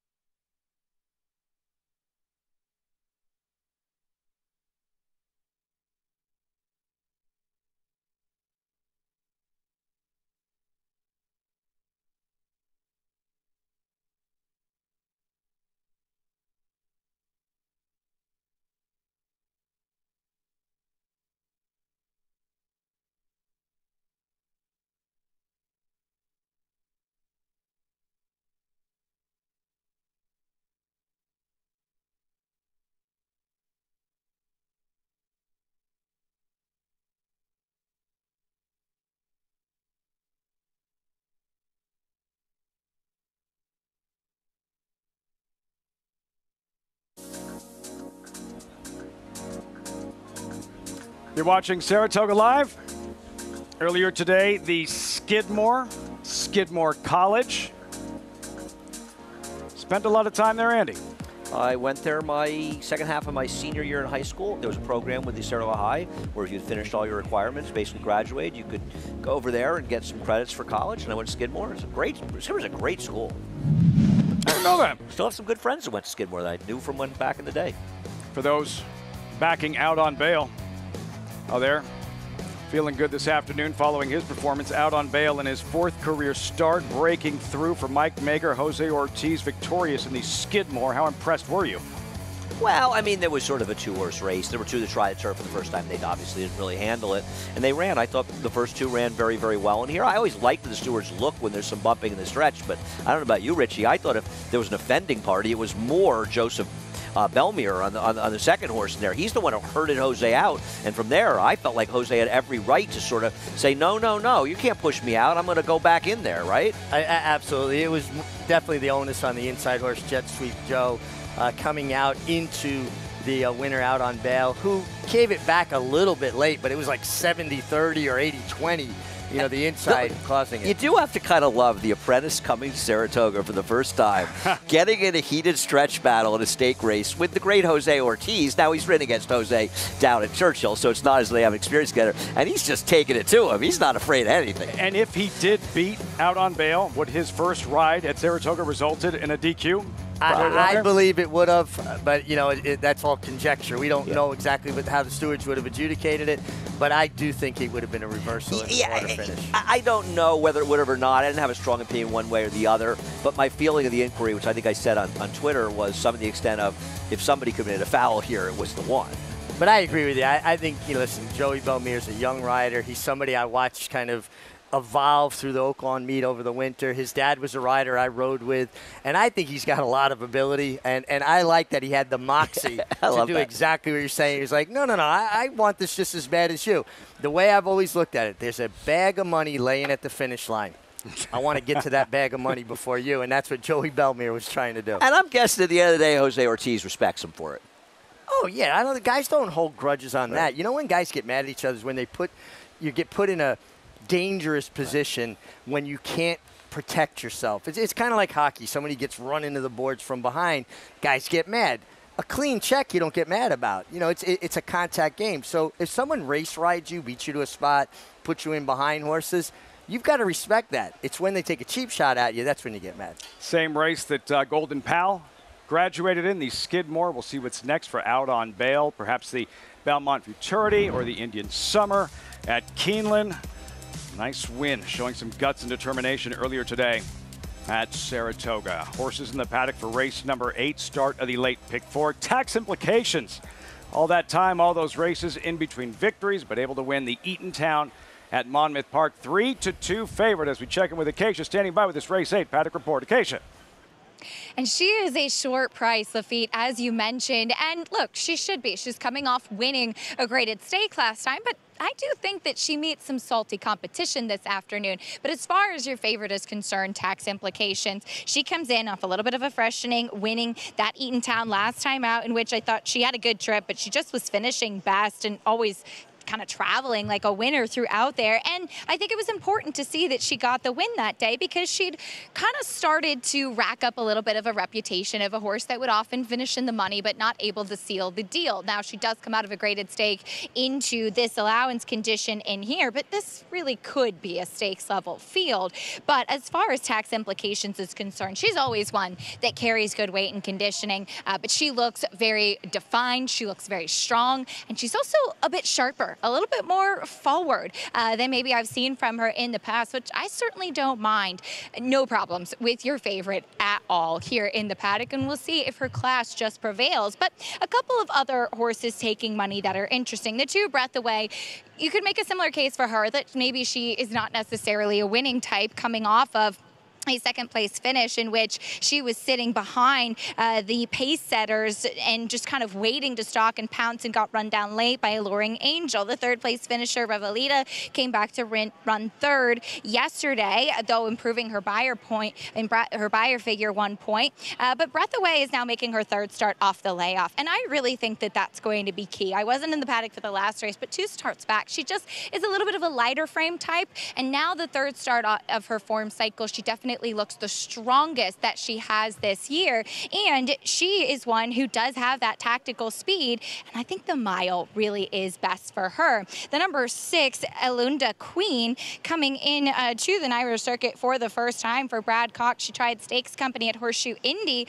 last time out, in which she looks like a horse that maybe you have to time the ride right. The rider that day did commit to coming up the inside, which proved to not be the right move. She had to check back on heels and then just wasn't able to re-rally from there when there was a little bit of room late. She is a smaller, agile type of individual, of a typical of a horse that's been running over in Europe, very lightly framed. There's not really much of her. I do wish that she had more substance and more muscle mass on her, but again, given the characteristics that we're used to seeing of some of those horses coming over from Europe, that's typical in any cut in the ground. She certainly shouldn't mind. I'm just hoping that we get a chance to see her get a clean trip in here. And again, I'm wondering how she does stack up against this competition, because physically, I prefer others here in the paddock, Lafitte. We'll revisit the trouble encountered by Elunda Queen when we come back, with horses circling in the paddock. Tax implications, 7-5. Quality filly who just wasn't winning, and then she did. Eatontown score at Monmouth in June. Can she go back-to-back? Find out in 9 minutes. The 8th, start of the late pick 4 at the Spa.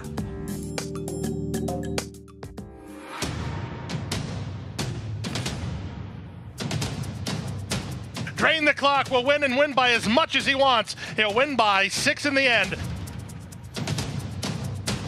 It is Drain the Clock who will bound home the winner in the Bayshore.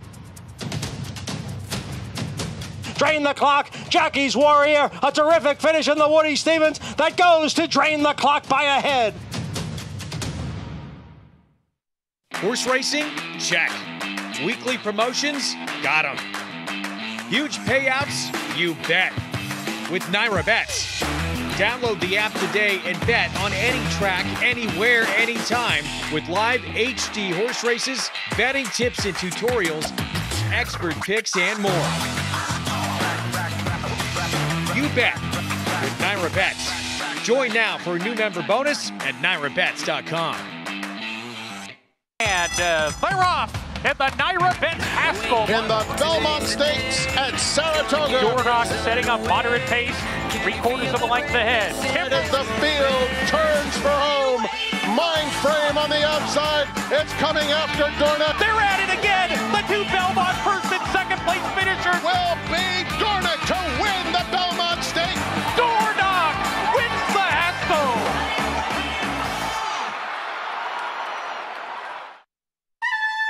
The spirit of Bushido.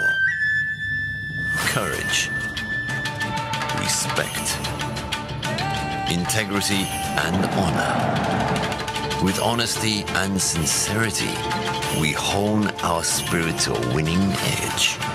The way of Bushido runs straight and true. The soul of racing.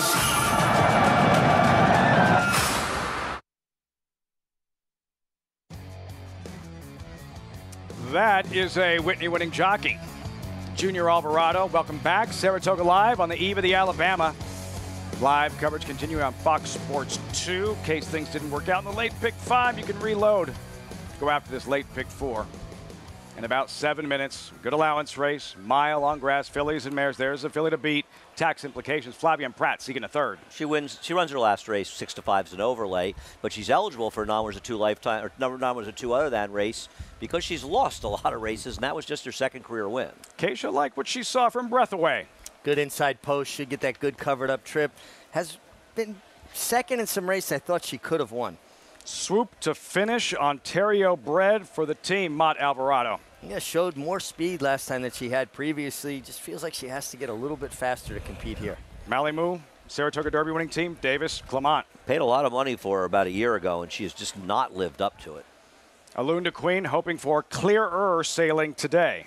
Yeah, just a tough trip last time, and her race previous to that against Better would put her in the frame here. Tilted Lady, Tom Ames said pedal to the metal. She is the speed in this race, but it's an interesting spot, I should say, and a tough one off the claim for Tom. Caroline Street, 15-1, first 7 races in Europe, 4th race here. Yeah, and the one time she encountered yielding ground in the Modesty, much tougher spot, she really showed nothing. There is a little give in the ground. Quarrel, number 9, exits a series of graded stakes races. Yeah, I think she's dressed up because she was in a stake last time, and it sort of makes her look faster than she is. You put an X to that by her figure, and she's woefully slow relative to these, thus a big price. The fillies and mares in the 8th. Starts the late pick 4, post time 5 minutes. Another look at Alunda Queen. Alunda Queen, her most recent early July, Horseshoe Indy, Indiana Distaff Andy. Alunda Queen rallies inside eventually and is stopped cold. That's not her that we showed. She's the one in the purple, okay? She's got the purple silks, I believe. Yeah, she's got the purple silk. She's coming inside a horse right now. The rider did a very good job getting the rail in the first turn, but he kind of got too committed to the rail, and it just completely blew up in his face. If you look at it, the horse she was rallying with at the time is the gold hat on the inside that almost wins the race. And I'm not sure she wasn't going as good or better than that horse when it happened. So I'm not sure she couldn't have won that. I think you start looking at her, and I mean, they put her in some awfully tough spots. The Grade 1 Queen Elizabeth against the eventual Breeders' Cup mile runner-up Mauge. Then she went out and faced the older horse, the Matriarch. Then she tried the 3-year-old mile and a quarter in the American Oaks. But, you know, I thought she ran fine last time. She only 2 back. She only finished a neck behind Taxed Implications. And then I thought she ran well there, just her first start for Brad Cox. Now, I'm not against Taxed Implication. Sure. She is the horse to beat. But I think the one who may have the credentials to beat her if she loses is this horse. Man, that film, that what we just witnessed is proof of that. And gosh, not only did she get stopped completely, she was in a perilous situation. I mean, it looked like at one point she was either going to go down or go through the rail, and kind of had to pull up to a stop. Oh, and basically when that happened, the rider just stopped riding her completely. Over, I mean, I'm no reason not to. I don't mean that in a negative way, and probably a positive way. Alunda Queen, Joel Rosario, hoping for better luck on this afternoon. Tax Implications. There she is, even money. Her second career win, finally. The Eatontown Monmouth. Andy, Tax Implications. What was the difference? Why was she able to finally put it all together again and get that elusive second win? I don't know. Chad Brown's a good trainer, and just took a little while for her to get her act together. I mean, the third place finisher is Spirit and Glory, who gave White Beam all she could handle, who won the Diana in the Bogey. And this was a very, very good effort by her. This is the effort you've sort of been waiting for her to have. But before that, you know, disappointment at 2-1, disappointment at 4-5, disappointment at 3-1, disappointment at 7-2. You know, a second at 1-2. This is a horse who has spent more of her career losing races she was, quote, supposed to win, unquote, than winning them. Maybe she finally put it together last time, and she's always had talent. And she goes on with it. She's not just going to win this race. She's going to win great stakes going forward. But we'll see if she is that new horse. The stats: Seth Klarman, Chad Brown. Just how good have they been here at Saratoga over the years? They've been great here. They've won numerous, I think, 4, 5, 6 owners' titles straight. But it's just, they've been a remarkable team together. And I've said this before, as Seth said when he won the Eclipse Award as leading owner, he said, Chad and I make a great team, and that Chad and anybody are a good team and a great team. And he gives all the credit to Chad Brown. And, you know, I don't think people really realize this, when Chad Brown became his full-time trainer, Seth bought a number of horses and gave them to quite a few different trainers to sort of see who worked out the best for them. And it wasn't some incredible success that Chad and Seth had with the first 4 horses they had together. It was the way he handled things, the way things went forward that I think impressed Seth so much. And they ended up getting together, and Seth had some success in different times, but not at that level. And together, he's ridden to be really one of the most powerful stables in the country. And you know, and Chad will say, well, Seth goes out and buys the horses for me, you know, but Seth will say, Chad's the one who gets them to the winner's circle. Powerhouse Connections, odds on, Tax Implications. We check in with Acacia. And there are many good trainers in this race, including Brendan Walsh, who sends out Caroline Street, a horse that started her career over in Europe. And remember when she came here for the Saratoga Oaks, I said it's very fitting with a horse with that name would run here in Saratoga. And I have not seen her since that Saratoga Oaks try, in which it was pouring. They had actually ended up canceling the races following that Saratoga Oaks. And so she had to run on a much softer turf course. And I know we typically think that horses that come over from Europe want softer ground, but not necessarily. Sometimes they bring them here to the States to get firmer turf, and she just has the physical of a horse that wants a firmer turf course. I know it's listed as good, there's a little bit of cut in it, but it's certainly not anything like she had to face in last year's Saratoga Derby, or Saratoga Oaks, excuse me, or even in the Modesty 2 starts back. My one concern with her is that she did get pretty rank last time out in that race at Churchill, and just seemed a little bit tricky to handle. Tyler Gaffleon's been able to ride her a couple times now. You see his feet out of the irons. I, again, haven't seen her since last year, but she had no noseband on when she was with Joseph O'Brien, and now she's in a figure 8, which Brendan Walsh uses on a lot of his horses, but it does really help to keep a horse's mouth closed and help their breathing mechanics the best possible. I just really like what I see from her physically at a nice price. I wanted to quickly round back to the 6, Alunda Queen, because I really didn't like what I saw from her out in the paddock. She was a totally different horse out on the track, warming up away from the pony Lafitte. Look out for her rolling late. If she can find a seam, if she can get through with Joel Rosario. And Richie, you had a final thought on the success this team, Seth Klarman, Chad Brown. Now, I think when an owner hires a trainer, you have to have enough confidence in that trainer to allow them to do their job. You can't get so involved and inhibit their decision making. It's the same with trainers and jockeys. You hire a jockey, it's because you have confidence in that rider's abilities. You're on the same page with the philosophy and the approach on races, but then you have to allow them the freedom to do their job, and you're always going to get better results. The owners that have the best success in this game are the ones that believe in their trainer. Yeah. And it's not easy. And listen, they're putting up their money. I understand those things. It doesn't mean there aren't conversations, but you've got to believe in your trainer. You've got to let them do their job. Otherwise, it just isn't a relationship that's going to work out. Lots of success here at Saratoga. Tax implications, even money. Klarman, Brown, Flavia, Pratt looking for a third win on the afternoon. We're all set for the late pick 4. Frank Miramati standing by. It's post-time race 8 from the Spa live on Fox Sports 2. Alunda Queen and Quarrel in the colors of Mark Keller will be the last one to load. They're in the gate. And they're off. It's a quick start for Melly Moo in the center. Quarrel is flashing sharp early foot, and Tilted Lady comes away in third. Breath Away for Tax Implications came away in the top flight, but now settles in mid-pack, 6 lengths off the lead. Swoop to Finish is down on the inside. The 2 trailers, Caroline Street and Alunda Queen. It's Quarrel through an opening quarter in just under 24 seconds. It will be Quarrel to set the pace unopposed. Has a 3-length advantage on Melly Moo in second. Another length and a half to Tilted Lady third, and Breath Away is fourth toward the half-mile pole. Then Tax Implications on hold fifth, 9 lengths off the lead, followed by Swoop to Finish. At the back of the field, Alunda Queen and Caroline Street. Quarrel ran a half in 48 and 2, continues unopposed. Melly Moo second most of the way.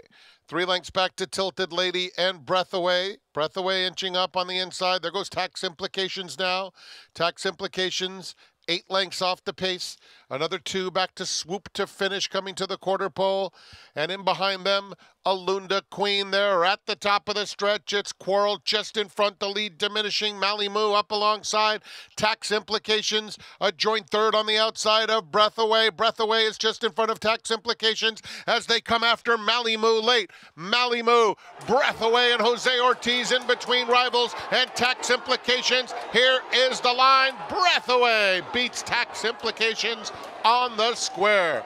Melly Moo was third. Swoop to Finish, finish fourth. Driving finish in the 8th at Saratoga. Breath Away just able to hold off the late charge of Tax Implications in race 8. To be fair, That's the tax implications we saw in those prior races. She had absolutely no excuse. She got a very good trip and ride by Flavien Prat. Could you say that the winner got a slightly better trip? Yeah, she saved a little more ground, but come on. When you're that big a favorite and you're there, and she's even ahead of her here, she's supposed to get it done, and she was simply outgamed down the stretch. I don't want to be too whiny about the horses I bet, but the 6 was the best horse in this race. I agree with that. Breathaway got a really good trip, nice ride. The Christophe Clement barn has come to life after a tough beginning here in the Saratoga meeting, and she ran extremely well. So I didn't want to just dismiss that effort. Tax implications, she's got a lot of hang in her. She just really hung. And Andy, I'll say it for you because it was your pick. The 6 was decidedly best. She got left, encountered traffic, never got a real clear run the entirety of the What happened with Aluna Queen? She got left. She got completely stayed out in the backstretch when trying to move from last. And she got in the stretch and was in traffic. She got blocked the whole stretch. And then in the late stages, she got blocked again. This was what you would call a nightmare. If she had gotten a clean trip in here, now part of the problem is she got left. But on the other hand, if she got a clean trip even after getting left, she would have won this race. And listen, it's sour grapes, yeah, but she was the best horse of the race. Off the board in the end, 2-1-5-4.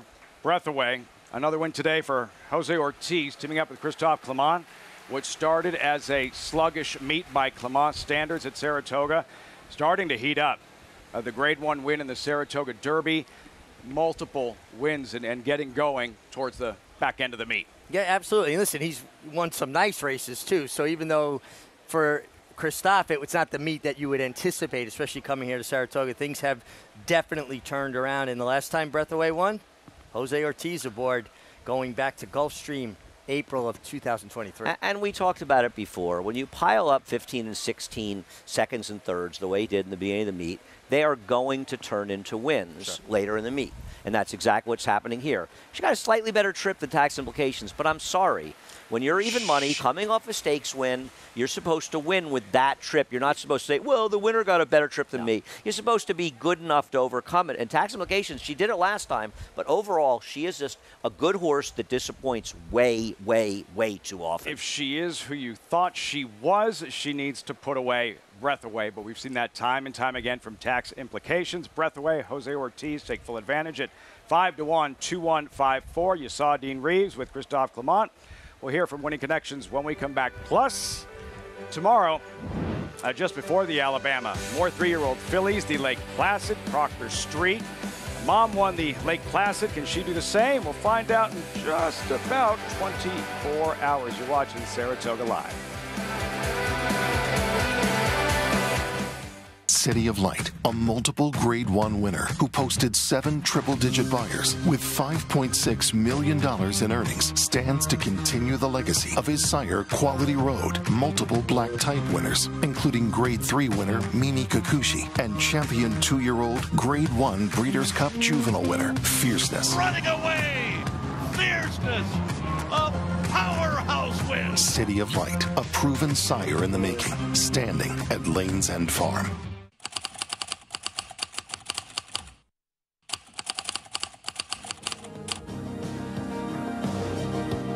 Complexion. Phoebe in Wonderland. Galabrand asserts herself. Poppy Flowers putting in a late burst hit. Poppy Flower with the momentum.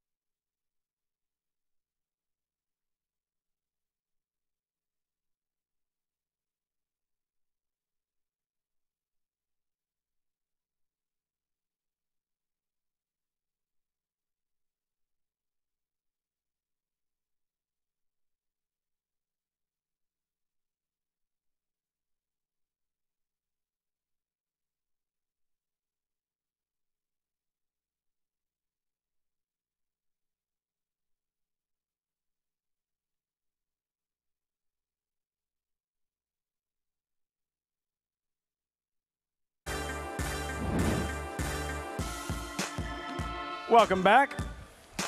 Steaming towards Alabama Saturday. You're watching Saratoga Live, brought to you in part by America's Best Racing. For the love of the race, visit americasbestracing.net today. 5-1 winner in the 8th. Breath Away, co-owned by Dean Reeves, leading Breath Away along with the groom into the winner's circle for trainer Christophe Clement. Jose Ortiz, 2 wins on the afternoon and just keeping tax implications at bay.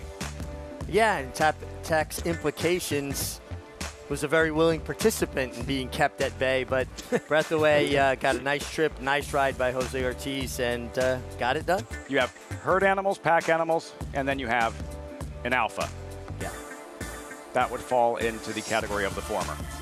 Yeah, tax implications is very content to run with horses, not so much running by horses. It's interesting looking. She got Lasix today because of allowance conditions. Looking at her, I'm not sure she doesn't run her best race without Lasix. Has to settle for second once again. Breath Away, co-owned by Dean Reeves, standing by in the winner's circle with Acacia.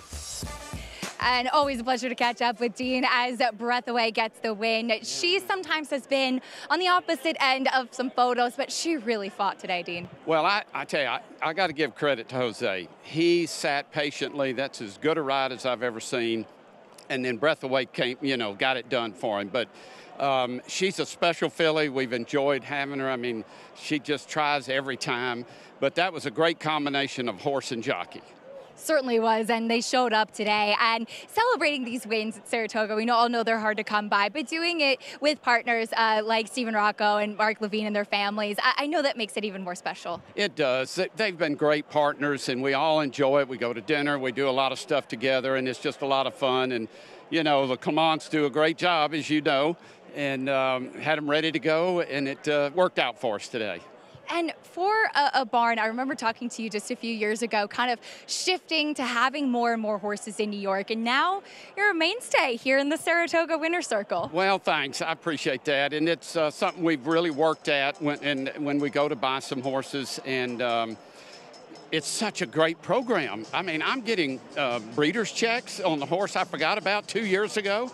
And it's just been great. So it's as I've said before, it's run by great people. It's a great organization, the way they handle it for the breeders and runners, and we just enjoy being in the New York bred program. Absolutely, and with a nice win with Breath Away today, congratulations. Thanks, Acacia. Appreciate it. And Lafitte, I have to just share a quick, cute story about Breath Away. She is so sweet to be around. Greg Wolf brought his kids by the other day, and we're petting her, so I think that the kids were the good luck charm. That's what it was, absolutely. I knew there was something, I just didn't know exactly what. But isn't this a gorgeous trophy we got for today for this lady's mother that was this race was named after? It was really nice. It's all coming together here in the Winner's Circle, Lafitte. Great stuff, Acacia. They say most/all great athletes have a mean streak. Not always the occasion. Breath Away. Laid back. Bring your kids around her, and then she goes out there and performs like that on the racetrack. And she was owed a perfect trip because that race at Gulfstream, 3 back, where she finished second, she was so much the best in there, it was absolutely ridiculous. I think she was like 4 wide around the track, and the horse that beat her slipped the rail in the late stages to beat her. It's a nice horse, and she got the right trip and the right ride today and put it together and ran a very good race. But it's not like she's been running badly in her other races. She's running well. Dean Reeves mentioned some of those frustrating losses, those narrow defeats, Richie. That much more satisfying you're able to, with that horse, revisit the winner's circle. Well, certainly. When you've run a horse that you think has been best on other occasions and just not getting the trips to get it done, it's particularly gratifying to get this kind of trip, save the ground, get the gaps when you need them, come out to make your run. And it is unusual. Most really good horses have a little bit of a mean streak. You got to watch yourself around them. American Pharaoh was an exception. He was as kind as could be. But most of them, they'll grab you and pull you in the stall with them. Now, I wasn't a great athlete, but I had a mean streak too. Breaking news on the set here of I'm shocked. Saratoga. I had no idea. I've known you for 30 years. I had no idea. Good thing Wolf really hide it well. You really hide it well.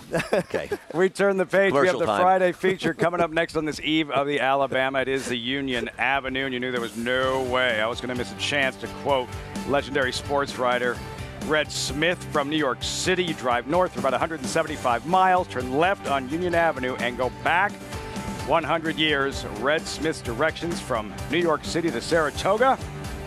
Shall I get you? Whoa! Right into that truck.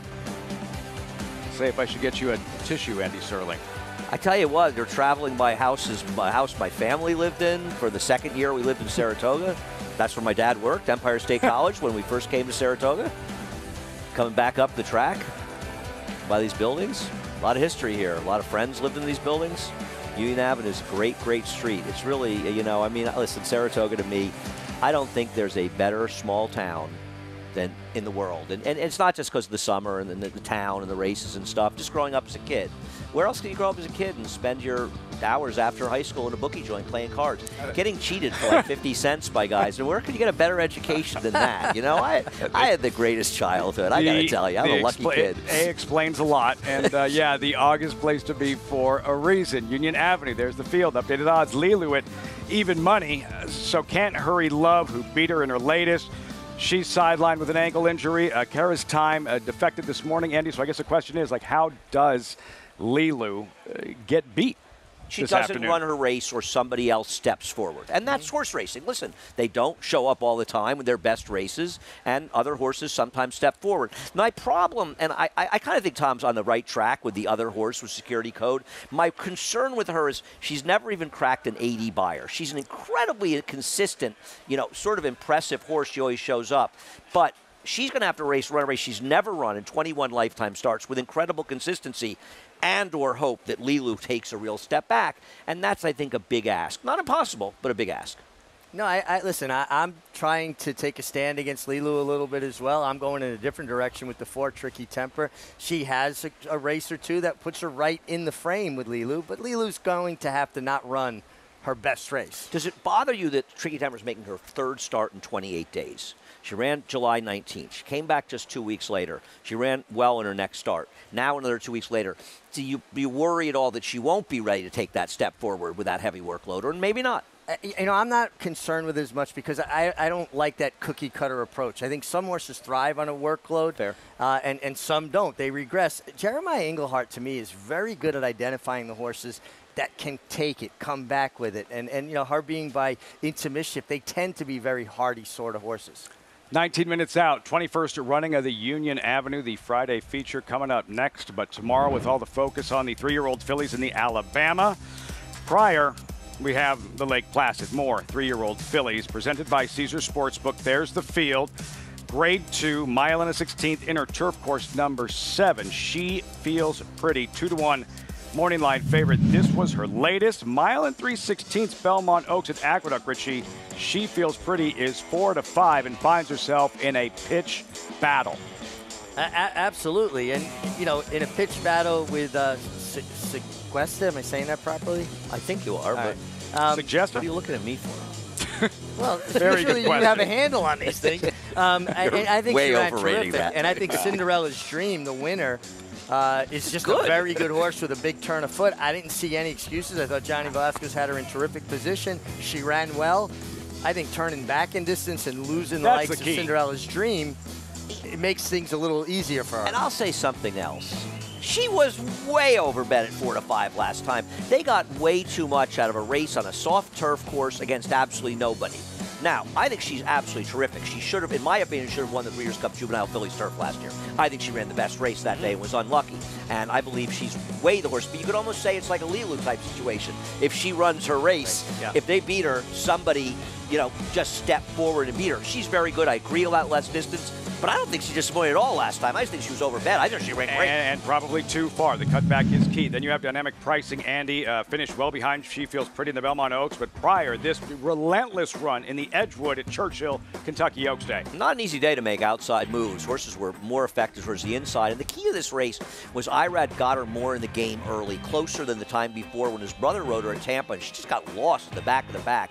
This was a really nice, determined run. Now, she didn't get bet in the Belmont Oaks at all, and she didn't run well. She didn't get out of the gate. She didn't have a particularly good trip. She will run better tomorrow, but is she good enough to beat She Feels Pretty, Richie? I just thought she had a no-chance kind of trip in the Belmont Oaks, and it was all set up because of the way she broke. She was just never in a comfortable spot, and it's hard for us to get in a good rhythm when they're compromised that way early.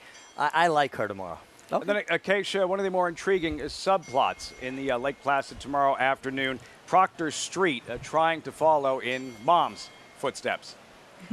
Absolutely. Out of Proctor's Ledge, who I remember kind of affectionately calling her the Queen of the Lakes, as she loved winning races like this up here at Saratoga. And she won exactly this race, the Lake Placid, too. And she was just a very hardy type of filly as well. So I'm very excited to see her first foal in Proctor Street, who has been very good so far for Brendan Walsh. She's 2 for 2, beating Grayosh last time out. And we'll get a chance to see the two of them rematch. Now, we'll have a couple of horses that they faced.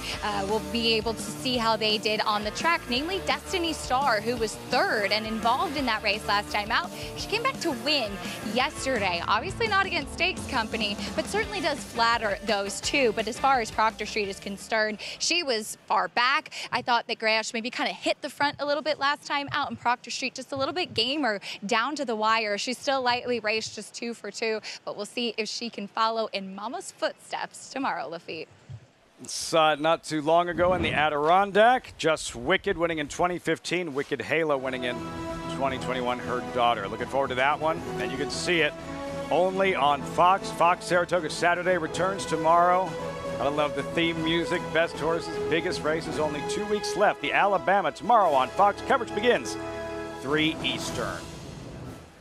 When we return, New York Breds take center stage. Friday feature is next. Union Avenue, all eyes on Lilu. There she is, talented, hard-knocking mare, strictly the one to beat. The 21st running of the Union Avenue in 15 minutes.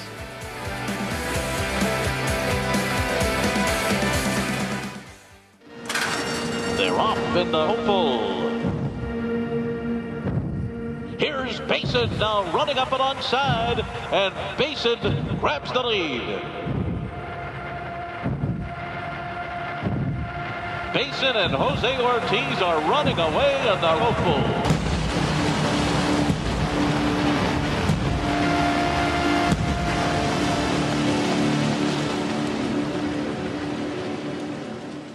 Horse racing? Check. Weekly promotions? Got them. Huge payouts? You bet. With Naira Bets. Download the app today and bet on any track, anywhere, anytime with live HD horse races, betting tips and tutorials, expert picks, and more. You bet with Naira Bets. Join now for a new member bonus at NairaBets.com. The 2024 Global Symposium on Racing, celebrating 50 years of being the premier networking event of the year. 50 years of connecting the who's who of racing and collaborating face-to-face with key decision makers.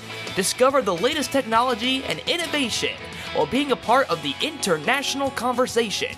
Join us December 9th through 11th. Register at RacingSymposium.com. Racetrack Television Network brings you every race, from every track, on every screen, every day. With monthly packages starting as low as $5, RTN gives you great value and access to more live HD streaming and race replays than anyone. Visit RTN.tv today to sign up and watch on almost any device, including Roku and Amazon Fire. RTN has packages that start at $5 per month.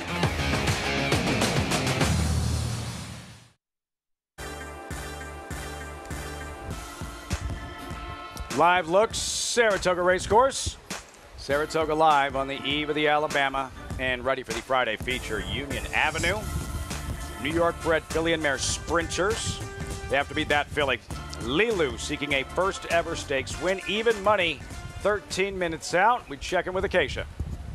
And we'll start there, Lafitte, with Lilu, who just missed in the Dancin' Renee last time out behind Can't Hurry Love, who, as you mentioned, sidelines we won't see in here, but a horse that has won quite a few stakes and has been very consistent. And Can't Hurry Love was forward that day, whereas Lilu sat just behind the pace setters and just couldn't catch that rival. She's forward here in the paddock. Now, she's been swishing her tail a lot. I think it's really just from the flies, from personal experience riding this morning. They are quite bad this week, so I wouldn't take that as a negative at all, but she's forward and sharp, which I like to see. She's incredibly fit and well muscled, and she's a horse that sometimes can get very hot before her races, so the fact that she is getting a little sweaty, a little warm here in the paddock, also not a negative. She definitely is the horse to beat in here, but could potentially be facing some intriguing competition in here.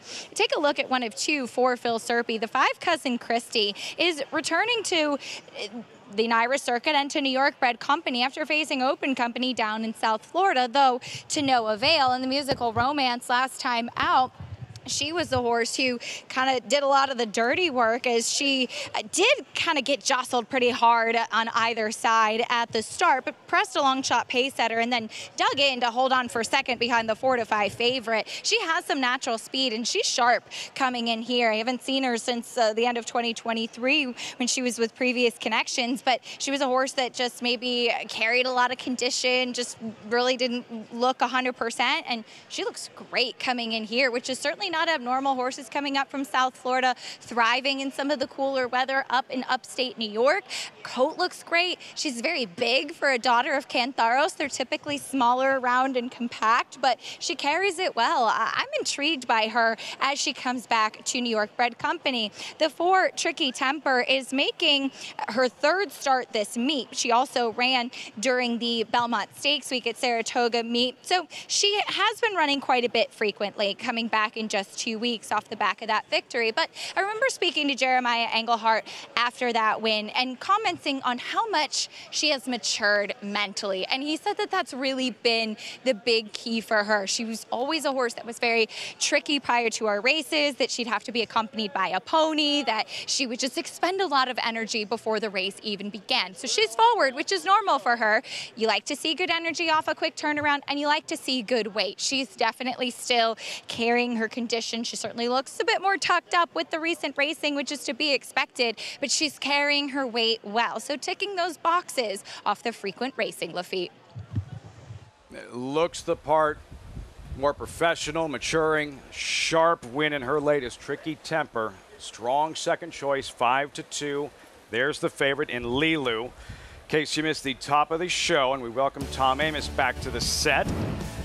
Lilu in the Dancing Renee here, Andy, and engaging the leaders at this point, but Joel Rosario going to try to keep her inside, and she's going to run into some traffic. Yeah, I have some friends who bet her that didn't think this was Joel's finest moment, and I can understand why they kind of felt that way, to be honest with you. And didn't really help her chances in this race.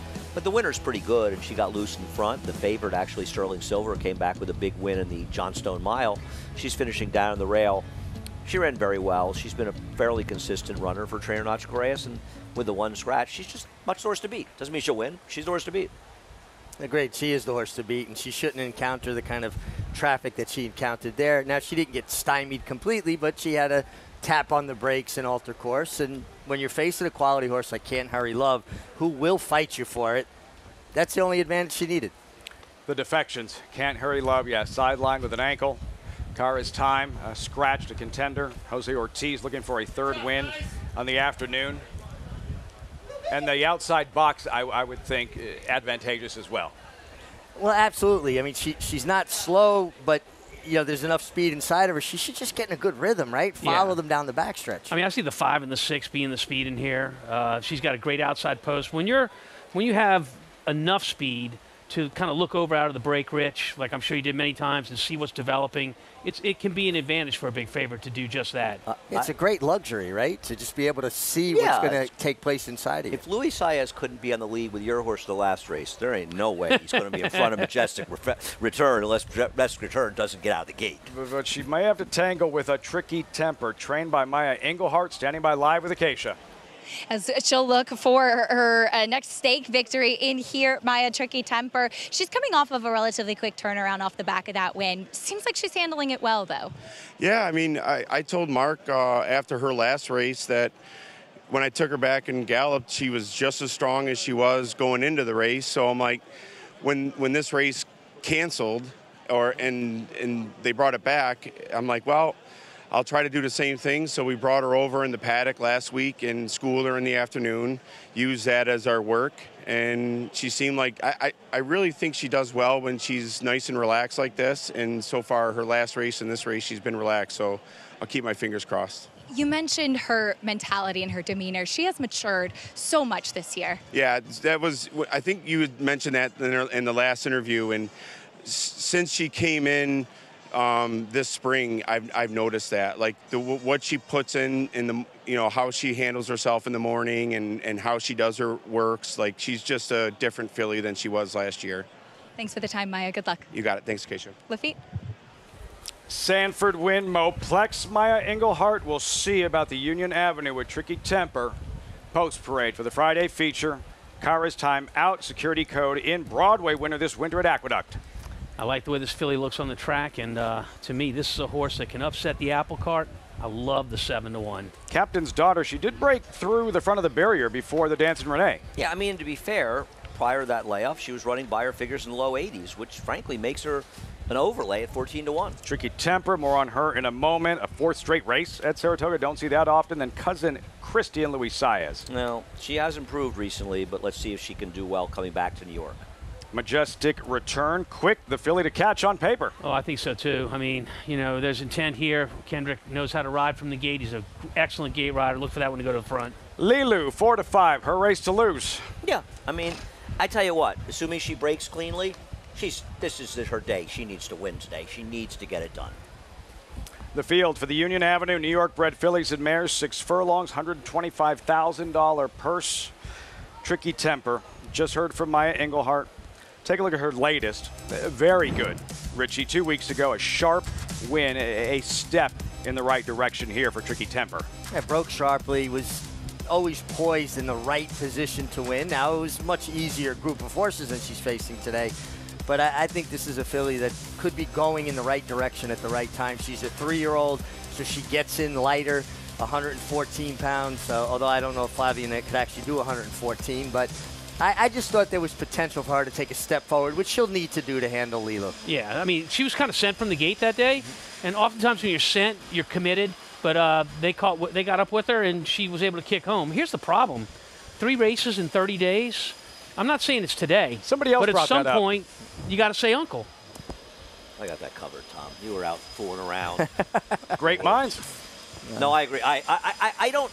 Are you trying to tell me I'm thinking like Andy? I agree. You guys spend a lot of time you together. Were very that's busy, what I'm saying. And you both made a good point. Getting claimed. I think it's a valid question. Richie isn't concerned about it, and I respect that. And I'm not saying he's right. And I don't think you and I are saying we don't think she can possibly win because she's coming back for a third start in 28 days. But I do think it needs to be discussed at some level. That's and look, at some point she's going to say uncle. Whether it's this one or the next one, she's going to need a little time. Now to be full disclosure, I was at Jeremiah's barn yesterday morning, and I happened to see this filly. She's a filly carries a lot of weight. It's like a robust, strong kind of filly. And I'm under the impression that some horses can take it better than others. Yeah. I don't see that regression yet.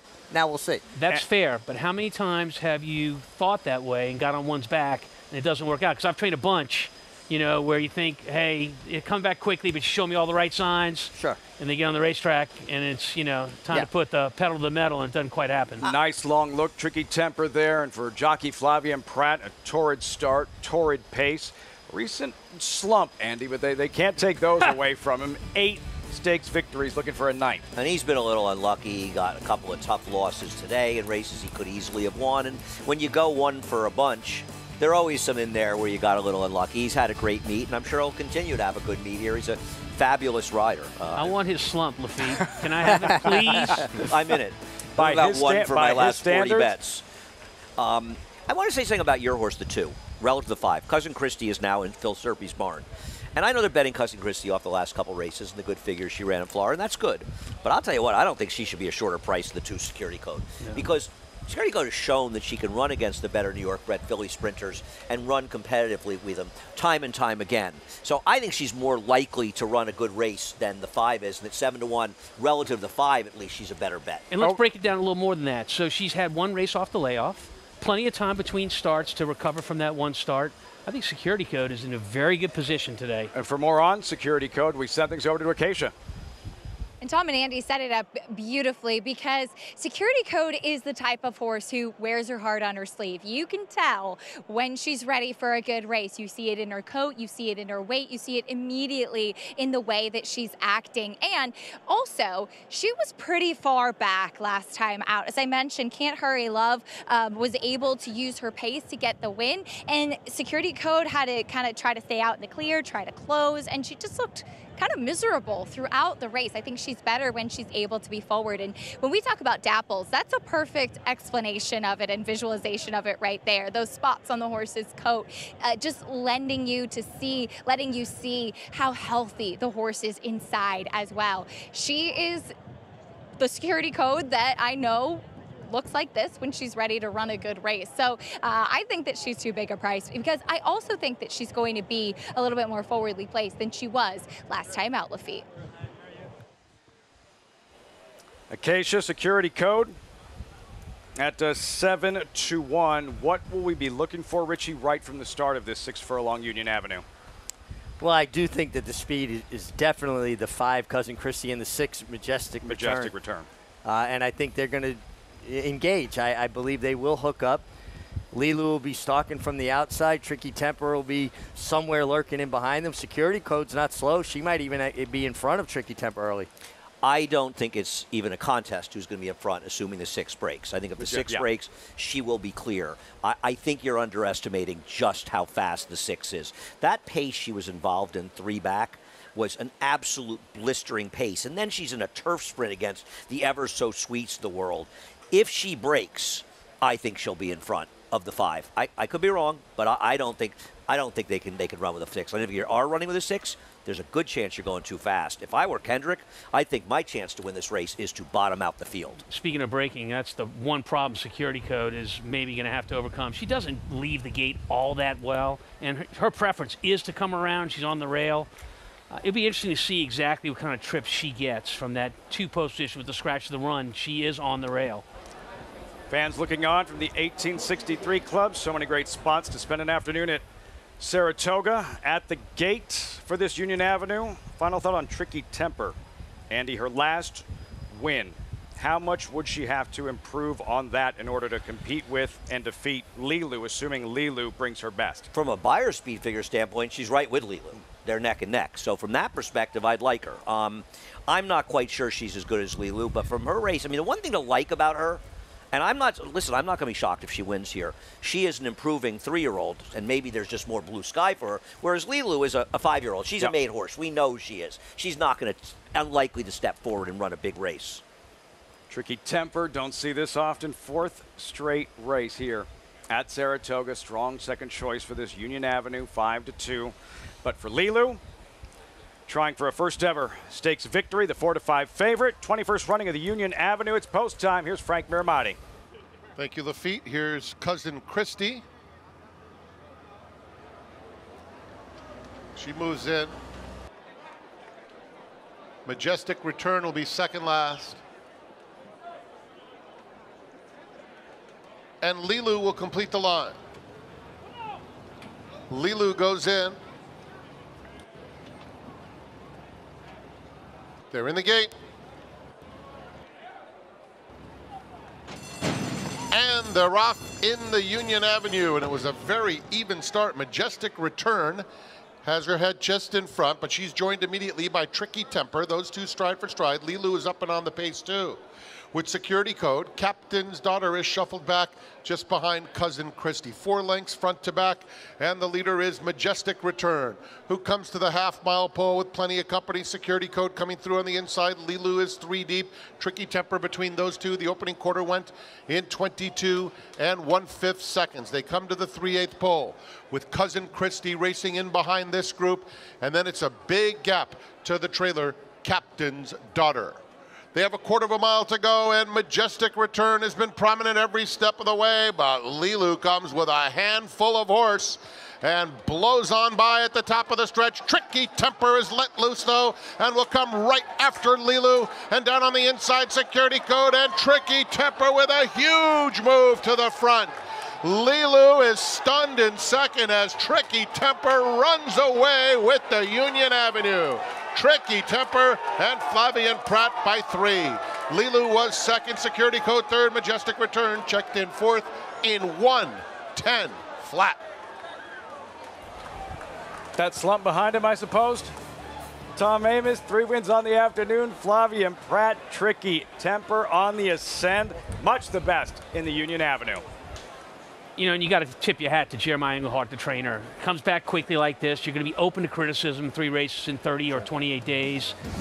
He knew what he was doing, and he knew what he did when he put this horse in the entry box. She's much the best today. I mean, Jose Ortiz turned for home thinking, I know where I'm going to be in about 25, about a minute in the winner's circle. Yeah.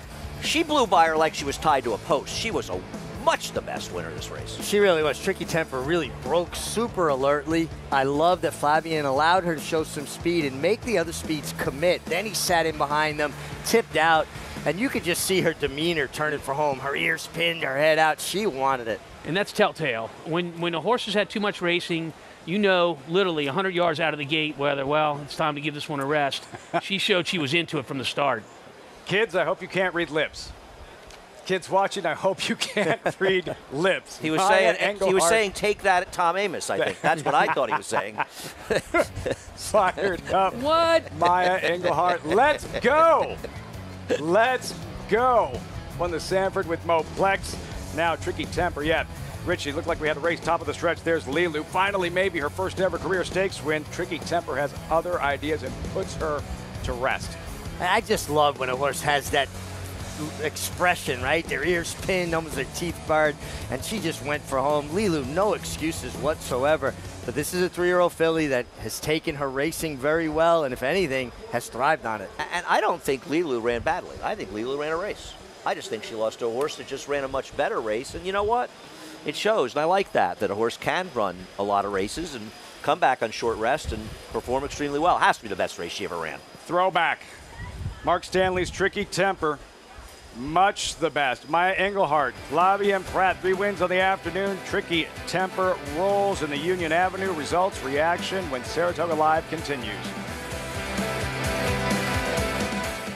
Curlin's Grade 1 son, Solomini, New York's leading sire of 2-year-olds in 2023 and sire of Grade 2 winner Winstock. Winstock's just the leader from Stronghold and Coach Prime and Winstock. New York Stakes winner My Shady Lady. My Shady Lady gets the victory. 2024 Stakes winners Solo Shot. Solo Shot and also Geopolitics in a tight photo. And Doc Sullivan. Doc Sullivan dominates the Mike Lee. Solomini, standing at McMahon of Saratoga Thoroughbreds. RaceLens is the most in-depth product in horse racing, with unique features found nowhere else. True odds, predictive analysis, and pace projection. RaceLens. It will change the way you follow horse racing and take your game to the next level. Save $5 on admission when you buy in advance to witness Super Filly Torpedo Anna take on the Belmont Stakes winner Dornick and the boys in the DraftKings Travers Saturday, August 24th at Saratoga. Buy now at NYRA.com/Travers.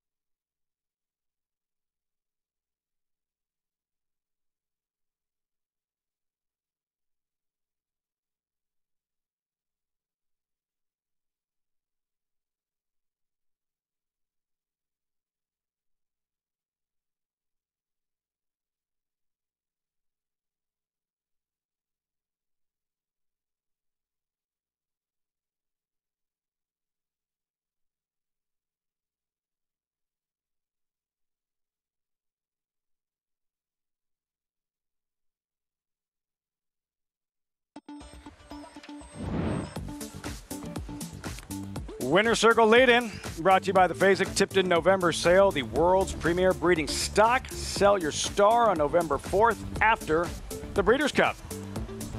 What a performance, no doubt about it. Performance, Tricky Temper, Maya Engelhart, owned by Mark Stanley. Victorious in the Union Avenue, 4th lifetime win, 3 of those right here at Saratoga. 3 wins on the afternoon for star jockey Flavien Prat with Acacia in the winner's circle. It's been a good Friday for Flavien for sure, and picking up this stakes win here with Tricky Temper, as when you asked her, she really accelerated and ran away from her competition today. Yeah, exactly. No, she was traveling very well behind horses, and yeah, true. I mean, when I tip her out, she really gave me a good turn of foot. Now, I know that you were climbing aboard for the first time today. In fact, for a horse that had been running frequently, too, was there any conversation you had with Jeremiah Engelhart, or was it just kind of he left it up to you? No, he told me that, you know, she won obviously 2 weeks ago, and she was doing great. He didn't do much with her, and he thought she was doing great, and he thought it was the right thing to do to put her in a race, and he was right. Certainly was. Now, 3-win day for you. And of course, there's always a roller coaster in this game. Some weeks, some days are much better than others. How do you, as riders, stay positive up here in Saratoga, as we and everybody else talking about the riding standings all the time? No, I mean, I just try to focus on my job, try to give good ride. I mean, we had some tough beat earlier this week, but it's part of the job, and you just go on and go to the next ride and try to give your best. 3-win day today and the stake. Congratulations, Flavien. Thank you very much. Some good insight there into the mindset of a jockey, and just what he said, Lafitte. It's his job. Very well-framed question, Acacia. You have to remember, in this sport, when you are failing, when you're losing 80% of the time, that's Hall of Fame material. Richie and 4, Flavien Prat make that a 9th stakes win at the meet this summer. 9 stakes wins in Saratoga. With the depth of this colony, there's only so many live mounts to go around, right? So not only is his agent doing a fantastic job, he's in demand, but he's making the right moves at the right time, particularly in the right races. And if you go through a little bit of a slide, what is it like to have a day like this, especially up here, win 3 races and knock out the stakes race as well? Well, it's uplifting. Confidence is key for any athlete, whether it's an equine athlete or a human athlete. And he's a guy, to me, that just seems so even-keeled. He doesn't get too high when it's good, and he certainly doesn't get rattled when it's bad. You know, I had a tendency when I rode, if I was slumping a little bit, to try to press, and then it just spirals out of control. You've got to be able to look at it, say, okay, I made a mistake, or I got to change some up here, and then put it behind you. And Tricky Temper, wow, what a performance. 2 straight victories and takes down this Union Avenue handicap. Of course, tomorrow, the main event, and every summer, one of the most prestigious races for 3-year-old fillies in the country, the Alabama. First things first, this 10th race, 23 minutes out. Quickly, we are on the grass here. Andy, who did you like? I like the 2 Goa. A horse that Chad Brown entered to run in the Lake George, and she wasn't able to get in. She didn't have enough earnings. You know, she's done her running on synthetic, but on that synthetic race last time in Europe, she beat a horse that came back to be second in a Group 2 and a great Group 3, won a Group 3. The 3rd horse won a Group 2. She finished 7th in the Prix Diane, which is the French Oaks. And you say, well, she hasn't run on the turf. She's a no-nay-never from a Galileo Dam. If she can't handle the turf, no one's going to handle the turf. So I think she's interesting in draw as well. But this is a very tough race. And I'll tell you something interesting about Chad Brown's other horse that Flavien Prat rides. Chad takes over the training of this horse. This horse is a half-to-gun runner. And Chad's going right to the turf with her because she's been disappointing. And she has a $1 zillion pedigree. And you almost wonder if they sort of went to Chad Brown thinking, you know, this is a trainer who's had so much success in the turf. Maybe this is going to be a turf horse because she could be an interesting wild card here, and that's a wild pedigree. Flavien Prat looking for a 4th win on the afternoon, shifting back to the Grade 1. Alabama. Then we go by the numbers. First number 1872, first running, so much history. Tradition, who was fastest? New York's Darling. Go for 1, 1.25 miles in 2 minutes and 4/5. Most wins by an owner. Bel Air Stud, 5 Alabama victories over 3 decades. Most wins by a trainer. Look at that, Sonny Jim Fitzsimmons, 8-time Alabama winning trainer. Most by a jockey, the number is 5, 3 of the very best. Mike Smith, George Velasquez, and Jerry Bailey. The only mare to complete the Alabama Breeders' Cup Distaff Sweep, Royal Delta, 2011 Alabama Winners crowned champion. Amazing. 27 Alabama Winners crowned 3-year-old filly champ. And finally, Alabama winners in the Hall of Fame. The number is 12, Songbird.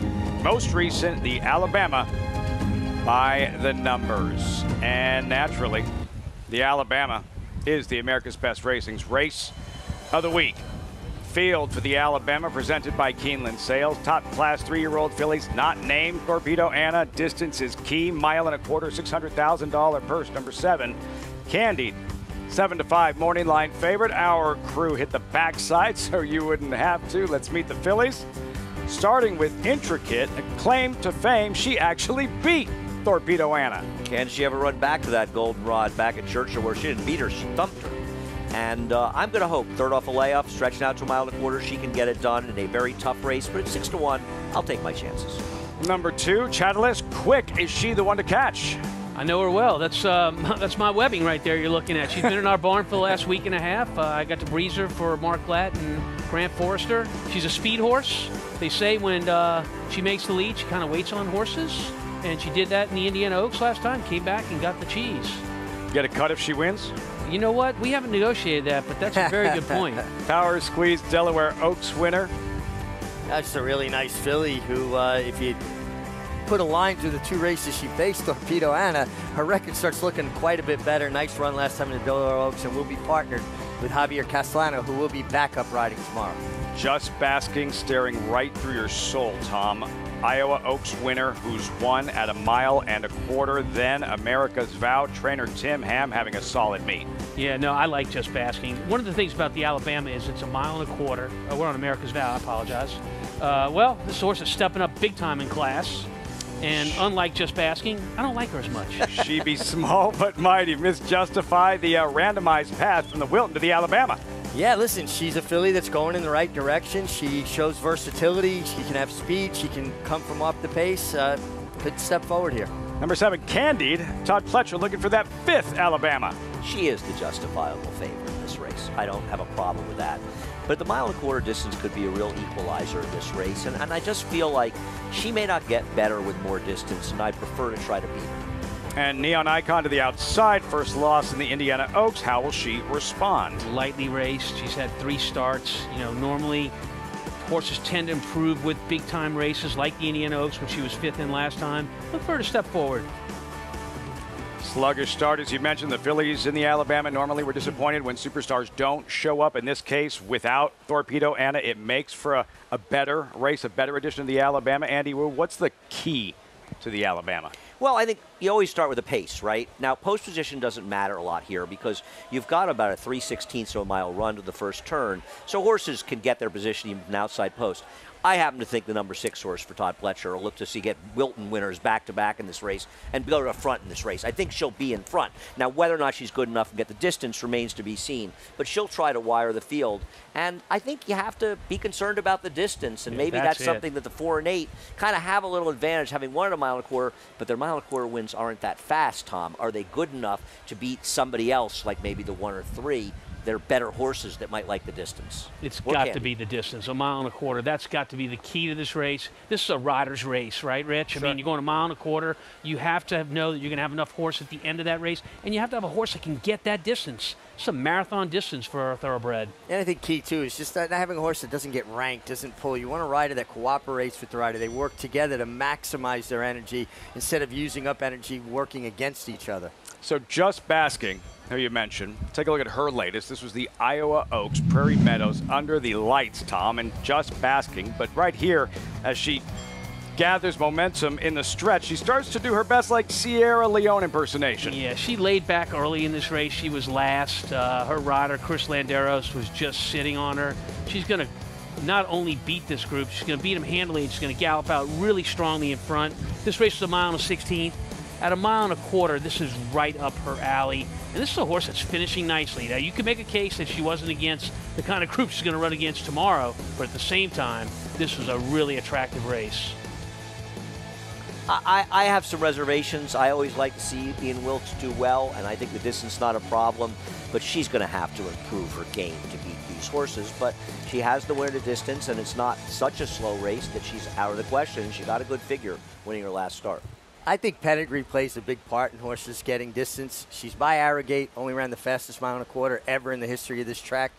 And out of a Blame mare, Claiborne Farm Stallion Blame, who is a huge stamina influence. So I think you've got stamina on both sides of the pedigree to get the mile and a quarter. I mean, the two horses that have won at a mile and a quarter in this race, whether you like them or not, they're Arrogates. They're from Arrogate's last crop, and like Richie says, so you know the distance is good. But then again, Wayne Lucas is the one who said they all can get a mile and a quarter. It's just a question of how quickly. How fast can you get that 10 furlongs? Tomorrow's Grade 1 Alabama live coverage beginning around 3 Eastern. Fox, Saratoga Saturday. And for Chad Brown, looking for yet another Lake Placid tomorrow afternoon. Believe a 6th overall and a good shot in the upcoming 10th at the Spa with Pretty Anna currently, wow, 11-1. Stay tuned.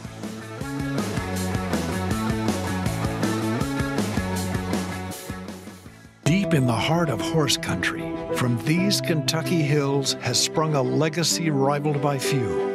From the all-time greats of yesterday to the breed-shaping bloodlines of today, our roots hold strong with the promise of tomorrow.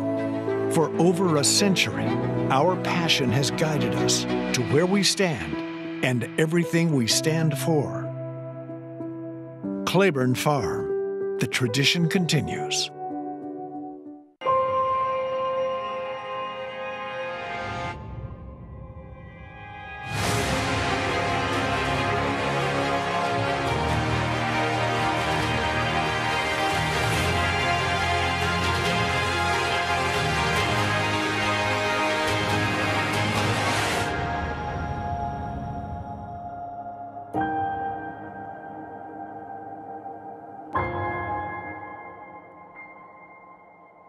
They say breed the best of the best and hope for the best. Macoma broke well on the outside and is. But you don't expect to get speed like this. Is Macoma the one to catch? Macoma has a 5-length lead in this Grade 1 corner.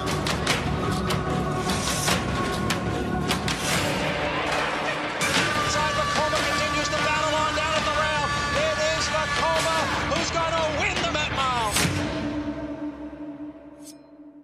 Why do the most successful owners, breeders, and horsemen select the Green Group as their tax advisor? We simply save them money. Over the past 40 years, founder Leonard Green has owned and bred some of the best racehorses in the history of the sport. His hands-on industry knowledge, combined with cutting-edge tax-saving strategies, has produced positive results for his clientele and has made the Green Group the top-rated accounting and tax firm in the business. For a confidential and complimentary consultation, contact us at 732-634-5100 or visit our website at www.greenco.com. The Green Group, proven strategies to save you taxes.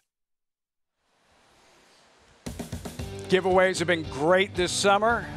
And this morning, the trucker hat. Trying to figure out if there'd be a bigger line outside the front door for Alabama Saturday tomorrow or for the trucker hat this morning. See them everywhere. We'll have big lines for both. It was very crowded. I came in about 11:15 today, and it's always huge in the giveaway days. But Alabama is going to be teeming with people. We got a great crowd today, and are expecting to have terrific weather. The giveaways are always fun, and glad to see people getting them, enjoying them. But this is prime time for Saratoga.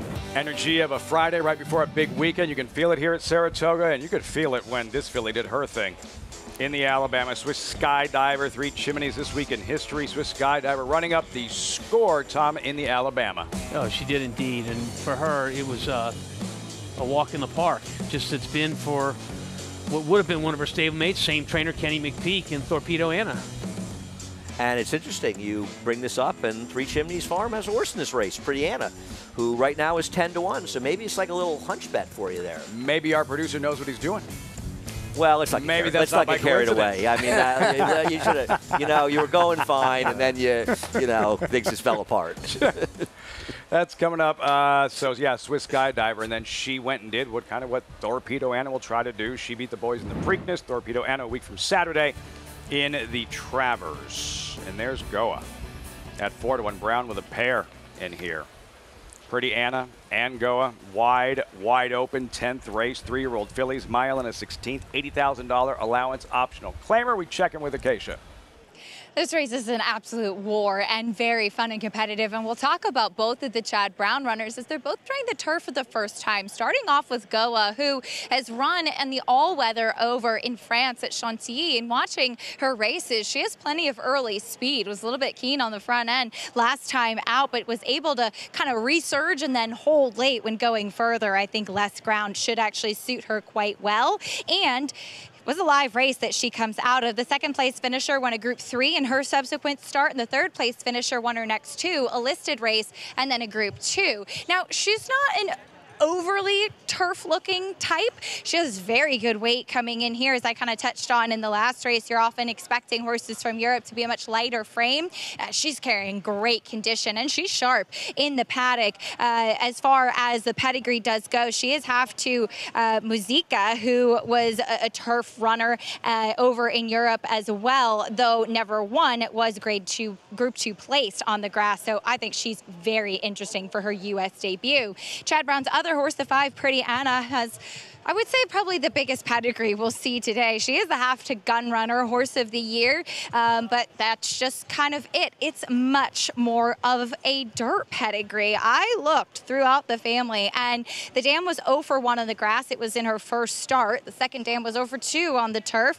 There was one sibling that won on synthetic, but that's kind of it. And she does not necessarily strike you as a turf-looking type. She doesn't have that proverbial turf foot. She's very upright in the way that she's built. She is a little bit more angular, so maybe that's the thought process, and kind of a lighter hind end, thinking that she'll have an easier time of it on the grass, as she's not yet lived up to her pedigree on the turf.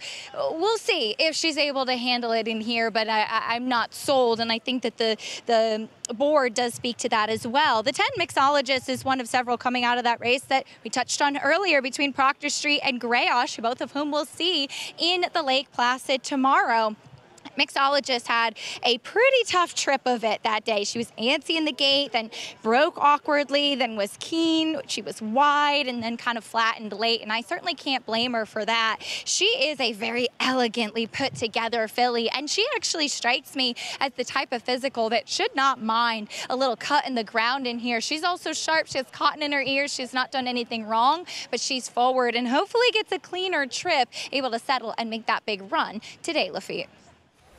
Yeah, Keisha, difficult assignment. Joel Rosario marooned outside Mixologist, and exiting a common race here for a trio. Week 2 of the meet, Andy, and we're watching Dancing Dean, who's far back. What happens? Well, I don't like Dancing Dean in this race. What I like about Dancing Dean is she drew very well on the rail today. And she got a little shuffled in there, but she's a deep closer. See, I think the horses that ran well in here were Mixologist in particular, who probably moved too soon and was too wide. And even the 4 Wrigleyville, who's a 7 in this race, moving a little early. This race collapsed at the end.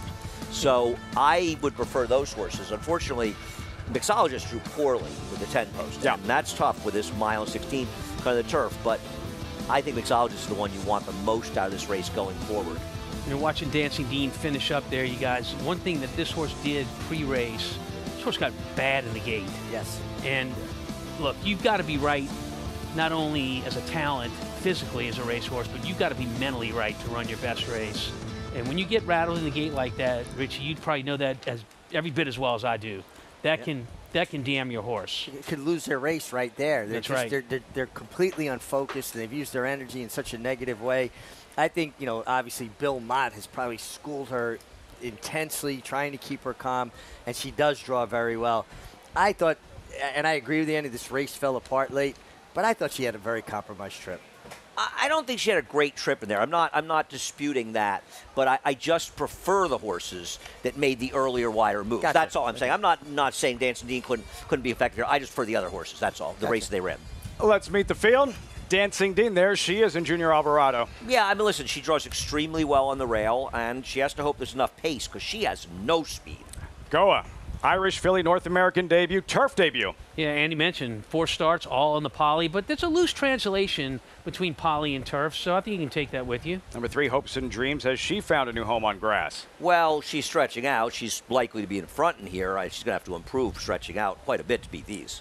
Glen Hill Farms, Wrigleyville. Her mother was a runner. Was a runner, and a shout out to one of our producers, Bobby, who's in Wrigleyville for the first right time. now, right? For the first He's a huge time. Cubs fan. Pretty Anna, Gun Runner's half-sister. She's not really a horse that has a ton of turf pedigree, but with that pedigree at that price, you got to be careful. Toy Collector, $550,000 Franco filly. First 2 starts in Delaware. Yeah, speed, and won the race with speed, but steps up in class. Progeny, 4th in the Boiling Springs at Monmouth. You know, she's a little bit interesting. I don't really like her in here, but she did improve immeasurably last time out on the grass. Gravette, stakes winner on synthetic. Stakes winner on synthetic. Took the blinkers off last time. It was a winning move, so they leave the blinkers off again today. Vino Rouge and John Velasquez. Sort of a mistake last time not being aggressive out of the gate when she could have been the controlling speed in that race, and Irad took advantage of it. And now she gets more pace to run at. Not a great post, but she's not impossible. Joel Rosario in the L&J Foxwood colors, mixologist. I thought this horse was in perfect position last time as the favorite. Just showed no finish whatsoever. That's the field for this 10th of 11. I think Tom disagrees with my analysis of Mixologist's last race. I could be wrong, but I go sense ahead. a slight disagreement with my analysis. Let's do it. We always We do. already had it. I already said. I thought the Mixologist ran extremely well. I thought she was wide. We haven't had a and good, moved like, way too soon in a race that collapsed. Rich, it's been a while since like a good We disagree. thermonuclear meltdown Andy-Tom debate. It's been a while. We're about due. I am really perfectly comfortable sitting back and watching. You know, I just want to say that's You just and me not both, fair. man. I'm just trying to help educate Tom here. I'm just trying to help make him Here we smarter go. and better. See, here Tom we go. had a horse earlier today that was alone speed. The horse was third, 5 legs behind the leader. I'm trying to help him. You know, I think I don't get enough credit for how nice I am to you, Tom. I really don't. I'm really kind of sulking here. Andy, I'm upset. Andy, one day we're going to let you be a trainer for about a week. And we're going to see how that goes. Can I let it You be a don't track know dog in the race? what I'd like to say, and I'm not going to say it. And we'll let you speak to the riders before and after the race. You guys get up way too early for me. Yeah. Or you get the bar around 9, right? Yeah. My time. There's Wrigleyville. And touching on her pedigree, her mother marketing mix, the high-loaded good mare, Glen Hill Farm, a 2-time Grade 1 winner. Richie, she traveled, she was honest, she was consistent. Is second to Zagora in the Breeders' Cup Filly Mare Turf out at Santa Anita. I was a big fan of this mare, and I like horses that show up. And she showed up, and it didn't matter shipping, where she went. You know, to win basically half her starts with 5 seconds and a third, over $2 million in earnings. I was a big fan. Wrigleyville was very impressive when she broke her maiden at Monmouth. Didn't beat a lot in my estimation. But I thought she made a little bit of an aggressive move, and I think she's a player here. And the horse she beat actually catalyzed is a Karvich horse who lost her next start but did improve her buyer figure. And I thought she too moved a little bit soon in there and was a little bit wide as well. I think of the horse out of the race, I prefer the 4 and 10. I would not bet the 10 at 3-1, Tom. I think 3-1 from that post is not what I want to take. I think it's too short a price. If the 2 Goa stays that price, I am betting on her. Lucky Horseshoe will find out. Acacia, she doesn't have to be as good as Mom, marketing mix, but Wrigleyville, a serious player in this 10th race. That's right, and she does have the pedigree to be a good one. Now, she was able to control a very slow pace 2 starts back, but I agree last time, probably a little bit more of her running style, though, making that early move. My one question with her, and I'm not the most familiar with her, but she has been very, very quiet throughout the preliminaries. Kind of had her head low, walking around in the paddock. She's stayed with the pony for the warm-up, hasn't gotten out of a jog much. I would have liked to see a little bit more warm-up from her out on the track. I don't have a problem with her, and maybe that's just her, but I do wish I was seeing a little bit more energy from her just in the preliminaries. But yes, she ended up fading, but she was trying early on in that race, and I do think is worth another look, and that could be a very live race. As we mentioned, the top 2 running in Graded Stakes Company tomorrow, and the 3rd place finisher Destiny Star winning yesterday with an 87 buyer speed figure.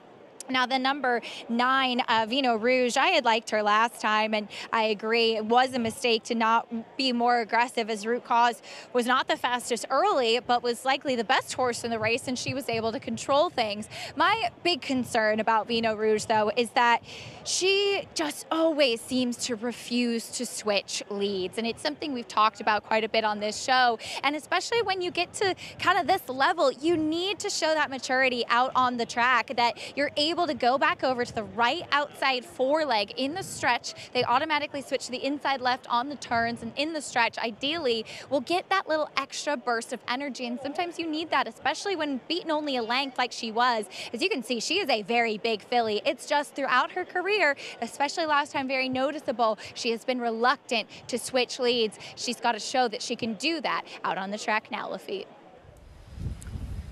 Alabama winning trainer, Tony Dutrow. Acacia, thanks so much. What are some of the things you can try to do as a trainer? Tom, a horse like a Vino Rouge, and they have a bad habit, in this case, not switching leads. Is there anything you can do, A, and B, how frustrating is that when you know that that bad habit is keeping them from winning more races? Well, I mean, look, there are horses where switching leads is important, but it's an overstated thing about having to switch leads.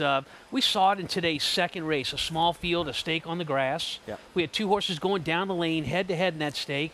When the inside horse went to the left lead down the lane, which is not what you're supposed to do, that horse actually surged and got ahead. The outside horse went to her left lead, came back and beat her. So I think it's overstated. But to get to your point, horses know the difference between morning and afternoon.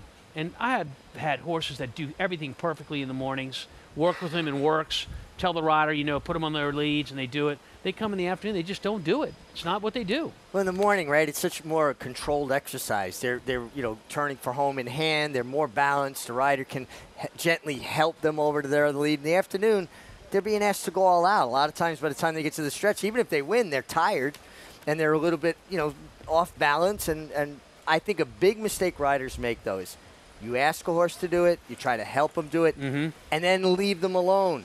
I think they slow down the momentum, trying to swing them around, trying to throw them onto the other lead. Many different philosophies, because some riders they're going to do everything they can to force them to switch, and others, like you said, give it a try once, give it a nope, okay, we're good. Yeah, and knowing your horses, obviously. You know, years ago there was a horse that I used to ride that if he got on his right lead, he would find more. But he was difficult to make do it. I always tried to put myself in a position where I was close to the rail, and I actually point him towards the rail. He'd step away from the rail onto his right lead.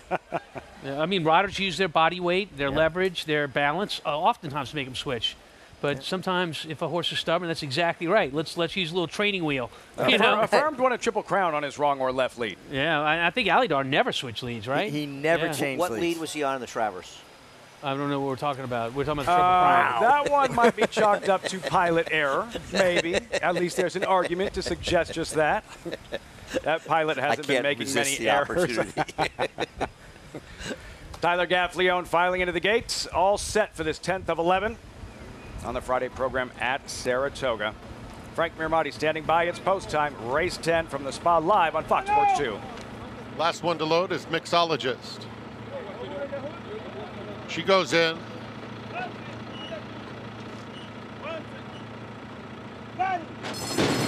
And they're off. Hopes and Dreams and Wrigleyville are both out quickly. Gravette is speeding up on the outside, so there's a very honest pace in the early going. Vino Rouge races a joint third into that first turn, and it is a pacemaker named Hopes and Dreams who will show the way by 2 lengths. Gravette is in second, and then Wrigleyville settles nicely in third. Another length and a half back to Progeny on the inside of Gravette. That's not Gravette, it's Vino Rouge in fifth, 4 lengths off the lead. Goa is just in behind that group, under a tight hold, 3 clear of Mixologist, who settled toward the back of the field. The 3 trailers, Toy Collector, Pretty Anna, and Dancing Dean. 25 seconds flat for Hopes and Dreams. And it's Hopes and Dreams leading the way by a length.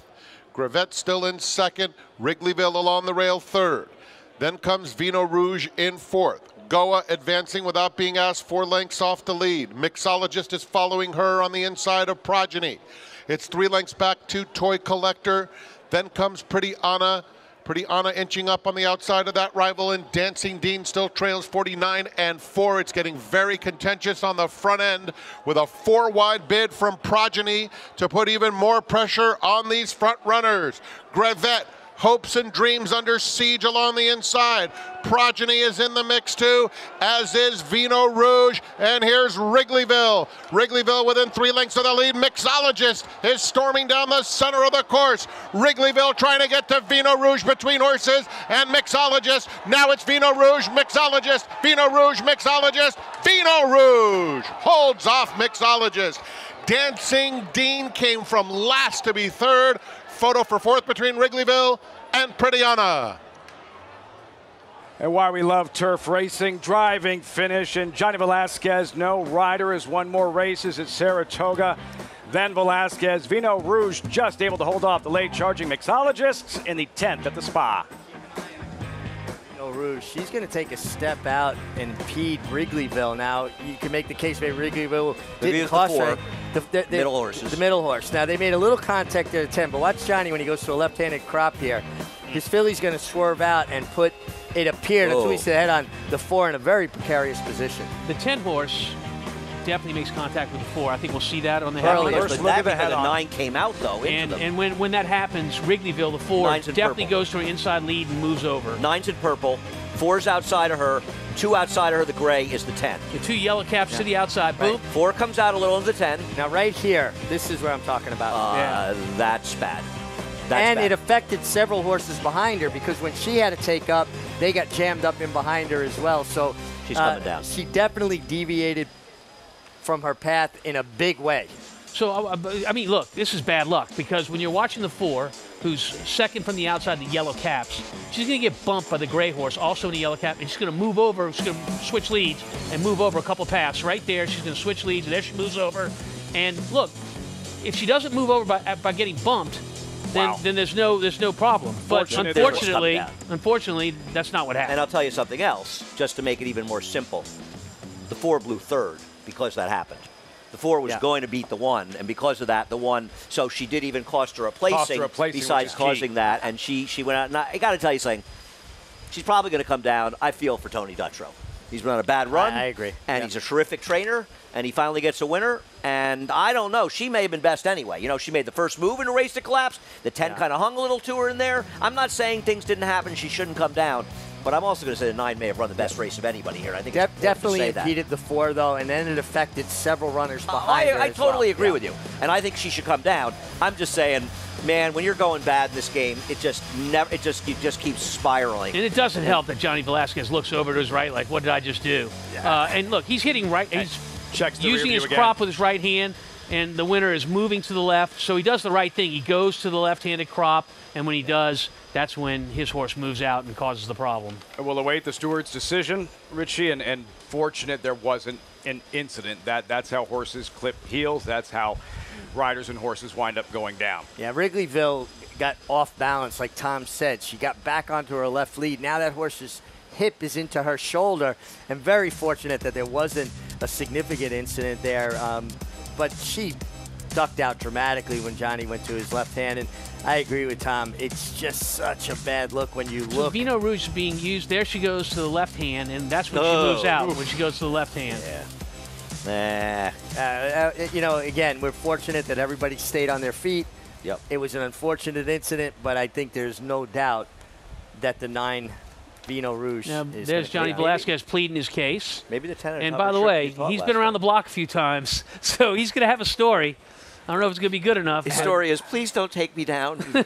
Tony can't win a race. Cut the guy some slack. Not for me, but for Tony. Yeah, right. Here's the head on again. Watch when he goes to the left hand. He's coming down. He's going to left hand right there, and this horse feels that and moves out immediately from that left-handed crop. And I'll say something else. I think he feels bad.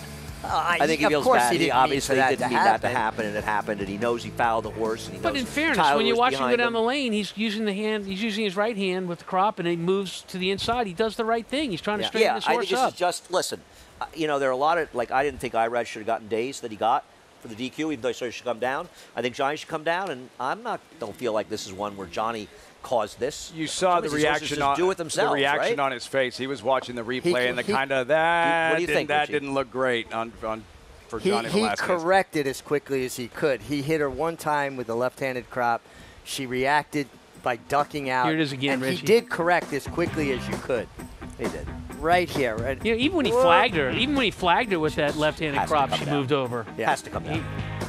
And I see Harold the owner there. I feel, you feel for people. It's tough, Listen, on the other hand, the 10 ran well. Now, the 10, I think the 9 ran a better race than the 10. So the 10's going to be a lucky recipient of this. The 10 had a chance to get by the 9, to be honest with you, and didn't get there. Though the 10 did run a little better than you might have thought, right, Tom? Yeah, no doubt about Tougher it. than last time. Terrible But feeling. let's also say that maybe we used a little different style this time around on the 10. Well, you knew they would. You knew that post especially and stuff. And Joel will give a good ride to get there. This one has to come down, and it's a tough break for them. Terrible feeling, Lafitte, when you know you rode a horse, your number's blinking, and you know in your heart that you made a mistake, and you're coming down, but you got to sit there with the connections and take it. Tony Dutcher's wife, Kim, right there talking to Johnny. Harold Lerner, the owner, to her right. Son over as there. well. And just, Have you ever, Richie, picked up the phone? Judge, you got me. Guilty as charged. I blew it, and you got me. He's looking at you like you're like the craziest guy he's ever known. I had a whole repertoire of stories. So you couldn't have felt that bad. If the MiG actually could make more money if he quit this gig and he developed like jockey acting school, because if you wanted to get put up, the MiG was your man. He's calling you Vladi Divac. No, but no, he was you the know man. where guys go wrong? When you steady, not only do you have to steady, then you've got to hit the saddle like you almost went down. That's hitting the saddle sells it. Sell it. If you show it even without the box, I think it's almost worse. You can see him come out because you can see without the box how much it affects even the 10. Yeah. And there is an argument the 10 was a little affected by it too, which But in a looking close over finish doesn't deserves help. a little bit. And let's assume the 9 does come down. The new order of finish is going to be 10-1-4-9. Correct. If that unless indeed somebody does feels happen. that the 9, unless they can look and say, did something get bottled up behind the 4? You know what I mean? And maybe caused others. That's the only. I don't think the stewards would do that, but I agree with you. No, You I think could they make that also case. may be looking at that. That may be why it's taking more time. It's a bad feeling. I feel bad for Johnny now having to stand. I think I might have already went back to the room. Ripped a phone out of the wall. Well, that was just one day, a bad day. Come on, one bad day, and you know it sticks with you forever. We're Richie. speculating about the disqualification. We are indeed there it is. speculating. There's the announcement. Frank Miamati just announcing there has been a disqualification. Vino Rouge taken down. Placed fourth, as Tom mentioned, the new order of finish will be 10-1-4-9. The 10 horse, the winner of this 10th race, Mixologist 10-1-4-9 in the 10th. I think general consensus, right call by the officials. Yeah, an unfortunate situation, and as Richie said, fortunately nobody got hurt. Everybody was fine, but it's got to be frustrating, and it's a tough game, and maybe the 10 could have won, maybe not. But you can't say the 9 wasn't as good, if not better, than everybody in this field. No, the 9 ran extremely well. No doubt, That's it bad had luck. it warranted a disqualification. They made the right call, and looking at Johnny, and I feel bad for him out there on the screen. I think he needs a good mixologist after the races today. It's good, right? Good Johnny thing for him. V. He's in the right town for that. The all-time They got a lot leading of rider mixologists at here, don't they? Saratoga. But on this afternoon, in this 10th race, a Hall of Famer who winds up in the winner's circle in Joel Rosario. But there is Johnny V, a date with fierceness a week from Saturday. The champ, what will he do in the Travers next week? We'll be right back.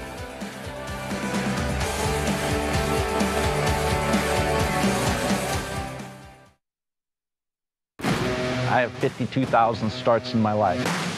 I've never seen one that could take as much as he did early and continue to improve. And it is Gunite, He's strong, he's attractive. and he's going to win the hopeful. He's extremely smooth and fluid. Gunite is a tough customer here as they come on for the finish. How sound he is. Gunite got the jump. Consistent mentally, physically. He will defeat Elite Power in the Forgo. Complete package. Want to know a secret?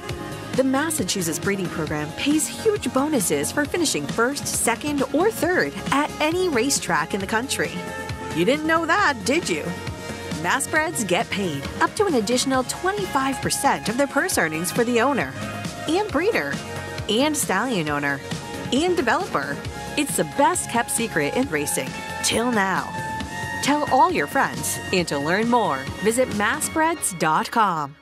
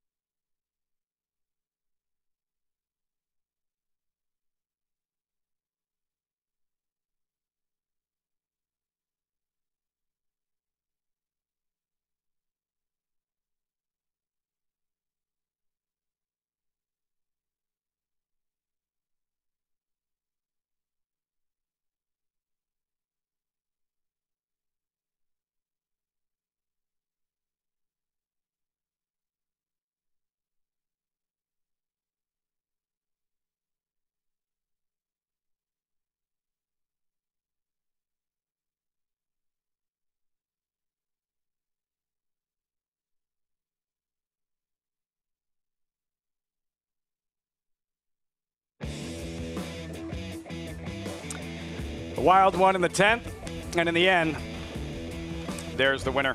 Mixologist Ellen J. Foxwoods, Brad Cox, and Joel Rosario Road Cafefe, I believe. The connections there for the Breeders' Cup Filly Mare Sprint winner and champion sprinter a few years back. 10-20 Dancing Dean, Wrigleyville, the DQ. That one is tough for trainer Tony Dutrow. And Alabama winning trainer Tony Dutrow. Vino Rouge disqualified after crossing the wire in front. Yeah, and I feel for Tony. He's having a tough meet. He's a terrific horseman, and he had his horse prepared, and just tough game. Things went awry. Tough game. This one, Andy, looks much different than it did this morning. $40,000 maiden claimer off the turf of the main track. A mile. Who'd you come up with? I stuck with the MTOs. I prefer the number 16, who had trouble last time, for Ken McPeak and Julian Leparoux, but I think Not Guilty. They're the two to beat. I will say there's a concern. Bobby Jean, the 7, is a threat to wire the field. I mean, I think if one of the MTOs doesn't win, MTO being horses entered main track only, can only run if the race comes off the turf. The 7 is the clear speed, and maybe she's a bit of a threat to wire.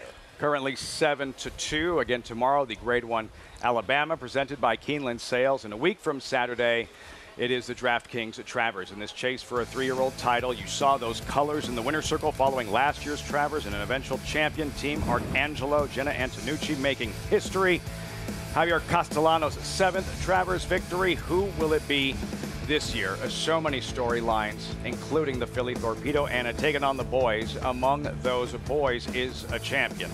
Fierceness, Andy, and a statement victory in the Jim Dandy in his most recent effort, Tom. Fierceness. Yes, and so for Fierceness, I mean, really, this last race was perfect for him in terms of post position. He's on the outside, gets a clear trip. He wants to control and ends up doing that down the backside. You see him wide here, but that's on purpose. He is putting Fierceness out there. Velasquez is putting Fierceness out. You saw him look over his shoulder onto his inside. He's looking for Sierra Leone, who wants to be further outside than him, but who's stuck on the rail in second. And he brings him down to be competitive with him, but he's out there for a reason. He wanted Sierra Leone to come around him. I'd almost forgotten what a good race this was. We ran it really a few weeks ago. It was a terrific race. Really good. But, I mean, is he going to have that comfortable trip this time around? Is he going to get the outside post, not have any problems out of the gate, be able to do what he wants to do? And it could be a whole different ball of wax. What are you seeing there, Tom? You're the trainer. The whole story was what he won on the Travers based on how he rebounded from the Jim Dandy. Well, yeah. It looks like he rebounded pretty good. But I know they questioned it a little bit, and they thought, well, maybe we'll wait. But I have a feeling Mike Rapoli, about 10 minutes after that Jim Dandy, knew that he was going to rebound just fine for the Travers. Yeah. Well, especially when the other horse, unfortunately, Mindframe, went on the shelf. And he's got to deal with a potential Achilles heel type horse for him in Dornoch, who is fast, who is committed to going to lead, and win or lose, he has the ability to fight to the wire. So Fierceness is going to have to find a way to put away the current leader of the division, who's a fighter and good, and then hold off the closers, and that's a big task. Dornick not only can throw a punch, he can take a punch. Where Fierceness shown he can throw a punch, but as of yet, he's never taken a punch. Likes to fight guy. Dornick is likes to fight guy. It's a crazy notion for a brawl. From his connections that he doesn't get any respect. He gets a lot of respect, and he's earned it. Yeah, and lots of respect. You can join that illustrious list. Jim Dandy, Travers, winners most recent with Epicenter in 2022. And the Philly, historic, trying to become the first to capture a Travers since 1915. This place is going to be a madhouse with this story brewing and the Philly taking on the boys for the first time trying to win a Travers in over 100 years. I think you have to discuss it from a couple of angles. One is, because of her reputation, she may end up being a favorite here. And she hasn't done, I think, enough at the racetrack to be favored here. So from a gambling standpoint, she's a bad bet, I think, in all likelihood. But on the other hand, she is a fighter. She's able to be involved in fast paces, and she doesn't just survive fast paces. She destroys the horses like the last year's champion FYI. Ways and means. These aren't good horses. These are extremely good horses. She makes them look like bad horses. And she's able to run fast doing it. And she may not be in front, but she'll be in a contentious position. And regardless of that, I like to give Kenny McPeak a hard time. But Kenny McPeak is having some fun here. And doing this, running her in this race, it just makes the game better. And it makes a great race an even greater race, and a great day an even greater day. So whether you like Torpedo Anna or not as a handicapper, you got to love that she's in this race, because she makes a Super Travers that much better. Will help the large group of us that's not on the same intellectual level as you. and tell us That's how just the she training hasn't done community, enough, and then you brag about her. She's completely dominated her division. Her division is not as good as the horses that she's facing in this Travers. They're not the greatest 3-year-olds And do you ever, think but in they're the 3-year-old pretty boy darn division, good. you think the 3-year-old boy division is a solid division? You think there's I someone think that's stepped up?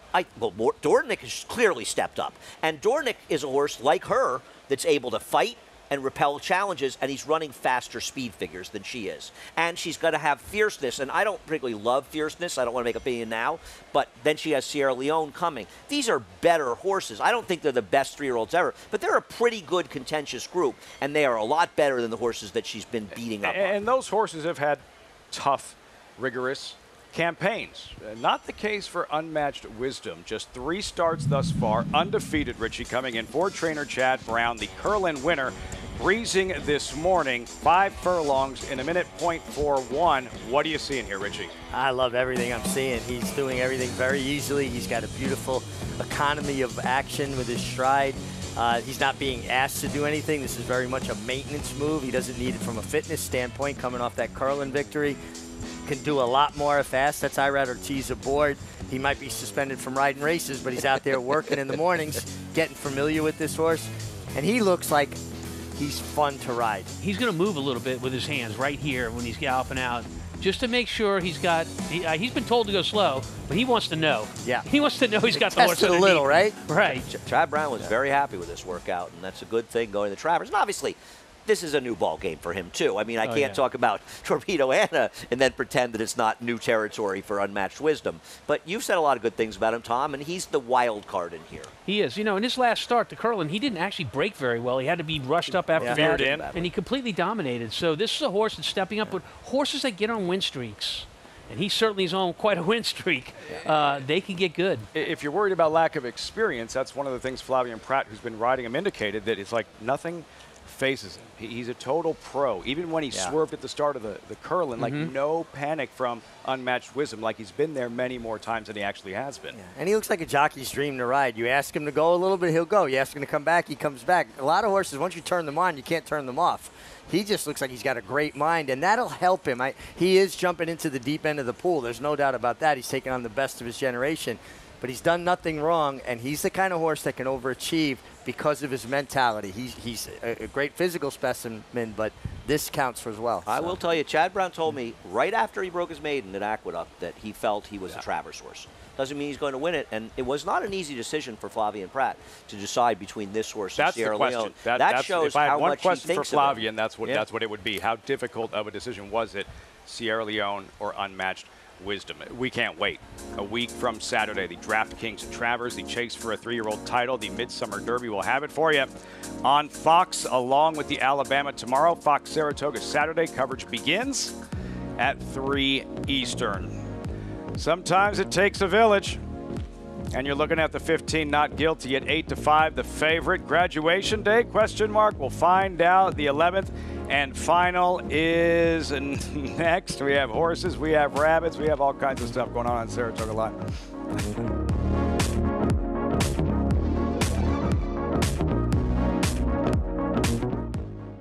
It's Volatil in front as they pass the 16th pole. Volatil victorious in the Vanderbilt, 1 by 2 lengths. Tremendous amount of talent with his win in the Vanderbilt, as well as a couple of his wins at Churchill Downs. Ran unbelievably fast.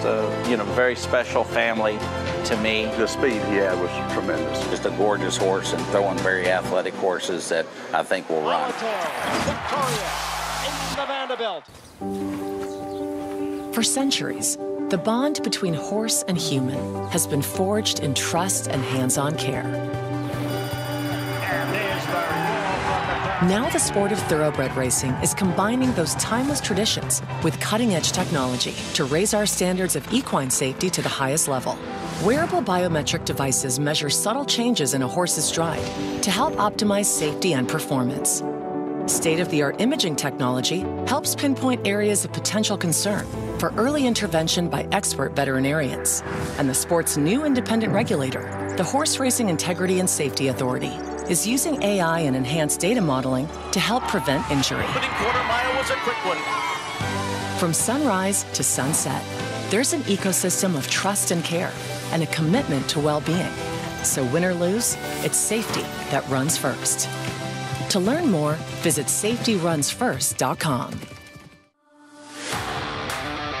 Program trading in naval power. What a thriller. Photo! In Italian to win it. Big F1.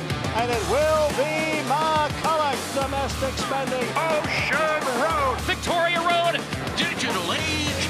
And Pearl. State of Rest. Newspaper of record.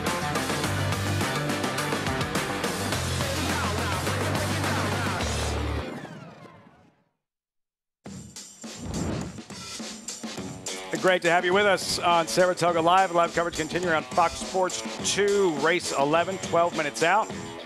Off the turf of the main track. From the Wilson Shoot a Mile, $40,000 maiden claimers. Looking at not guilty. 8-5 favorite. We check in with Acacia. And the main track onlys look very tough in here, not guilty. Taking a drop in class as far as the dirt form is concerned. Did run in a maiden claiming race last time on the turf for $75,000, but in tough maiden special weight groups prior to that. At short cup, cheater blinkers on in here today, and I like the move back to the dirt. Honestly, just a horse that probably just looks best in here. She's also very sharp in the paddock, though, as from the moment she came in, she's been on the muscle. Now, last time out, she had acted up saddling and was a little bit tough to handle. Not doing that. She's not over the top, which I certainly appreciate. So she's sharp, but not doing too much. It's that fine line, and she is walking it, and just a great weight, great muscle condition. I have no problem with not guilty. The number 16, looking for Ginny, finished third last time out when she was bumped pretty hard on either side at the start last time out, and she was very far back as a result. The problem is that she's often been far back in her races, but she did come running, and the 2 times she ran in a maiden claiming race, she ran on to finish third. She is a big, solid filly. A lot of substance kind of carries her weight, carries her conditioning with her. She's a bit warm here in the paddock. I wasn't in the paddock for her last race, but she doesn't seem agitated in any way. So I'm not going to take it as a negative right now. She's gotten a little bit more on her toes once they've come on the walking ring. Just hoping that she can break a little bit better and get a little bit more position and not leave herself with so much to do late as she has been doing recently, Lafitte. At 5-2, Acacia, looking for Ginny. For Torpedo and his trainer, Kenny McPeak. Riders up, post parade, and the nightcap. When we come back, 10 minutes out to the 11th and final from the Spa.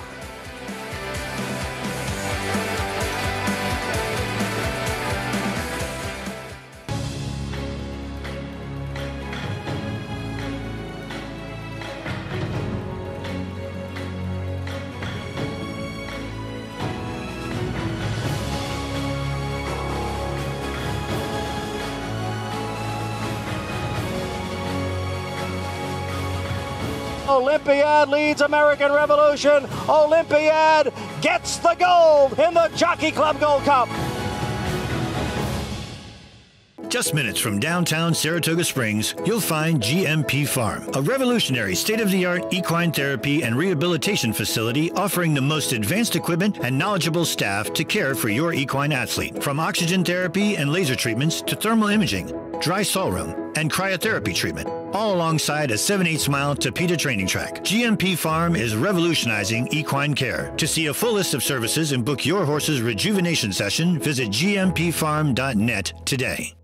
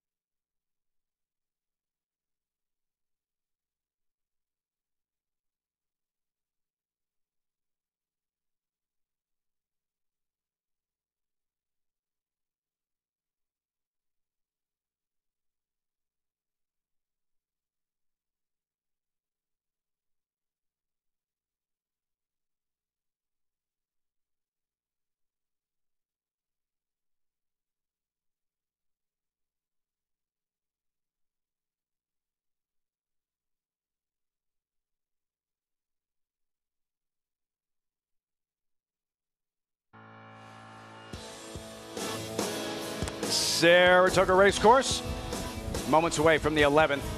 Welcome back, Saratoga Live. Let's meet the field. $40,000 maiden claimers off the turf for the main track. There's Dash of Lemon, currently 15-1. 15-1, and you know, on the turf is one thing, but on the dirt, not so much. True Myth off the board in her first 3. What's the term, Andy? Ibid? When you think the same thing? I don't think this horse is impossible. I liked it on the turf.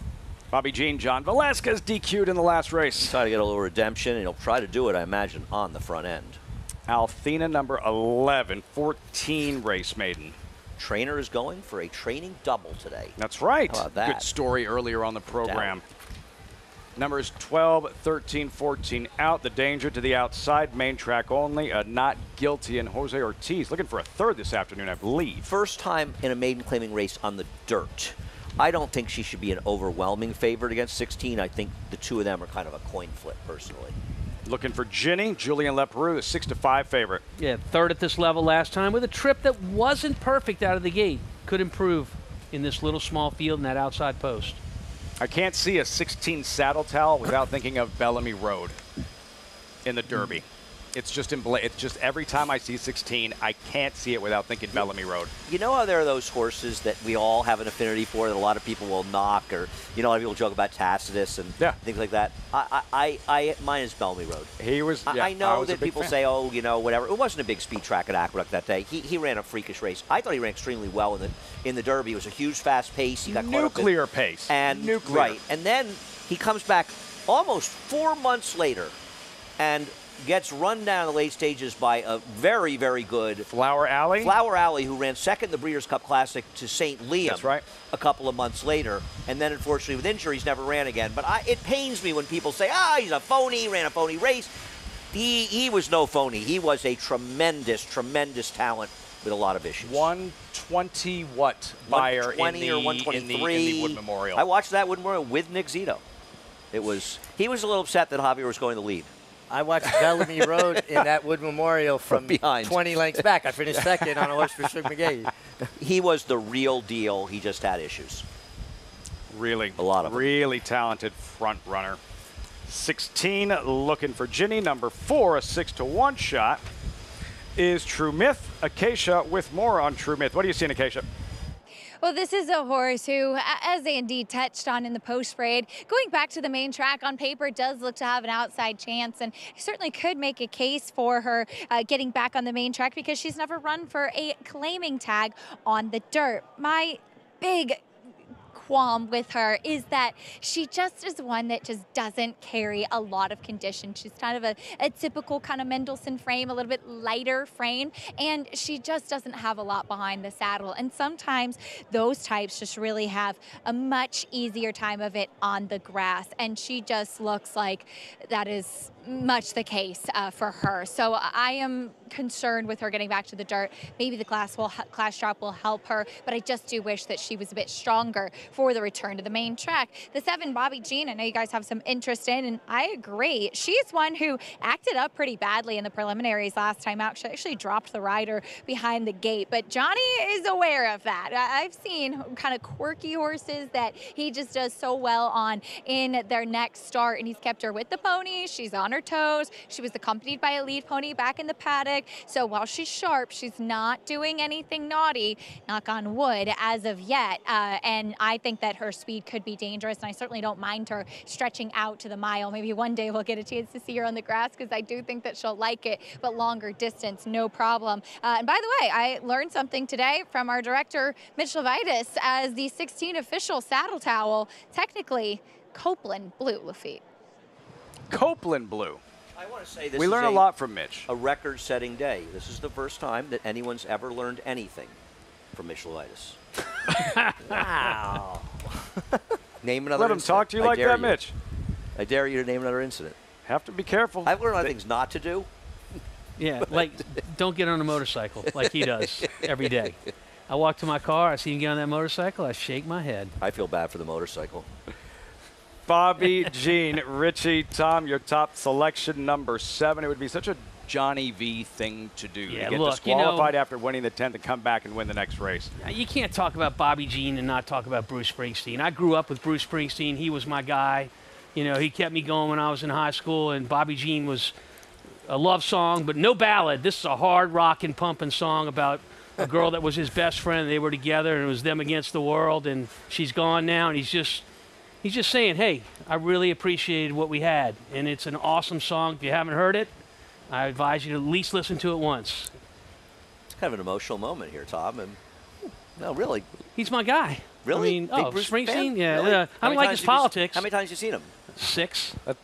Really? I've seen him twice, and he's not my guy. Well, but he puts on one of the greatest shows. I understand why his fans go time and again. That guy, I mean, he delivers. Yeah. Look, I don't agree with his politics. Really? Yeah, let's segue the show into a political conversation. Horse racing and politics. What could possibly go wrong? Politics of the show? Well, he sometimes brings it into his show. They're going to accelerate behaving yourself in a so hurry. well today, Tom. Tom, I saw him at UBS Theater right there at Belmont Park. How long ago? Last year. I saw him once in Incredible Florida. show. What a show. In Florida when I was staying with you. You didn't go. I was working and you going to concerts, staying in my place. We went one time. It was a group of 4 of us. My younger brother, who loved him, and my cousin. We couldn't find my cousin anywhere, and it was time to leave. And the place cleared out completely. And we went in the bathroom, and in one stall we saw a pair of legs. Oh man, that was my cousin. So we got him home. So I don't think he enjoyed the concert as much as we did. We're Post finding out time can't get here 3 fast hours enough. is a little too long to be on the air today. Just a little. Okay, yeah, let's get back at it. Hey, look, Bobby Jean. Just in time, no this damage is a horse that's done. going to show the way. And in these kinds of races, these maiden 40s, you show the way, you got a big chance to win. And like Bruce says in the song, good luck, goodbye, Bobby Jean. I like How about that? Well executed. I'm on board with Bobby Jean. I'm not going to quote any. I didn't know the song, but I'm going to look it up now. At 6-1, check that 3-1. Johnny Velasquez. What's the mindset, Richie, after getting DQ'd? Whether you think it was warranted or not, beside the point. You're a rider. You just got taken down. What's the mindset when you go back out to ride the next race? Got to shake it off. You just got to put it behind you. You know, you got a job Bad to pick, do. short memory kind of thing. You do, and you owe that to the connections of the horse you're riding in the next race, and for the people wagering on it as well. Do you reach out to connections? And I'm sorry, I made a mistake. Do you? In a situation like that, I'm certain Johnny will, if he didn't already, you know, have that conversation with Tony and the owner, and you know when you messed up. And Johnny made a mistake. It was one stride. It happens to the greatest. My experience is that riders don't want to admit a mistake until you point it out and say, "Well, what happened?" Yeah, you're right. That did happen, but they're not going to bring it up after the race. I did call you, Tom. After I gave your horse a bad ride in the hopeful, I called you, didn't I? Do we think John Velasquez made a mistake there? I don't think so. Johnny I think off the horse, his mount. Johnny off his mount. Bobby Jean. And Acacia relaying to us that Bobby Jean threw Johnny Velasquez before her last race, so this was, I guess, the plan going in, and they'll reunite. Sounds like in the gate. Bobby Jean threw Bruce Springsteen too. He didn't sing Billie Jean. Wasn't Billie Jean? That was the great MJ, and he was great. Yeah, he was. Moving into line, post time. Even money favorite towards the outside. Not guilty. And Johnny Velasquez, there he is. Climb back aboard. Bobby Jean at 3-1. Richie and Tom's top selection. Andy, you wound up with who again? I like the number 16. I think 5-2 is value. And looking for Ginny, who had a brutal trip early, really bounced around, and with an outside post, she's unlikely to have that trouble again. But she is a bit of a plotter. Come on, Bellamy Road. One final time. Frank Mirmati with the call. Post time from Saratoga. They're in the gate.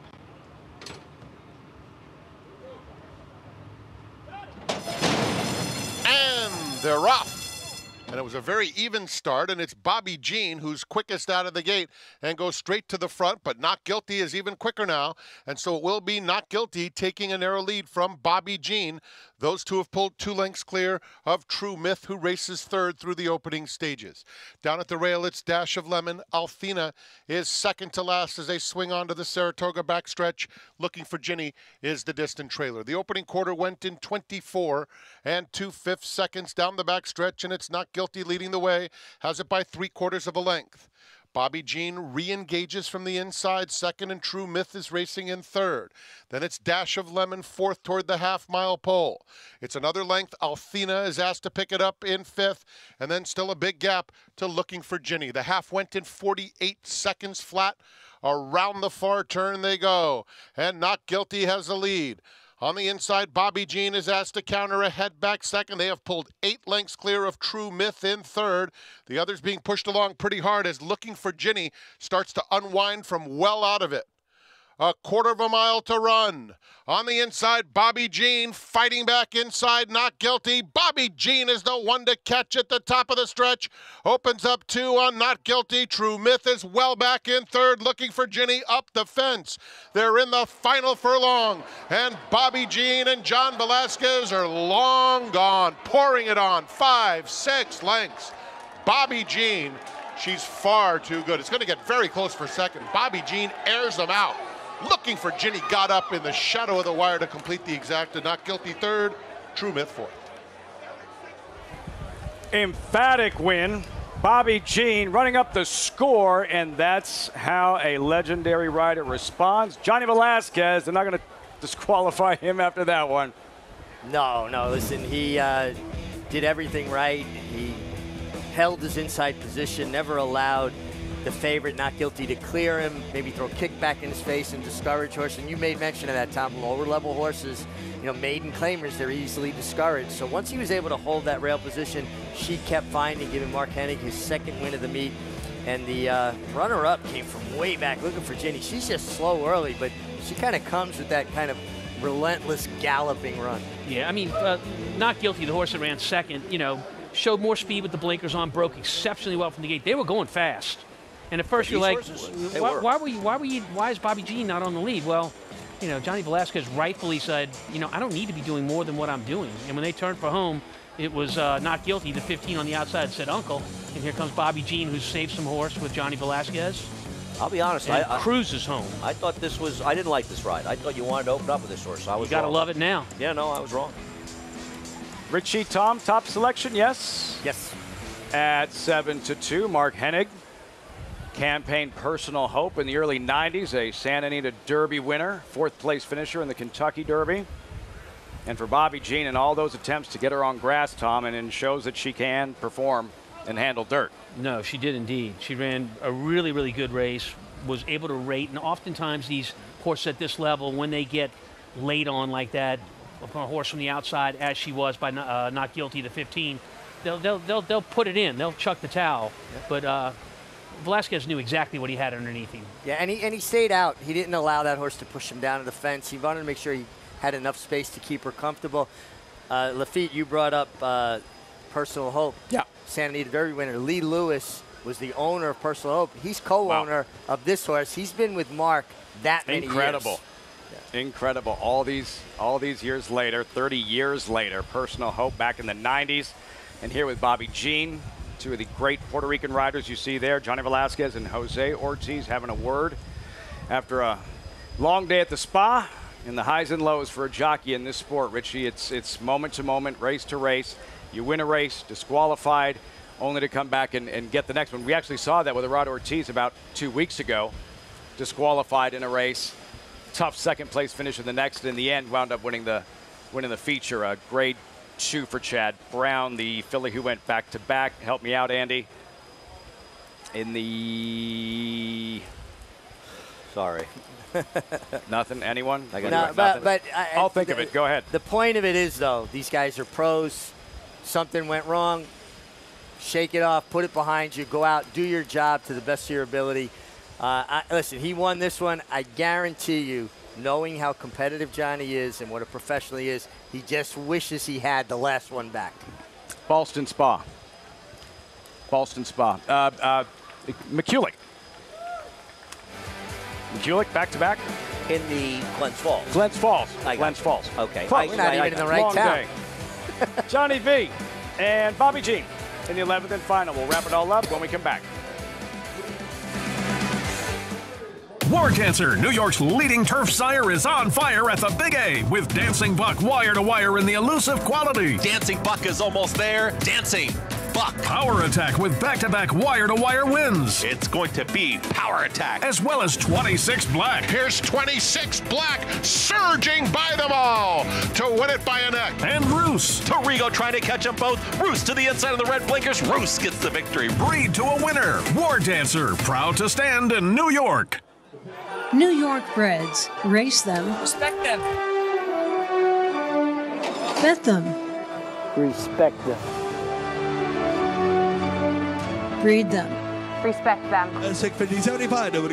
Buy them. Respect them. 75. Now 700. Train them for a second career. Respect them. Join us in respecting thoroughbreds at every stage of life. Learn more at nybreds.com. It's amazing. I mean, we're used to having horses in claiming races, and here we're at the undercard of the Belmont. And they're off in the Woody Stevens, and here's Bookham Dano, who has blown by them all. Bookham Dano, Prince of Monaco in between. It's going to get very close. Bookham Dano! Winning on New York's most important day of racing. I can't. That was awesome. He's the best. Racetrack Television Network brings you every race, from every track, on every screen, every day. With monthly packages starting as low as $5, RTN gives you great value and access to more live HD streaming and race replays than anyone. Visit RTN.tv today to sign up and watch on almost any device, including Roku and Amazon Fire. RTN has packages that start at $5 per month.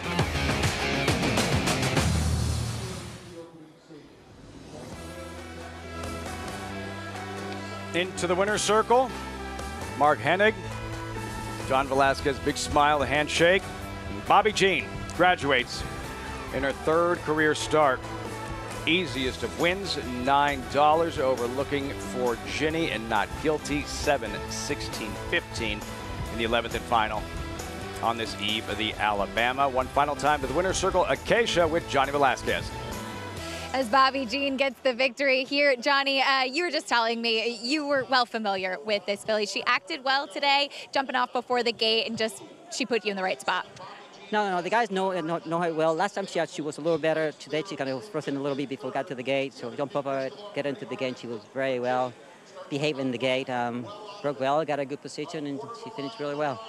You were able to kind of settle inside of the favorite Not Guilty in there today. Talk to me a little bit about rationing out that speed, especially as she was stretching out for the first time. Well, I knew she was going to be close, and I know that Jose had a speed, so when he broke, and I thought he was going to go to the lead, and he kind of slowed down a little bit in the back stretch, and he moved out. So I moved out right next to him and kind of hold them together, and coming to the quarter pole, kind of squeeze out of there, and she went away, but very nicely, yeah. Of course, it is the nature of this game and have to ask the disqualification in the last race and then coming back to win the last. As a rider, how do you kind of put the past behind you and have a short-term memory and focus on the task at hand? You have to go race by race. You have to concentrate on the things you have to do for every race and for the people, the connection that you're riding for. You have to put it behind, you know. And for me, it's another race. Move on. I made a mistake. I think that didn't close the place to the horse that would finish, fourth. I would have, made a mistake. I think I should have stay up, and maybe the consequence of that should have been days the next day, But the steward has a tough decision to make, and they made a decision. Listen, I did come out, they close a revere to the outside, and the horse had to check in there, although I didn't think it cost in my place, but the steward had to make a decision. So you have to move on, and that's it. Mistakes happen. I can't be perfect all the time. Thanks for your candor, Johnny, and good to see you in the winner's circle here. Thank you. John Velasquez finishing up the day the right way, Lafitte. Turning the page, Acacia, refocusing.